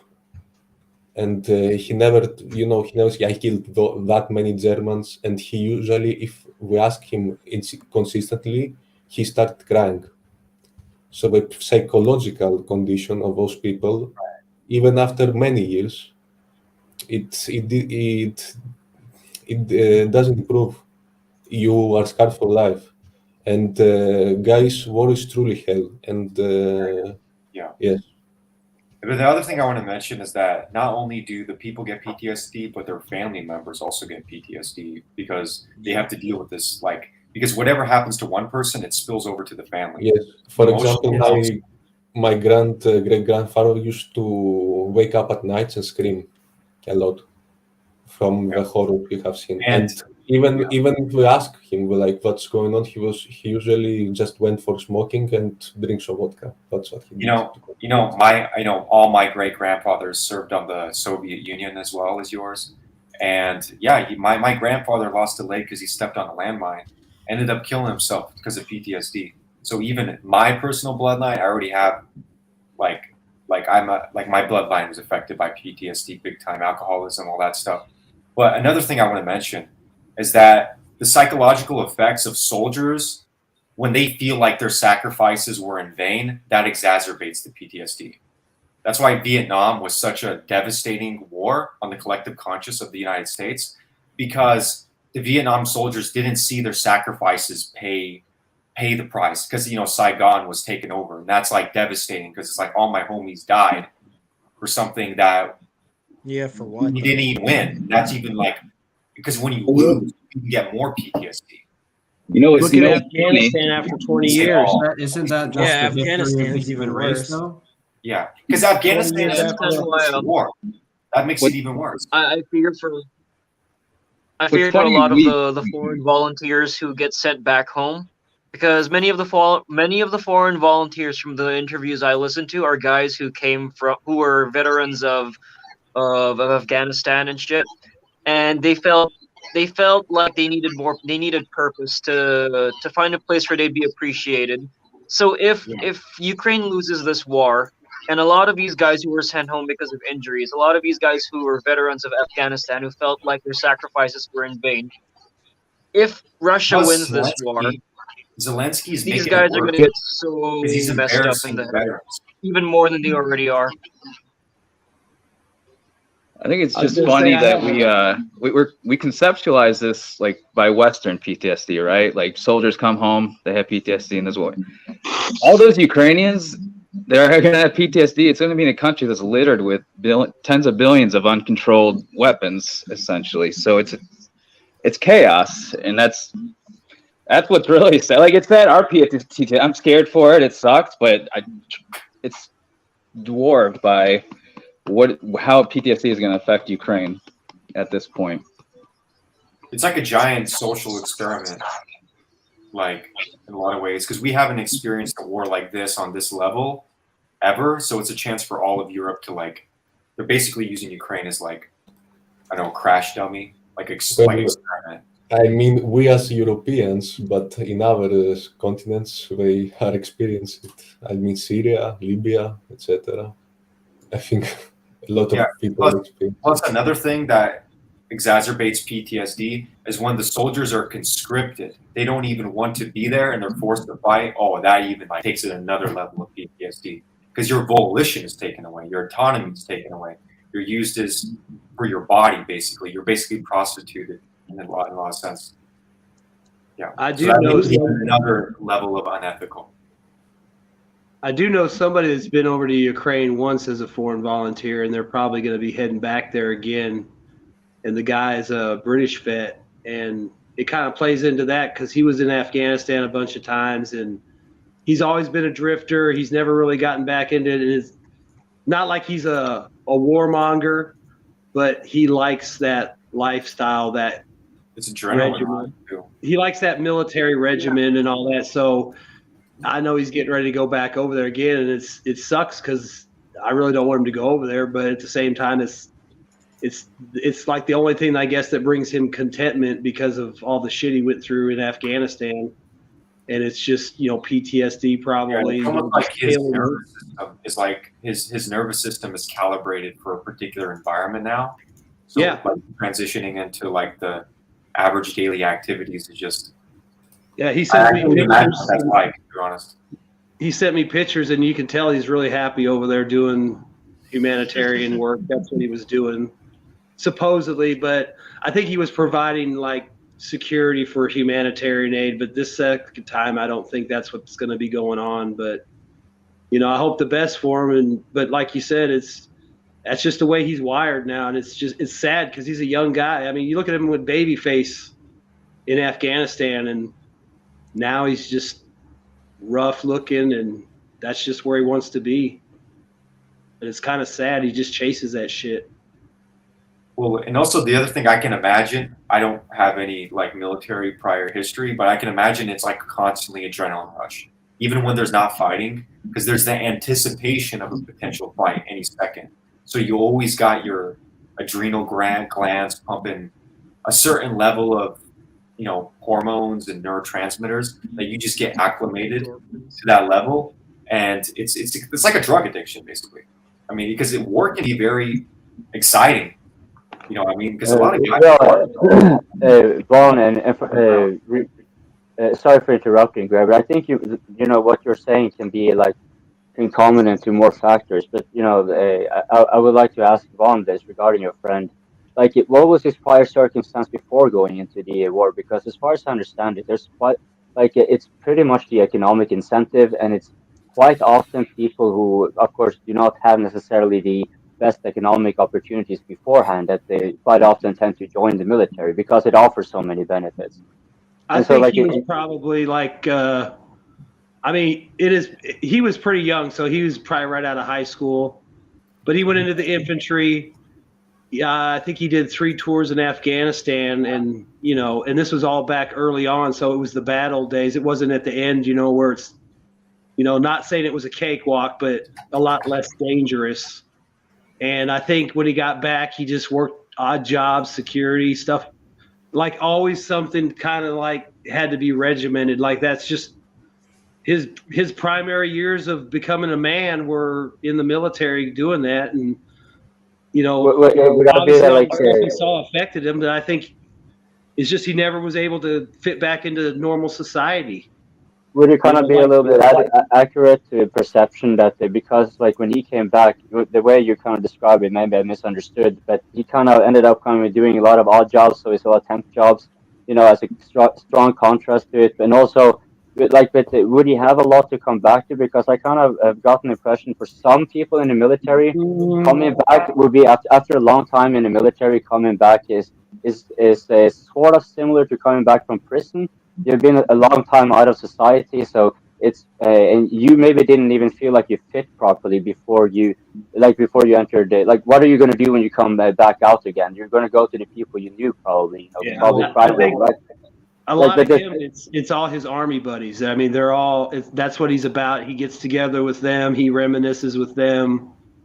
And they're all kind of like they're just blue collar guys now. But obviously the blue collar life's not for him because, like I said, it's like as soon as this popped up, he was raring to go and went, and then he came back and he basically said something about taking a holiday, and now I know he's talking about heading back over there, and he's actually recruiting people to go with him, and they're all prior service British people, but it's probably people like him that are just bored and don't fit in, and that's what they like to do. Maybe not. I'm not saying like killing and shit, but I'm just saying serving. Right. You may not like your job, but all the other things around it kind of make it worth it, perhaps. Like, so you might be, for example, we know people involved in quite a lot of shady businesses that and the people know that what they're doing cause harm, right? But they kind of like they don't want to give up the privilege that they're positioned in, and the privilege is relative. So for him, it may not seem like that for the outside, but for him, it becomes it's sort of like how many of people I know, including myself, were to be like, if I were to have to go back to my hometown, it will feel like I have to go back to a penal colony. Like I don't want that same brick road again. The same people who I know haven't changed up until now, they will not change until later, or the same things around you get my point. So I can definitely understand like your friend if even without knowing him, this isn't too hard to imagine, like being like after you've been in that profession for so long and prior circumstances considering, it doesn't have to be like terrible or anything like that. Because this is again a relative thing and a subjective thing also. But for people around, like we were talking about PTSD, right? And this is kind of relevant because you care about him. He's your friend, of course, right? And when he's involved in this business, one part of it is one thing is that he kills, but he can also get killed or maimed or whatever. Yeah. And this is not something that's going to be like of course you may not necessarily cry a river or anything like that, but this will affect like you and especially those closer to him even further, right? So like he just disappears more than likely because you'll never know what happened to him if something did happen to him. Right, and what you're told is probably it's probably going to be glorified. Anyways, it's not going to be entirely accurate. Maybe a teammate shot him by accident or something like that. No, he fought heroically. It's going to be something glorified.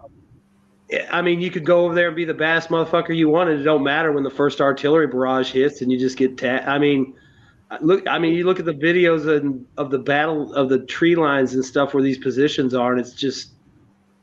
When I see Russian artillery go, it looks intimidating. I've always been when I saw the U.S. Air Force kind of going and bombing, it's like, and that is also kind of like the shock and awe.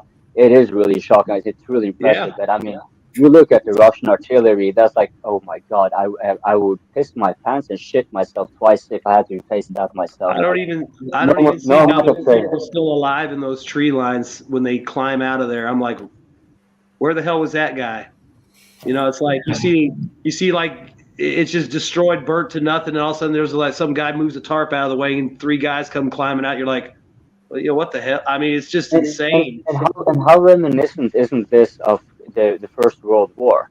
right? Because they had to man their trenches and so forth, even though they knew they were going to be blasted to the shit. They had artillery like the Russians, and more so, right? The Russians seem to be employing the same strategy as the Germans did against the French. Once the Germans had managed, like they couldn't advance closer to Paris, that's why their trenches were usually better built and equipped and so forth than the French one. Was because the Germans knew that, okay, well, we have to consolidate the position. We don't have to push on yet. The impetus is on the French, and the French was very aware of that, and this became very problematic for the French for a lot of reasons. But France was still somewhat in parity to Germany, so to speak. I mean, obviously Germany was stronger, but if you compared Ukraine to Russia, and you see this happening with all, like they are forced into the impetus of an offensive without any parity in other weapon systems and so forth. And you see that the NATO equipment coming in, the Russians have an answer for that, and they generally seem to be capable of, maybe not right away or maybe not in transit, but they will generally wear it out and take it out. And then the war just keeps on grinding off. And the only response the Ukrainian army really has, regardless of equipment being delivered, is basically, rounding up a bunch of a pig farm or something like that and send, a Poshmark right into these front lines, not having who is most likely to be forcefully sent into what would be the equivalent of penal battalions. Well, that would be dissidents, and that will quickly have a chilling effect. You start to say like, oh no, maybe we should try to see if we can get along with our neighbor before they completely fucking crush us. Then or like maybe we don't have to give up, but maybe we should at least try to have a dialogue. You seem like one of those defeatists. Let's put you in the front line, and yeah, we need some cannon fodder over at Kherson or wherever, right? Like I wouldn't be surprised if, considering that they have removed the workers' rights on pretty much all fronts, about for the 70% of the economic sector in Ukraine, basically allowing their oligarchs to have like full prey on them at will. And that means also, of course, when it comes to the war effort, they can choose, and basically, they quite a lot of them, as far as I get it, they aren't adequately trained. There are those who are sent to Poland and so forth, and we can see the result of that. But when they're faced up to this artillery superiority and all the other measurements that the Russians can do to maintain that kind of firepower, they kind of end up in a position where they have to repeat World War I, no matter how much they know that they might be repeating history, and that this is definitely not a sustainable strategy for them in the long run. How I don't see how they would otherwise do it, right? And so it's like, but it's like terrible for them right now, because now even if they were able to, even if like the extremists that would generally try to threaten Zelensky if he tried to put peace on the table, like now Putin would just say like, no, we'll just see how this winter goes, maybe, or whatever, right? Like it's still going to be, and while this goes on the surface, and it's like, oh, this village here or whatever here, we are of course not fed really, we cannot also know, oh, the ignorance is the universality here, right? But we do know one thing for sure: there's a lot of people getting, if they even survive, maybe they didn't even want to, they get blown into several, like vaporized in some cases.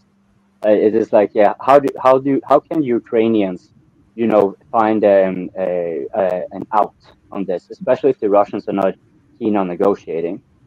Are we going? Should we as NATO send, for example, Ukraine more weapons and see if they can get a stronger bargaining chip? Like we haven't gotten a single suggestion that is remotely realistic from the NATO leaders on how to actually win this war, which is a pretty big red flag for anyone. Like, no matter, oh, please, random person. How is that working out in Russia regarding how does the propaganda? I'm not sure how well you are oriented on Western propaganda, but I would like to kind of hear as I mentioned earlier, and I live in the European Union in Southern Europe. I won't specify, but yes, I used to live in Russia. Russia is doing its own propaganda, but as far as I'm concerned, and I'm seeing in news here, it's no different from the Western one. I mean, everyone has its propaganda, and everyone tells its story. I think that people at least buy it. from both sides, as I have seen. And I think the Russians will keep fighting indefinitely. I think Putin just went all in, and they thought like, well, okay, we might not want to fight, but more and more people are joining, and I think they are will be fighting until the bitter end. The only thing I see Russian losing, this conflict is the collapse of its government. Did I understand you correctly? You're saying that you are observing that Russia is increasing militarization, like quite significantly. Like there's a lot of volunteers, because I remember that Putin at some point had to make a public announcement regarding partial mobilization. Today, I think today in a news channel, I don't remember which one, they were about the volunteers were presented in media, but they were volunteers carrying, food and etc. And there were like 30,000 of them. So there are a lot of people. And also, don't forget that the territories near Ukraine, we have relatives in Ukraine. So whoever we like it or not, we help them. However, with any means. And if it's a little hard situation, but Russians are with Putin, and his war or special military operation, whatever you want to call it, I think they will be fighting for the bitter end. Do you often observe that Western propaganda is sorry, Leo. Oh, sorry. Didn't Putin have a speech recently where he said that there would be no more mobilizations after the last one? I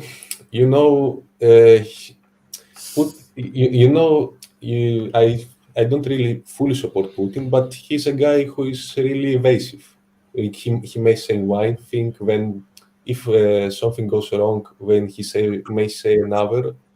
But as far as I'm concerned, and my family were, tell us that people are not giving up on war,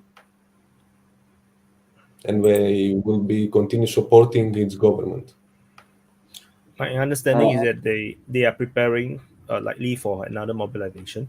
They are prepared, but they just waiting for the instruction to do it. But definitely the entire structure is now prepared, because the first one is just try and error to get everything right. Because if we all know that 300,000 troops is not enough to conquer Ukraine, it's just not enough. You need at least 1 million troops, which is why I repeated quite a number of times that I'm expecting at least two more partial mobilization of 300,000 each, and so it might take another half a year before that will to go through these two mobilizations, because it's just not enough. 300,000 is still not enough, even though it's already way more than it was before. Why do you think? So you think that it basically necessitates, for the sake of optics, it necessitates Russia to actually do make some offensives where they make some more significant territorial gains, just to kind of have an excuse for when let's say the Ukrainians make another move again, then will be like or new weapon systems or whatever, they can then justify the second mobilization. Maybe, I'm not sure, because it feels a lot like Putin is a very conservative guy. Regardless what the Western propaganda like to say, he's so slow, so conservative. He don't rush into things, so it feels to me like he's just holding back, and he want to see what's the reaction of the West. So okay, I'm going to do 300,000 first, and then we will have some small victories on the ground. We see how it goes, see how the West reacts. If they're going to tone down, then they're going to have negotiation and they can end the war. But if they don't, they continue to escalate. Maybe they like all the talk about F-16s and M1 Abrams and whatever. Okay, so then they will do another mobilization. They just ramp up, because how many Russian soldiers do Ukraine need to kill before they can win the war? Easily 500,000 at least. How are you going to kill 500,000 soldiers? Do the West even have that kind of guts to support so much military for Ukraine, so much ammunition and weaponry to kill 500,000 soldiers? Well, but can the Ukrainians even, but in the long run, can the Ukrainians even set it up? I mean, they have a tremendous depth already. Much of their critical infrastructure is getting destroyed, and this, of course, will continue with bridges and road, and they will start getting in tatters. And so it doesn't necessarily have to be a battle on the battlefield anymore, because no matter how much of an army you, in theory, could muster, you really can't do much about it. Like, how are you going to be training without electricity? How are you going to be there's going to be so many issues that are complicating. Like, up until now, Ukraine has had it on like tutorial mode, not even easy mode, it's tutorial mode. They are allowed to have training facilities outside their border. They have let most of their infrastructure been alone, right? And now the Russians are increasingly starting to do like what NATO usually does.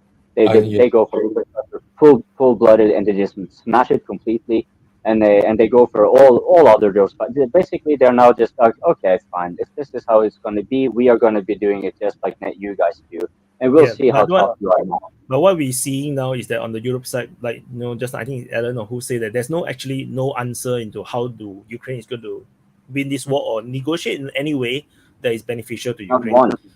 So there's zero. So which means that the only solution is still military now. But so why I say 500,000? Because 500,000 is hardly enough. It's not even like 10% of what Russian military is, with all the reserves and everything. But 500,000 soldiers killed is enough to create political crisis. But to kill 500,000 soldiers is so hard.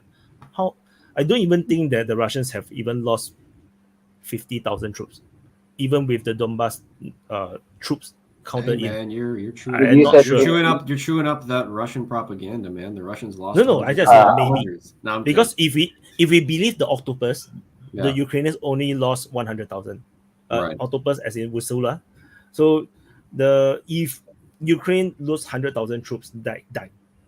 Russian side are not likely to be that number. It's probably lower, maybe between 50,000 to 80,000, including mainly the people who died are the Donbass troops, Donbass militias. Well, if it's 50,000 to 80,000, they went in. This is why I kind of question the 500,000. I don't see that necessarily being a prerequisite that 500,000 Ukrainian soldiers have to die, because there are so many other tensions building up over time. No, I'm talking about Russian troops have to die. No, yeah, that's what I'm talking about, right? If we're talking about Russian casualties, just do the math. Russia came in with 200,000 soldiers, right, at the beginning, right? 250, 200,000, something like that. If they've lost, let's be super, super liberal with it and say they've lost like 90,000, 80,000 soldiers, wounded and dead. That would fundamentally make that original 200,000, 250,000 troop deployment combat ineffective. You cannot lose a quarter of your soldiers, right, or more, almost half of your soldiers, and still be combat effective. So to see Russia... Well, I mean, they could be rotating troops around from other borders, and then they could masquerade it in some way, because we're not talking about passive mobilization. We're talking about reinforcements, which are kind of a little bit more I haven't even gotten to the mobilization yet. Because if we get to mobilization, that's an extra 300,000 troops, right? If you're backing which is nothing for Russia. That's like that's such a small percentage. Drop in the bucket. Not even that is right. We are not counting the volunteers. We are not counting that's why I also get the impression, like, if Russia were to actually go for any sort of, because the optics would be then for territorial things, right? But the optics can backfire rather easily with high casualties. However, Russia is such a big country. I'm kind of suspecting they might be able to kind of mask the effect of that towards most of the population to an extent that they can actually take it if necessary. So they might do it. But I think, like, from a strategic point of view, they kind of seem to be sitting so well that they don't actually why would they only be committing then 80,000 or 300,000? They want to be prepared. They want to lower the amount of casualties. And then maybe it's also like we don't really need to defeat Ukraine completely, because at some point we can have them come to us, because in the end, we can have them come begging to us for what terms are acceptable. Okay, like whatever. Well, that goes back to like the wave tactics, right? We were talking about how the Ukrainian tactics and the Ukrainian losses are getting mounted so high because they don't have the coordination among their forces. So where do the Russian casualties come from? Are they also using these human wave tactics? Because I don't see it. So I think Vaun wanted to make a point. That's my question. Vaun's been wanting to make a point since 5 minutes ago. Yeah, go ahead. Well, I was just going to say, as far as the Never mind. Go. I'll think about it again. Just give me a sec. So that's why I was saying for Ukraine. So let's look from the Ukrainian perspective. So Ukraine is fighting against effectively a superpower. So how are you going to win against a superpower? You have to. The only way is you incur unacceptable casualties. So that's like how the United States lost the Vietnam War, because it's just too much. So the number I'm picking up from the air is 500,000. How do you kill 500,000 Russian soldiers?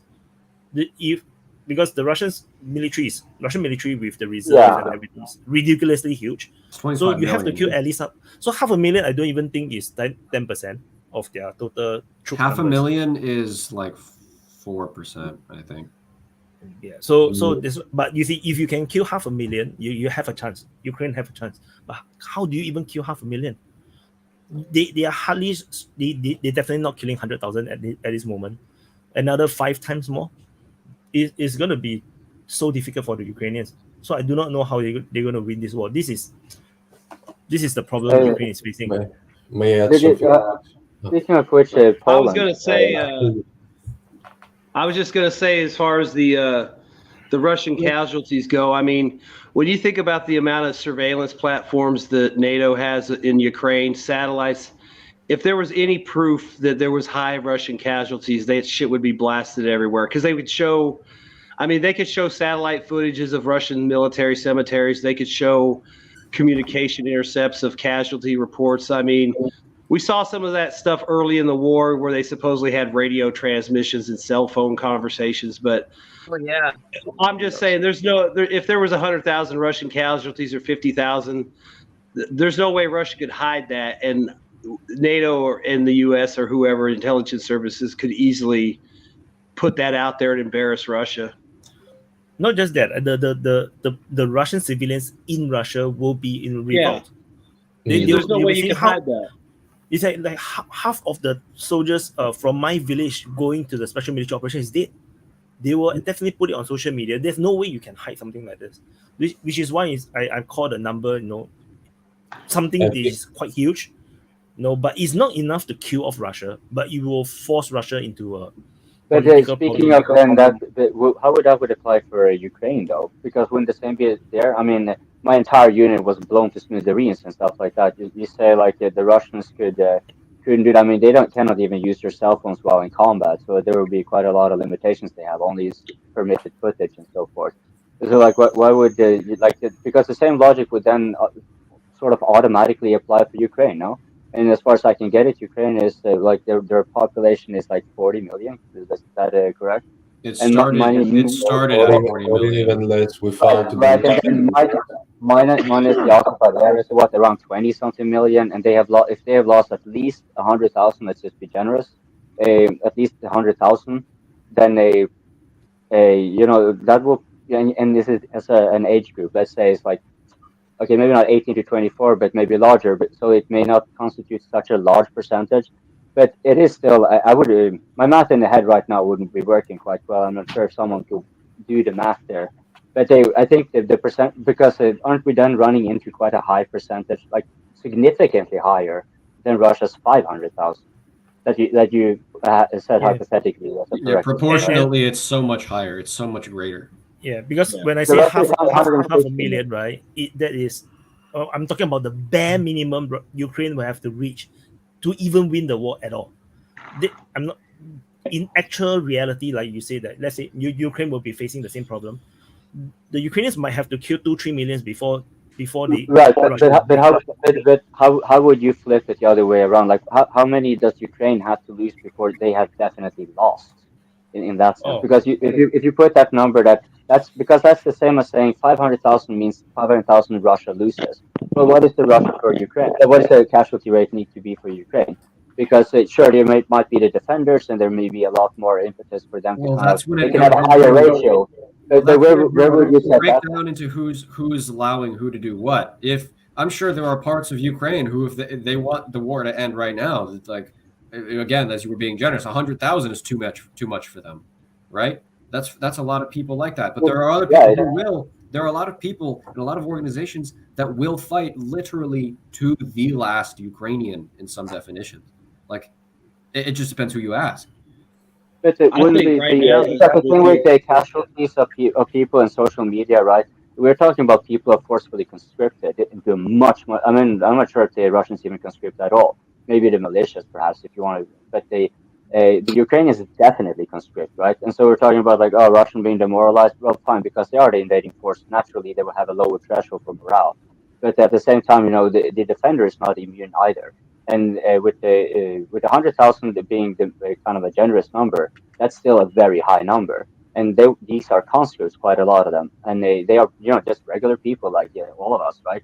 Or maybe not all of us, but some of us are professionals. But I have been a conscript, right? Like I know that while I know how to shoot a gun and shit like that, I know some basics with whatever field I was trained in then and there. I am no match to a professional. Like if you pit a 1,000 of me against 100 professional, we will be wiped down. We will maybe be lucky shots with a few, right? And especially we were talking about advanced equipment, this kind of and so again, we alluding back to like where's the morale threshold for Russia? Well, fine, let's say 500,000. That seems like a fairly impossible task.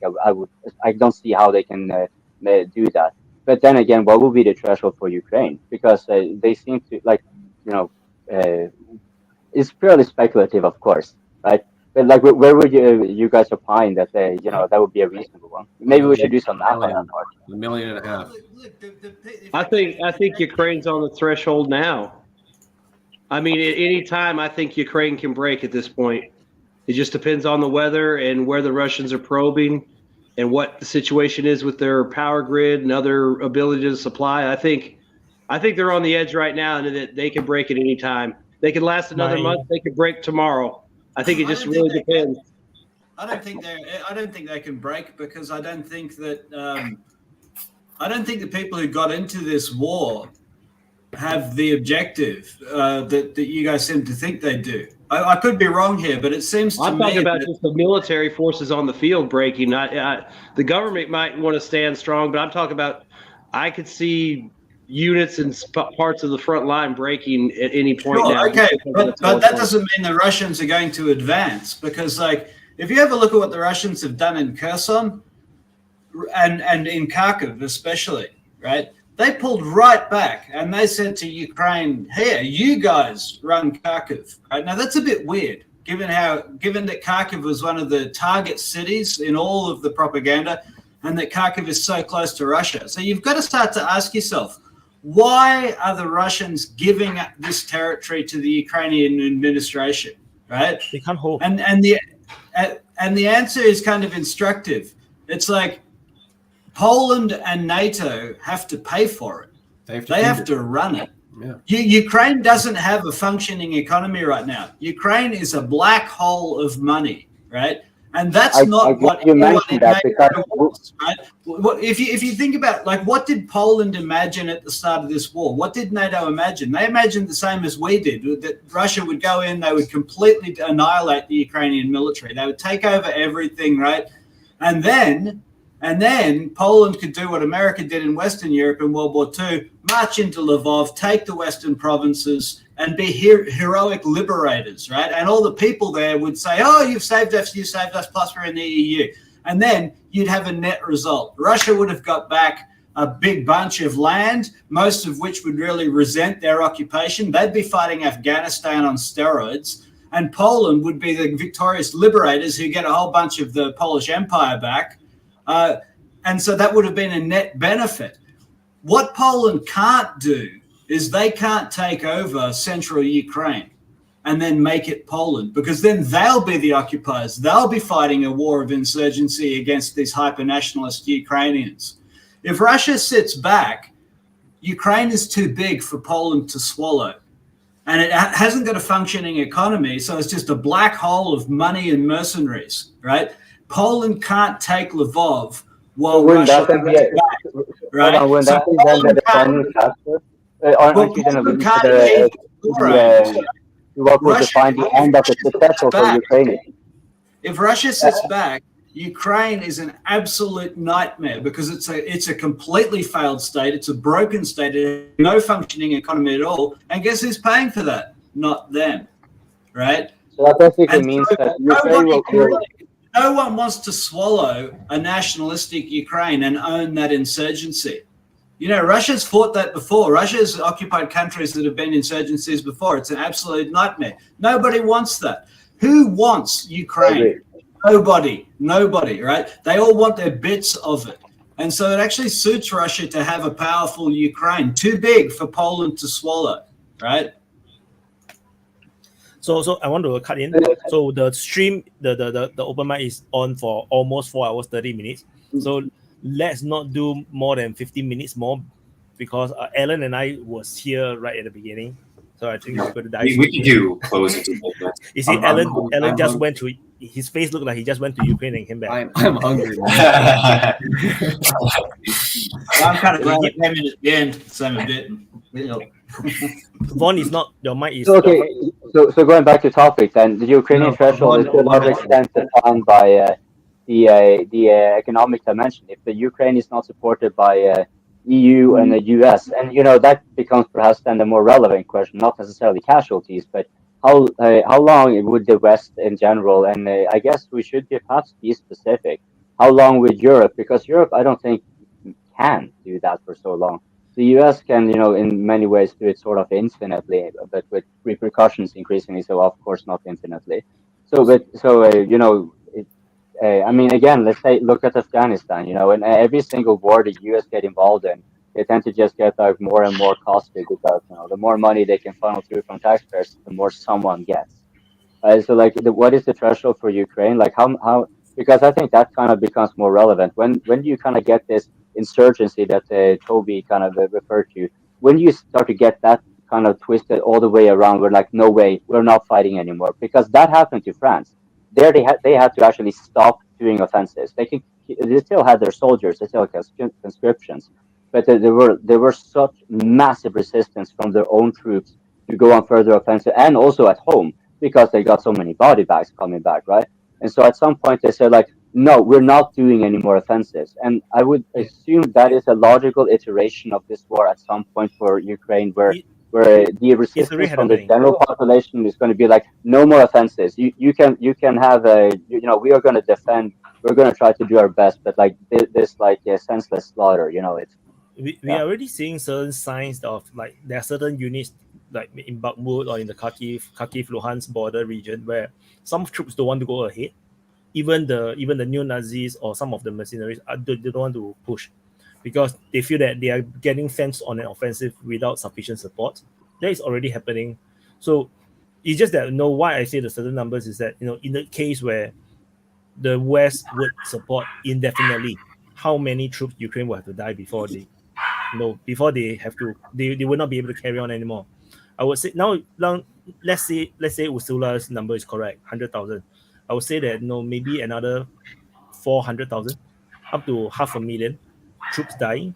I think that would be the breaking point. I think Ukraine will not be able to carry on the war. Well, 100,000 is a conservative estimate because there are already confirmed 100,000 obituaries in relation to this war. So because if let's say 500,000 troops is dead, that will also mean 2 million casualties, because there will be another 1.5 million that will be maimed and, you know, totally injured and out of action. 2 million guys out is, I think Ukraine is for a country of 28 million. Then I don't think you can carry on the war anymore. But that's my opinion. You know, that's my opinion. In the case where USA or NATO will just carry on and go through with the pain and just continue to support the war, I think that's the threshold. Beyond that, I think Ukrainian people will just overthrow the government. That's how I feel. Because the SBU will be sent to war. You know, even the SBU people, they are enjoying life now. They'll be sent to war because you just cannot allow to have all these well-able people to. Do you think around. that if the people overthrow the government, German was sending old men and little boys by the end? Well, yeah, no, it's dependent on the psychology of the country. Are they willing to actually fight until the last person? If you the Germans were able to coerce the senior citizens, and this is not an unusual thing to be happening in war in like desperate situations, but like it will say, you know, to a higher degree in Nazi Germany, especially if we're thinking about like around Berlin and so forth. they used a lot of penal battalions where they had not just forced conscripts, but people they wanted just like they used people as minesweepers, right? Like it's so but the thing with the Ukraine, getting in this the way the Germans did it, it was kind of like here you have a rifle because you have probably some hunting experience. Most people your age do. Here, fuck off, go and kill them, and then they die. Sorry for the language, by the way. The Ukrainians may be able to mobilize to some extent like that, but I find it hard to believe that they will be able to. I don't kind of see that they're so dictatorially bound, like so totalitarianly bound in such a grip that like Nazi Germany was, because it was, after all, like a fairly peculiar case of refusing any form of capitulation and so forth. Sorry, Vaun. Yes. Oh, I was going to say, like I said earlier, how much equipment are they hiding in Western Ukraine? How many soldiers are hiding in Western Ukraine, under the guise of being in territorial? I mean, how many well-equipped, able-bodied men are hiding in Ukraine because they don't want to go east? I mean, even the Germans knew going to the east during World War II was a death sentence, and they were well-equipped and trained at the time. Well, okay, well, here's another question. How many soldiers do you think are currently in the Ukrainian armed forces, including foreign everybody? What do you think the general total is, or at least a million at least? About a million? Without the death toll, I'd say at least 700,000, maybe. Okay, so let's take fall the right in dead the out, middle. maybe 500 left. Yeah, let's fall right in the middle and say like 800, right? Let's say there's about 800,000 personnel in the Ukrainian armed forces from every from every side. How many of those are actually combat effective personnel? How many of those personnel do you need to have manning every single checkpoint in Ukraine? How many of the personnel do you need to have manning the border with Belarus and Russia? How many of those soldiers can you actually use in combat before the rest of the security around your country breaks down? How many do you need against Poland? So let's say I say 500,000 would be of these 700 to 800,000. Maybe 500,000 really can fight. Like they went to the West to train. They might be pre-war soldiers. So maybe half 500,000, which is why I say, if 500,000 troops die, they are effectively gone. That means every single soldiers that is upcoming, they are just new soldiers. There is no more experienced soldier left. Yeah. This is why that there will be the collapse, because you cannot operate with totally no veterans, no sergeants, no staff sergeants. It's not possible to fight the war. But to get there, that will be another half a year to 1 year of combat. Well, if it starts to break down, right, what do you think Azov will do to the Ukrainian government? Because Azov does have a significant hand inside of the Ukrainian. I think I'm pretty sure the US would drop off Azov to be able to actually coerce and take over the government, because they have been arming them already, right? So why not? They arm Azov, and or not necessarily Azov specifically, but it will be some of those closely affiliated. They will have them be able to maintain a military grip, because Americans like doing that often. So they will do that to Ukraine as well, because why, of course. But it will be hard, I feel, because if they want to take over, half a year ago, they still have somewhat the power. Now it's already starting to get a bit challenging. If you say they're going to lose another 200,000 troops up on top of the 100,000 troops now, I'm not even sure if they dare to take over the government, because there might be. These are probably quite shrewd people, so we shouldn't be too surprised if they were to be taking all these fresh conscripts and so forth. That the casualties are minimized, relatively speaking, on their political those who are politically loyal to take over the state in that way, right?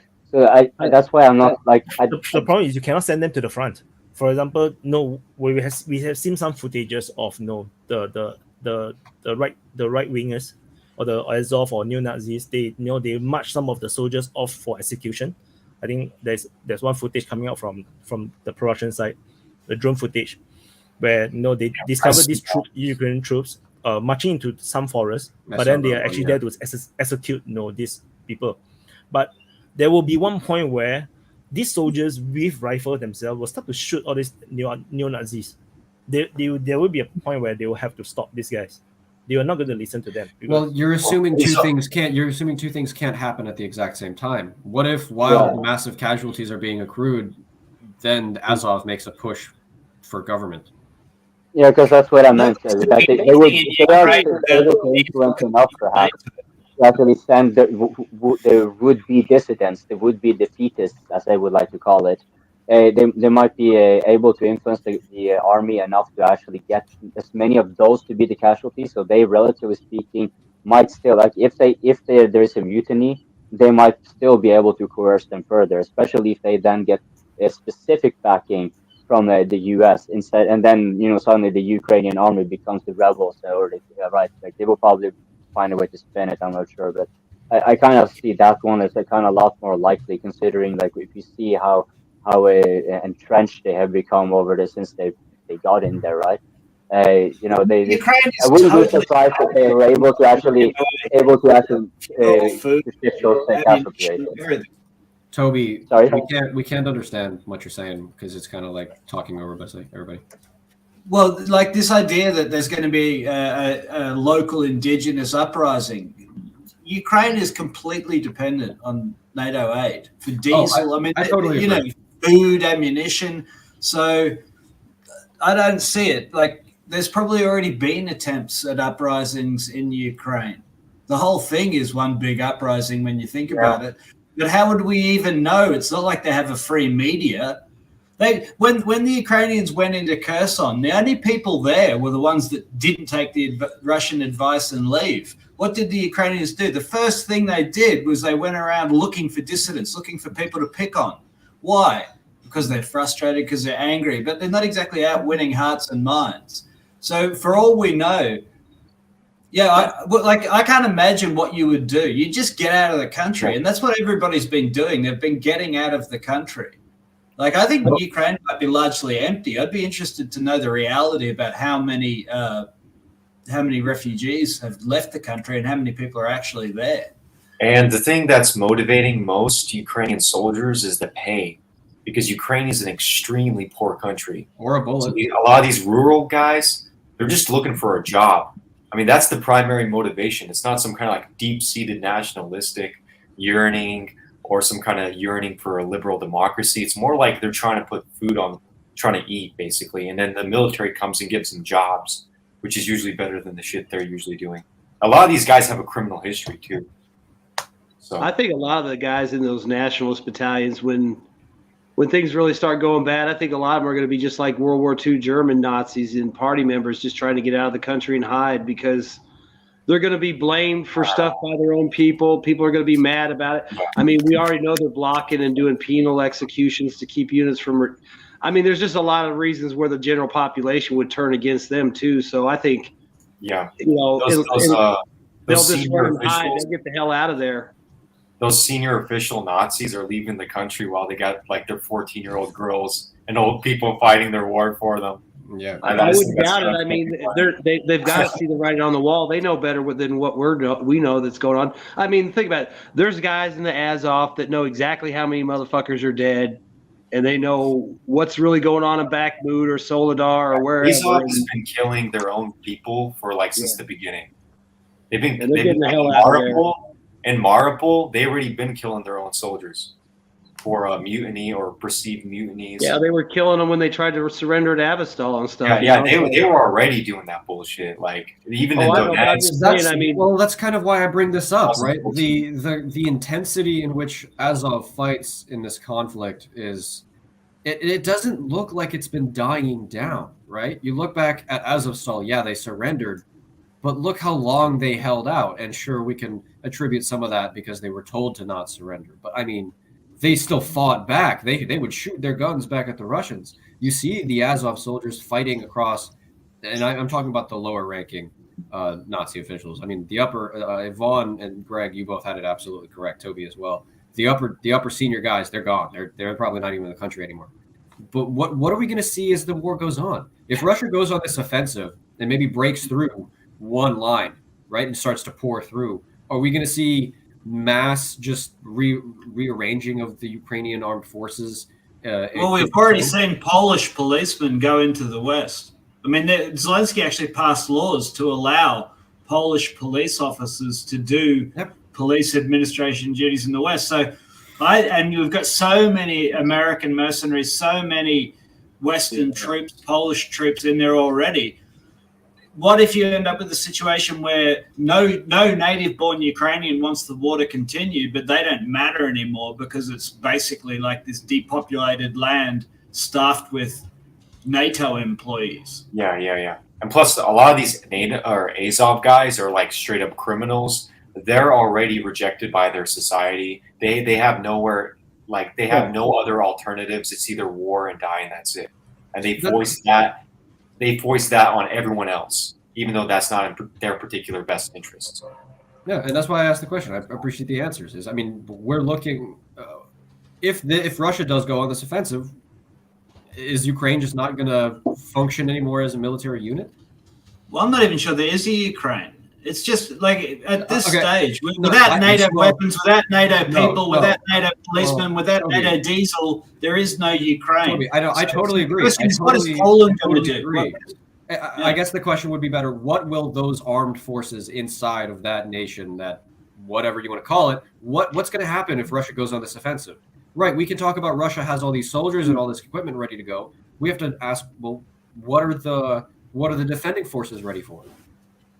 Are they ready for? Well, they probably want Russia to go on the offensive, and then they'll broker a peace, and they'll take the bits of Lvov and the rest of it that they claim as their ancestral homelands. All of the aristocrats in the EU will get their traditional land holdings back. Russia will get given this broken, burnt-out country that they can reconstruct, and they can have whatever is left of the Azov militants, and everyone will go home happy. Oh, yeah. And I think that was the whole point at the start of the war. I mean, nobody actually expected Ukraine to beat Moscow and march into Moscow. Nobody. If you ever look at like what NATO's been saying Russia has got to do, it's absurd. It's stupid. They've got to completely surrender. They've got to give up their nukes. They've got to abandon Payton. He's got to resign. They've got to mea culpa. It's absolutely absurd. They're so nobody breaking apart Russia as a country. Yeah. Nobody is making serious suggestions, which tells you something. It tells you that they don't expect Ukraine to win. This whole thing from the very beginning just stinks of an exercise to break up Ukraine. Yeah. From both sides. Sides. It reminds me of Yugoslavia in some way. And then the final end point of Ukraine could be they become a small Ukraine like Serbia. Like Serbia they'll be landlocked, and then they'll be trapped, and then very hard geopolitical situation for them to deal with. The sort of situation where Serbia is being surrounded in a way by the former Yugoslav states, and then they have all their hands tied geopolitically. They can't do much things, and then landlocked, and then their support will be so far away. Russia trying to support Serbia is nearly impossible. It looks like this for me in the long run. So anyway, is 4 hours 46 minutes is ridiculously long. So can we do some sum up? Everybody can have their last. We do closing statements. Yeah, closing statements, like we always do. But you can say about anything. You don't have to repeat the You can say I wish you guys would understand pizza with pineapple is the real pizza. Okay, that's my closing statement. Yep. That was your closing statement. Okay. Well, my closing statement is I'm excited for dinner right now, man. I'm hungry. And when William was in this chat before, he was talking about maybe making this more of a regular kind of thing. I'm not gonna lie, I would very much enjoy that. Maybe I'm a little bit too ambitious. I think I could find myself a niche. I do this mostly as a hobby right now, right? I mean, I don't know much. I ask these questions. I want to learn more. I think having some sort of podcast, have these questions answered, and having some sort of podcast where young people can come and actually not only participate, but see that dialogue is not dead, right? And we don't see that much anymore. And I would love for us to keep on doing this. I said this last time, I'm going to say it again. Please keep doing these. We need people to be able to talk like this. The haters in the chat are going to hate because they don't want to come. They want to show other faces, and that's hilarious. But nonetheless, please keep doing this. I think this war is a nightmare, and I wish it hadn't started because I remember the first week it ever started. My heart was in my gut for weeks after that because I couldn't believe it even happened. I was really surprised. My buddy texted me at midnight when the Russian my time midnight, when he got reports that there were Russian helicopters flying over to Kiev, and I was like, "Nuh-uh." So I hop on the internet and I'm like, my friend was telling me they're about to invade, and I was like, "Nah, that can't be right." No, my buddy, all he texted me, I remember, all he texted me was, "They invaded." I'm like, "Huh?"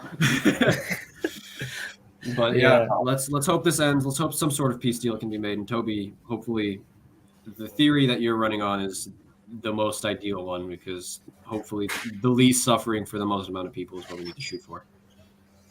Yeah. So for EmLill, we were actually doing our closing statements in case you didn't hear that part. Yeah. So I just want to add on to what Alan has said now, because of the suggestion from William, is eventually DPA is going to go bigger. That's my plan.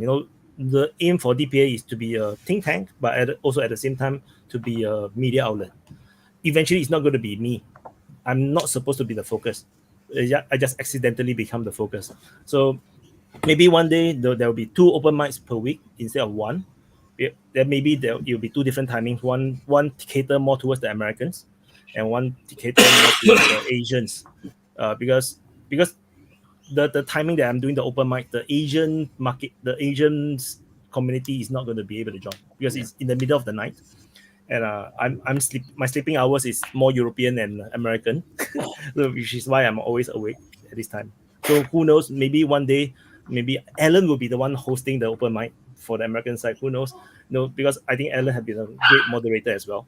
So, but we shall see how this move forward, because the management of the things, organizational things, is a bit complicated. We shall see how we move forward.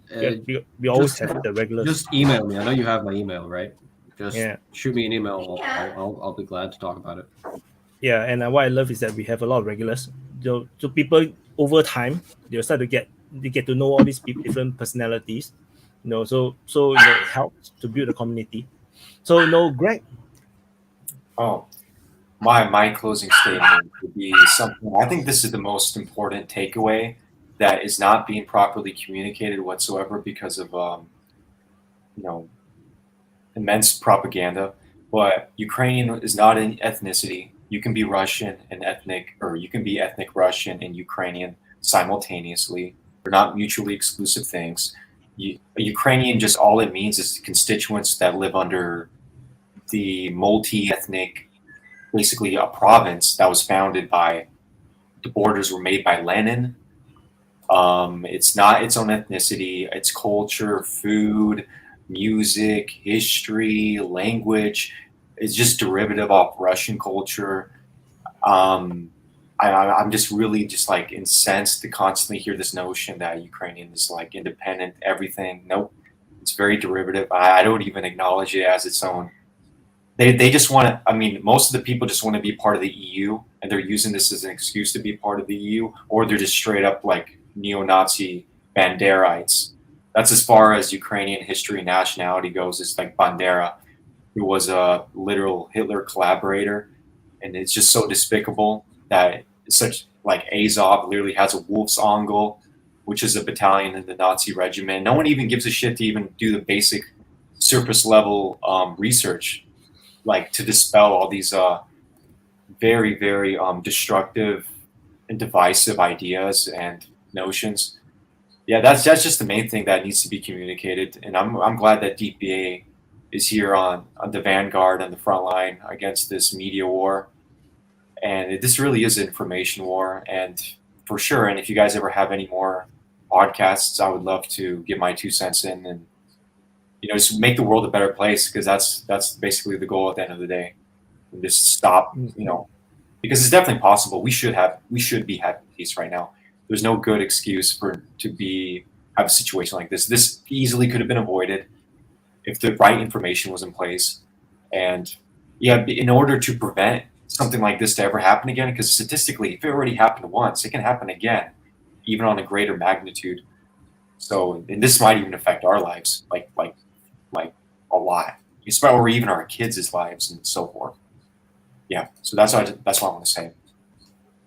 Thank you, Greg. I think maybe if you guys have any ideas, what kind of other shows you can do, especially with the regulars.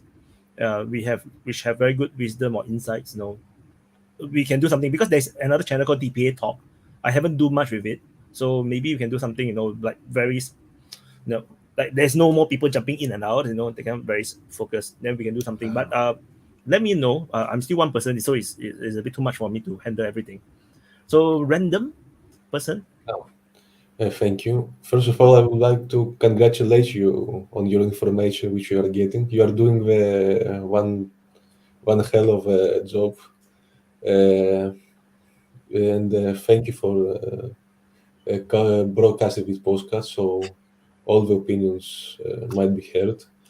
And thanks and people from chat for listening to us talking. I would like to say that we may say Ukraine this, Ukraine that, Russia this, NATO this, but in the end we are all people, and it's sometimes just stupid politics and geopolitics which divide us. I think nobody wants war. I think that we are all human, and for me especially, I believe that every Ukrainian is my brother, and I will continue thinking so, believing so, and I have nothing personal with NATO or Americans, because I think it's just politics. People don't want war. I mean, if all people were to vote right now, if in America or in Russia, in Ukraine, if send weapons, etc., we will all most likely vote for peace and stay strong and stay informed.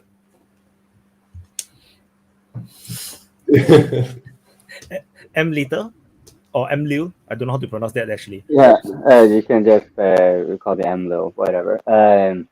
For things, sure.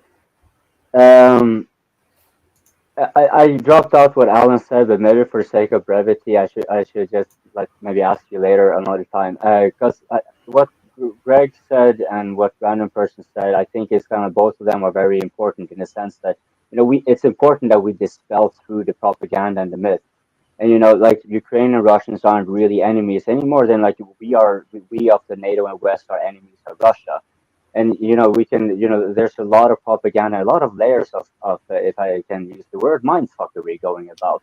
For example, this much of the Ukrainian farmland and so forth is owned by large American corporations, and they wanted to kind of push through a proposal here in the Norwegian government recently to kind of set down tariffs for the Ukraine so they could have open up the market. And what that would in fact would mean is they sell it as trying to help and aid Ukraine. But what it really means is us circumventing our own trade tariffs to allow, for example, US corporations to come in. Now, we may not necessarily have too much of a problem with that if we ourselves are able to kind of consolidate, because the fact of the matter is when they're saying oh yeah, we're helping Ukraine, it's actually yeah, maybe in a sense we're giving them weapons, but we are not actually proposing a way to give in peace. And we're actually just ruining their country and also ourselves with all these price hikes and the energy crisis for no good reason, really. And so when you see that there's several aspects, the economic factor cannot be ignored, right? That's where much of the incentives follow the money, right? And we see that being very much of those few people who really have actually some hand in it and does something to actually gain. They have if you start to actually look at your own leaders, they can often be considered as traitors, right? Because they don't really have your own interests in mind either. I would say the same for Norway, right? And people would say that oh, Norway is such a good country. Yeah, relatively speaking, but it's whether you're American or you're Norwegian or Singaporean or whatever, there's going to be a lot of illusions. You will have to fight in your own country, or Russian for that matter, of course. And they, whenever you see these authorities, these abstract constructs trying to convince us that, oh yeah, we're going to go and kill our fellow human here for some heroic reason, there's probably some bullshit. You should definitely activate a few bullshit detectors. And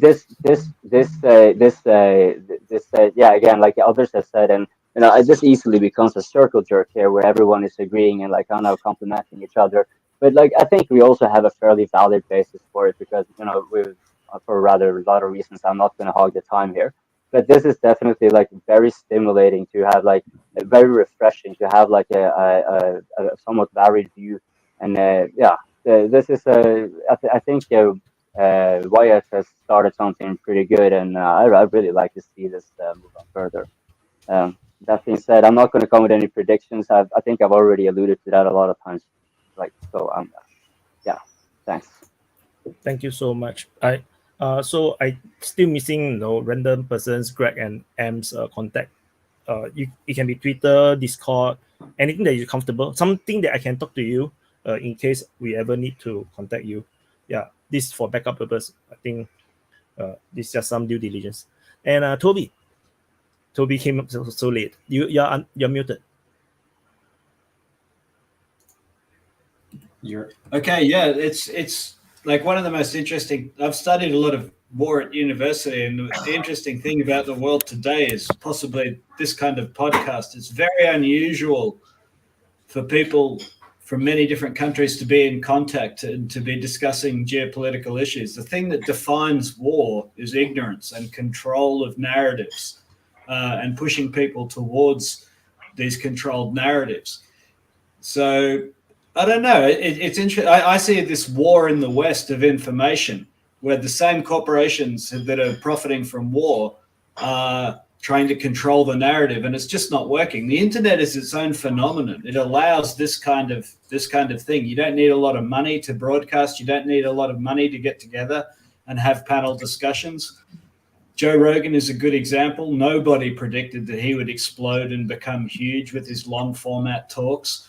So even though there's probably about 30 people watching this, like this format and the internet itself is going to be on the forefront of the conflict between the control of the narrative and the discussion of truth, which has always been, that's always been part of war, a big part of war.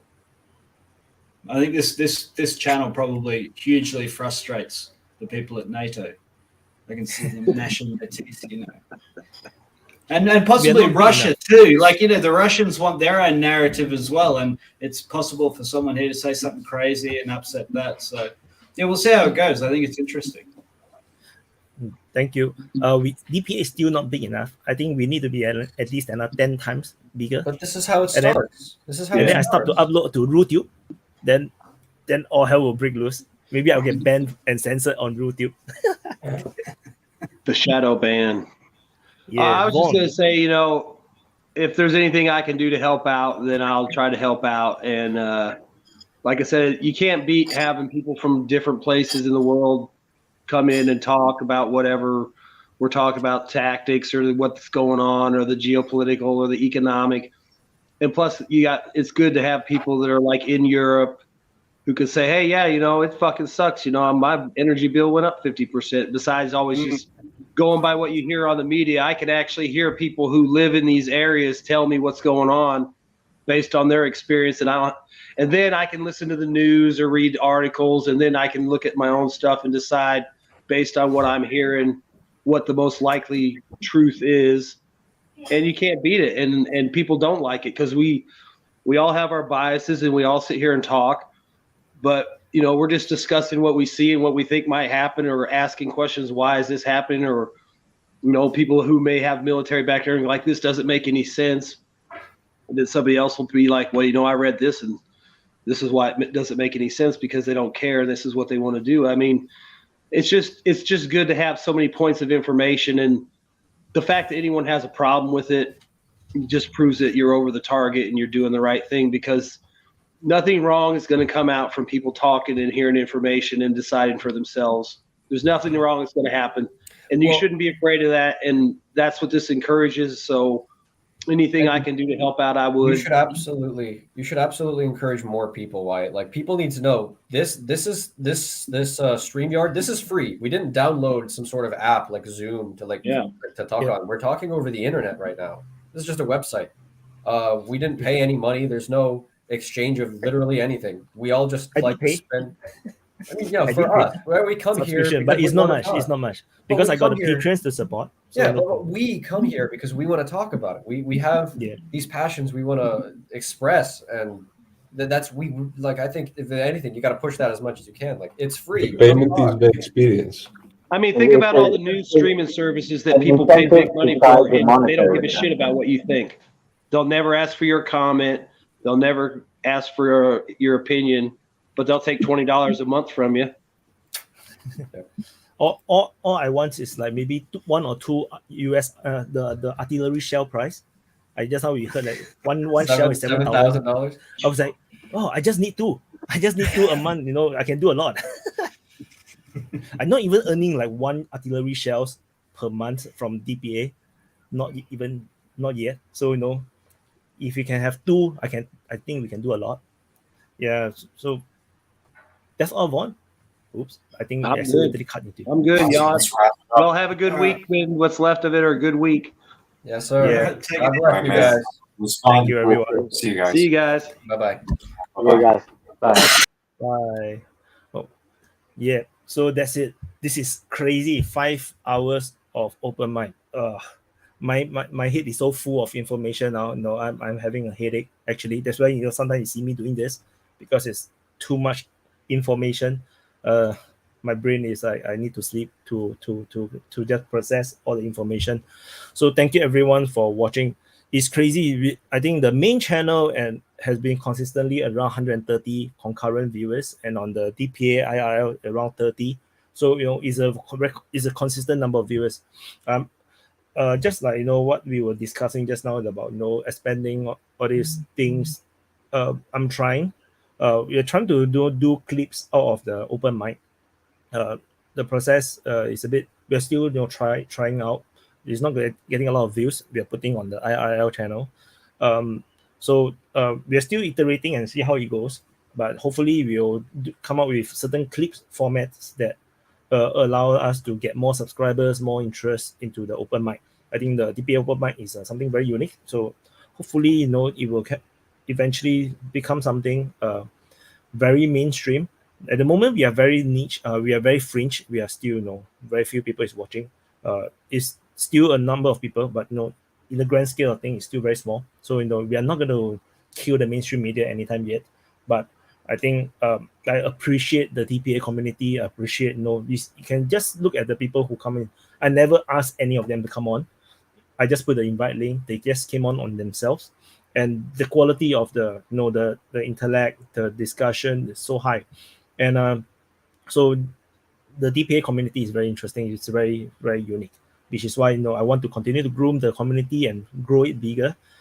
Which is why I also hope you guys will continue to support DPA, to continue to share and like the videos.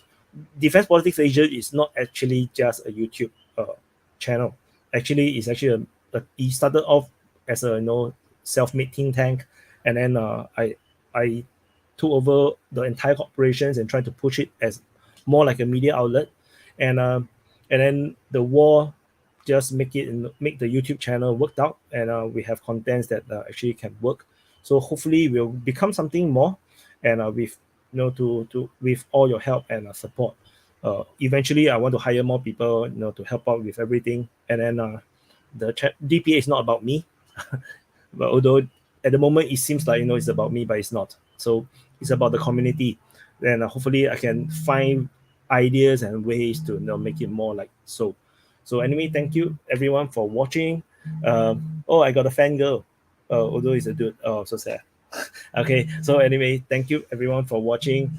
Please press the like button. Although usually live videos don't really have much reach. Anyway, it's okay. I just enjoy you guys having here. Thank you guys for watching, and I'll see you in the next update. Bye-bye.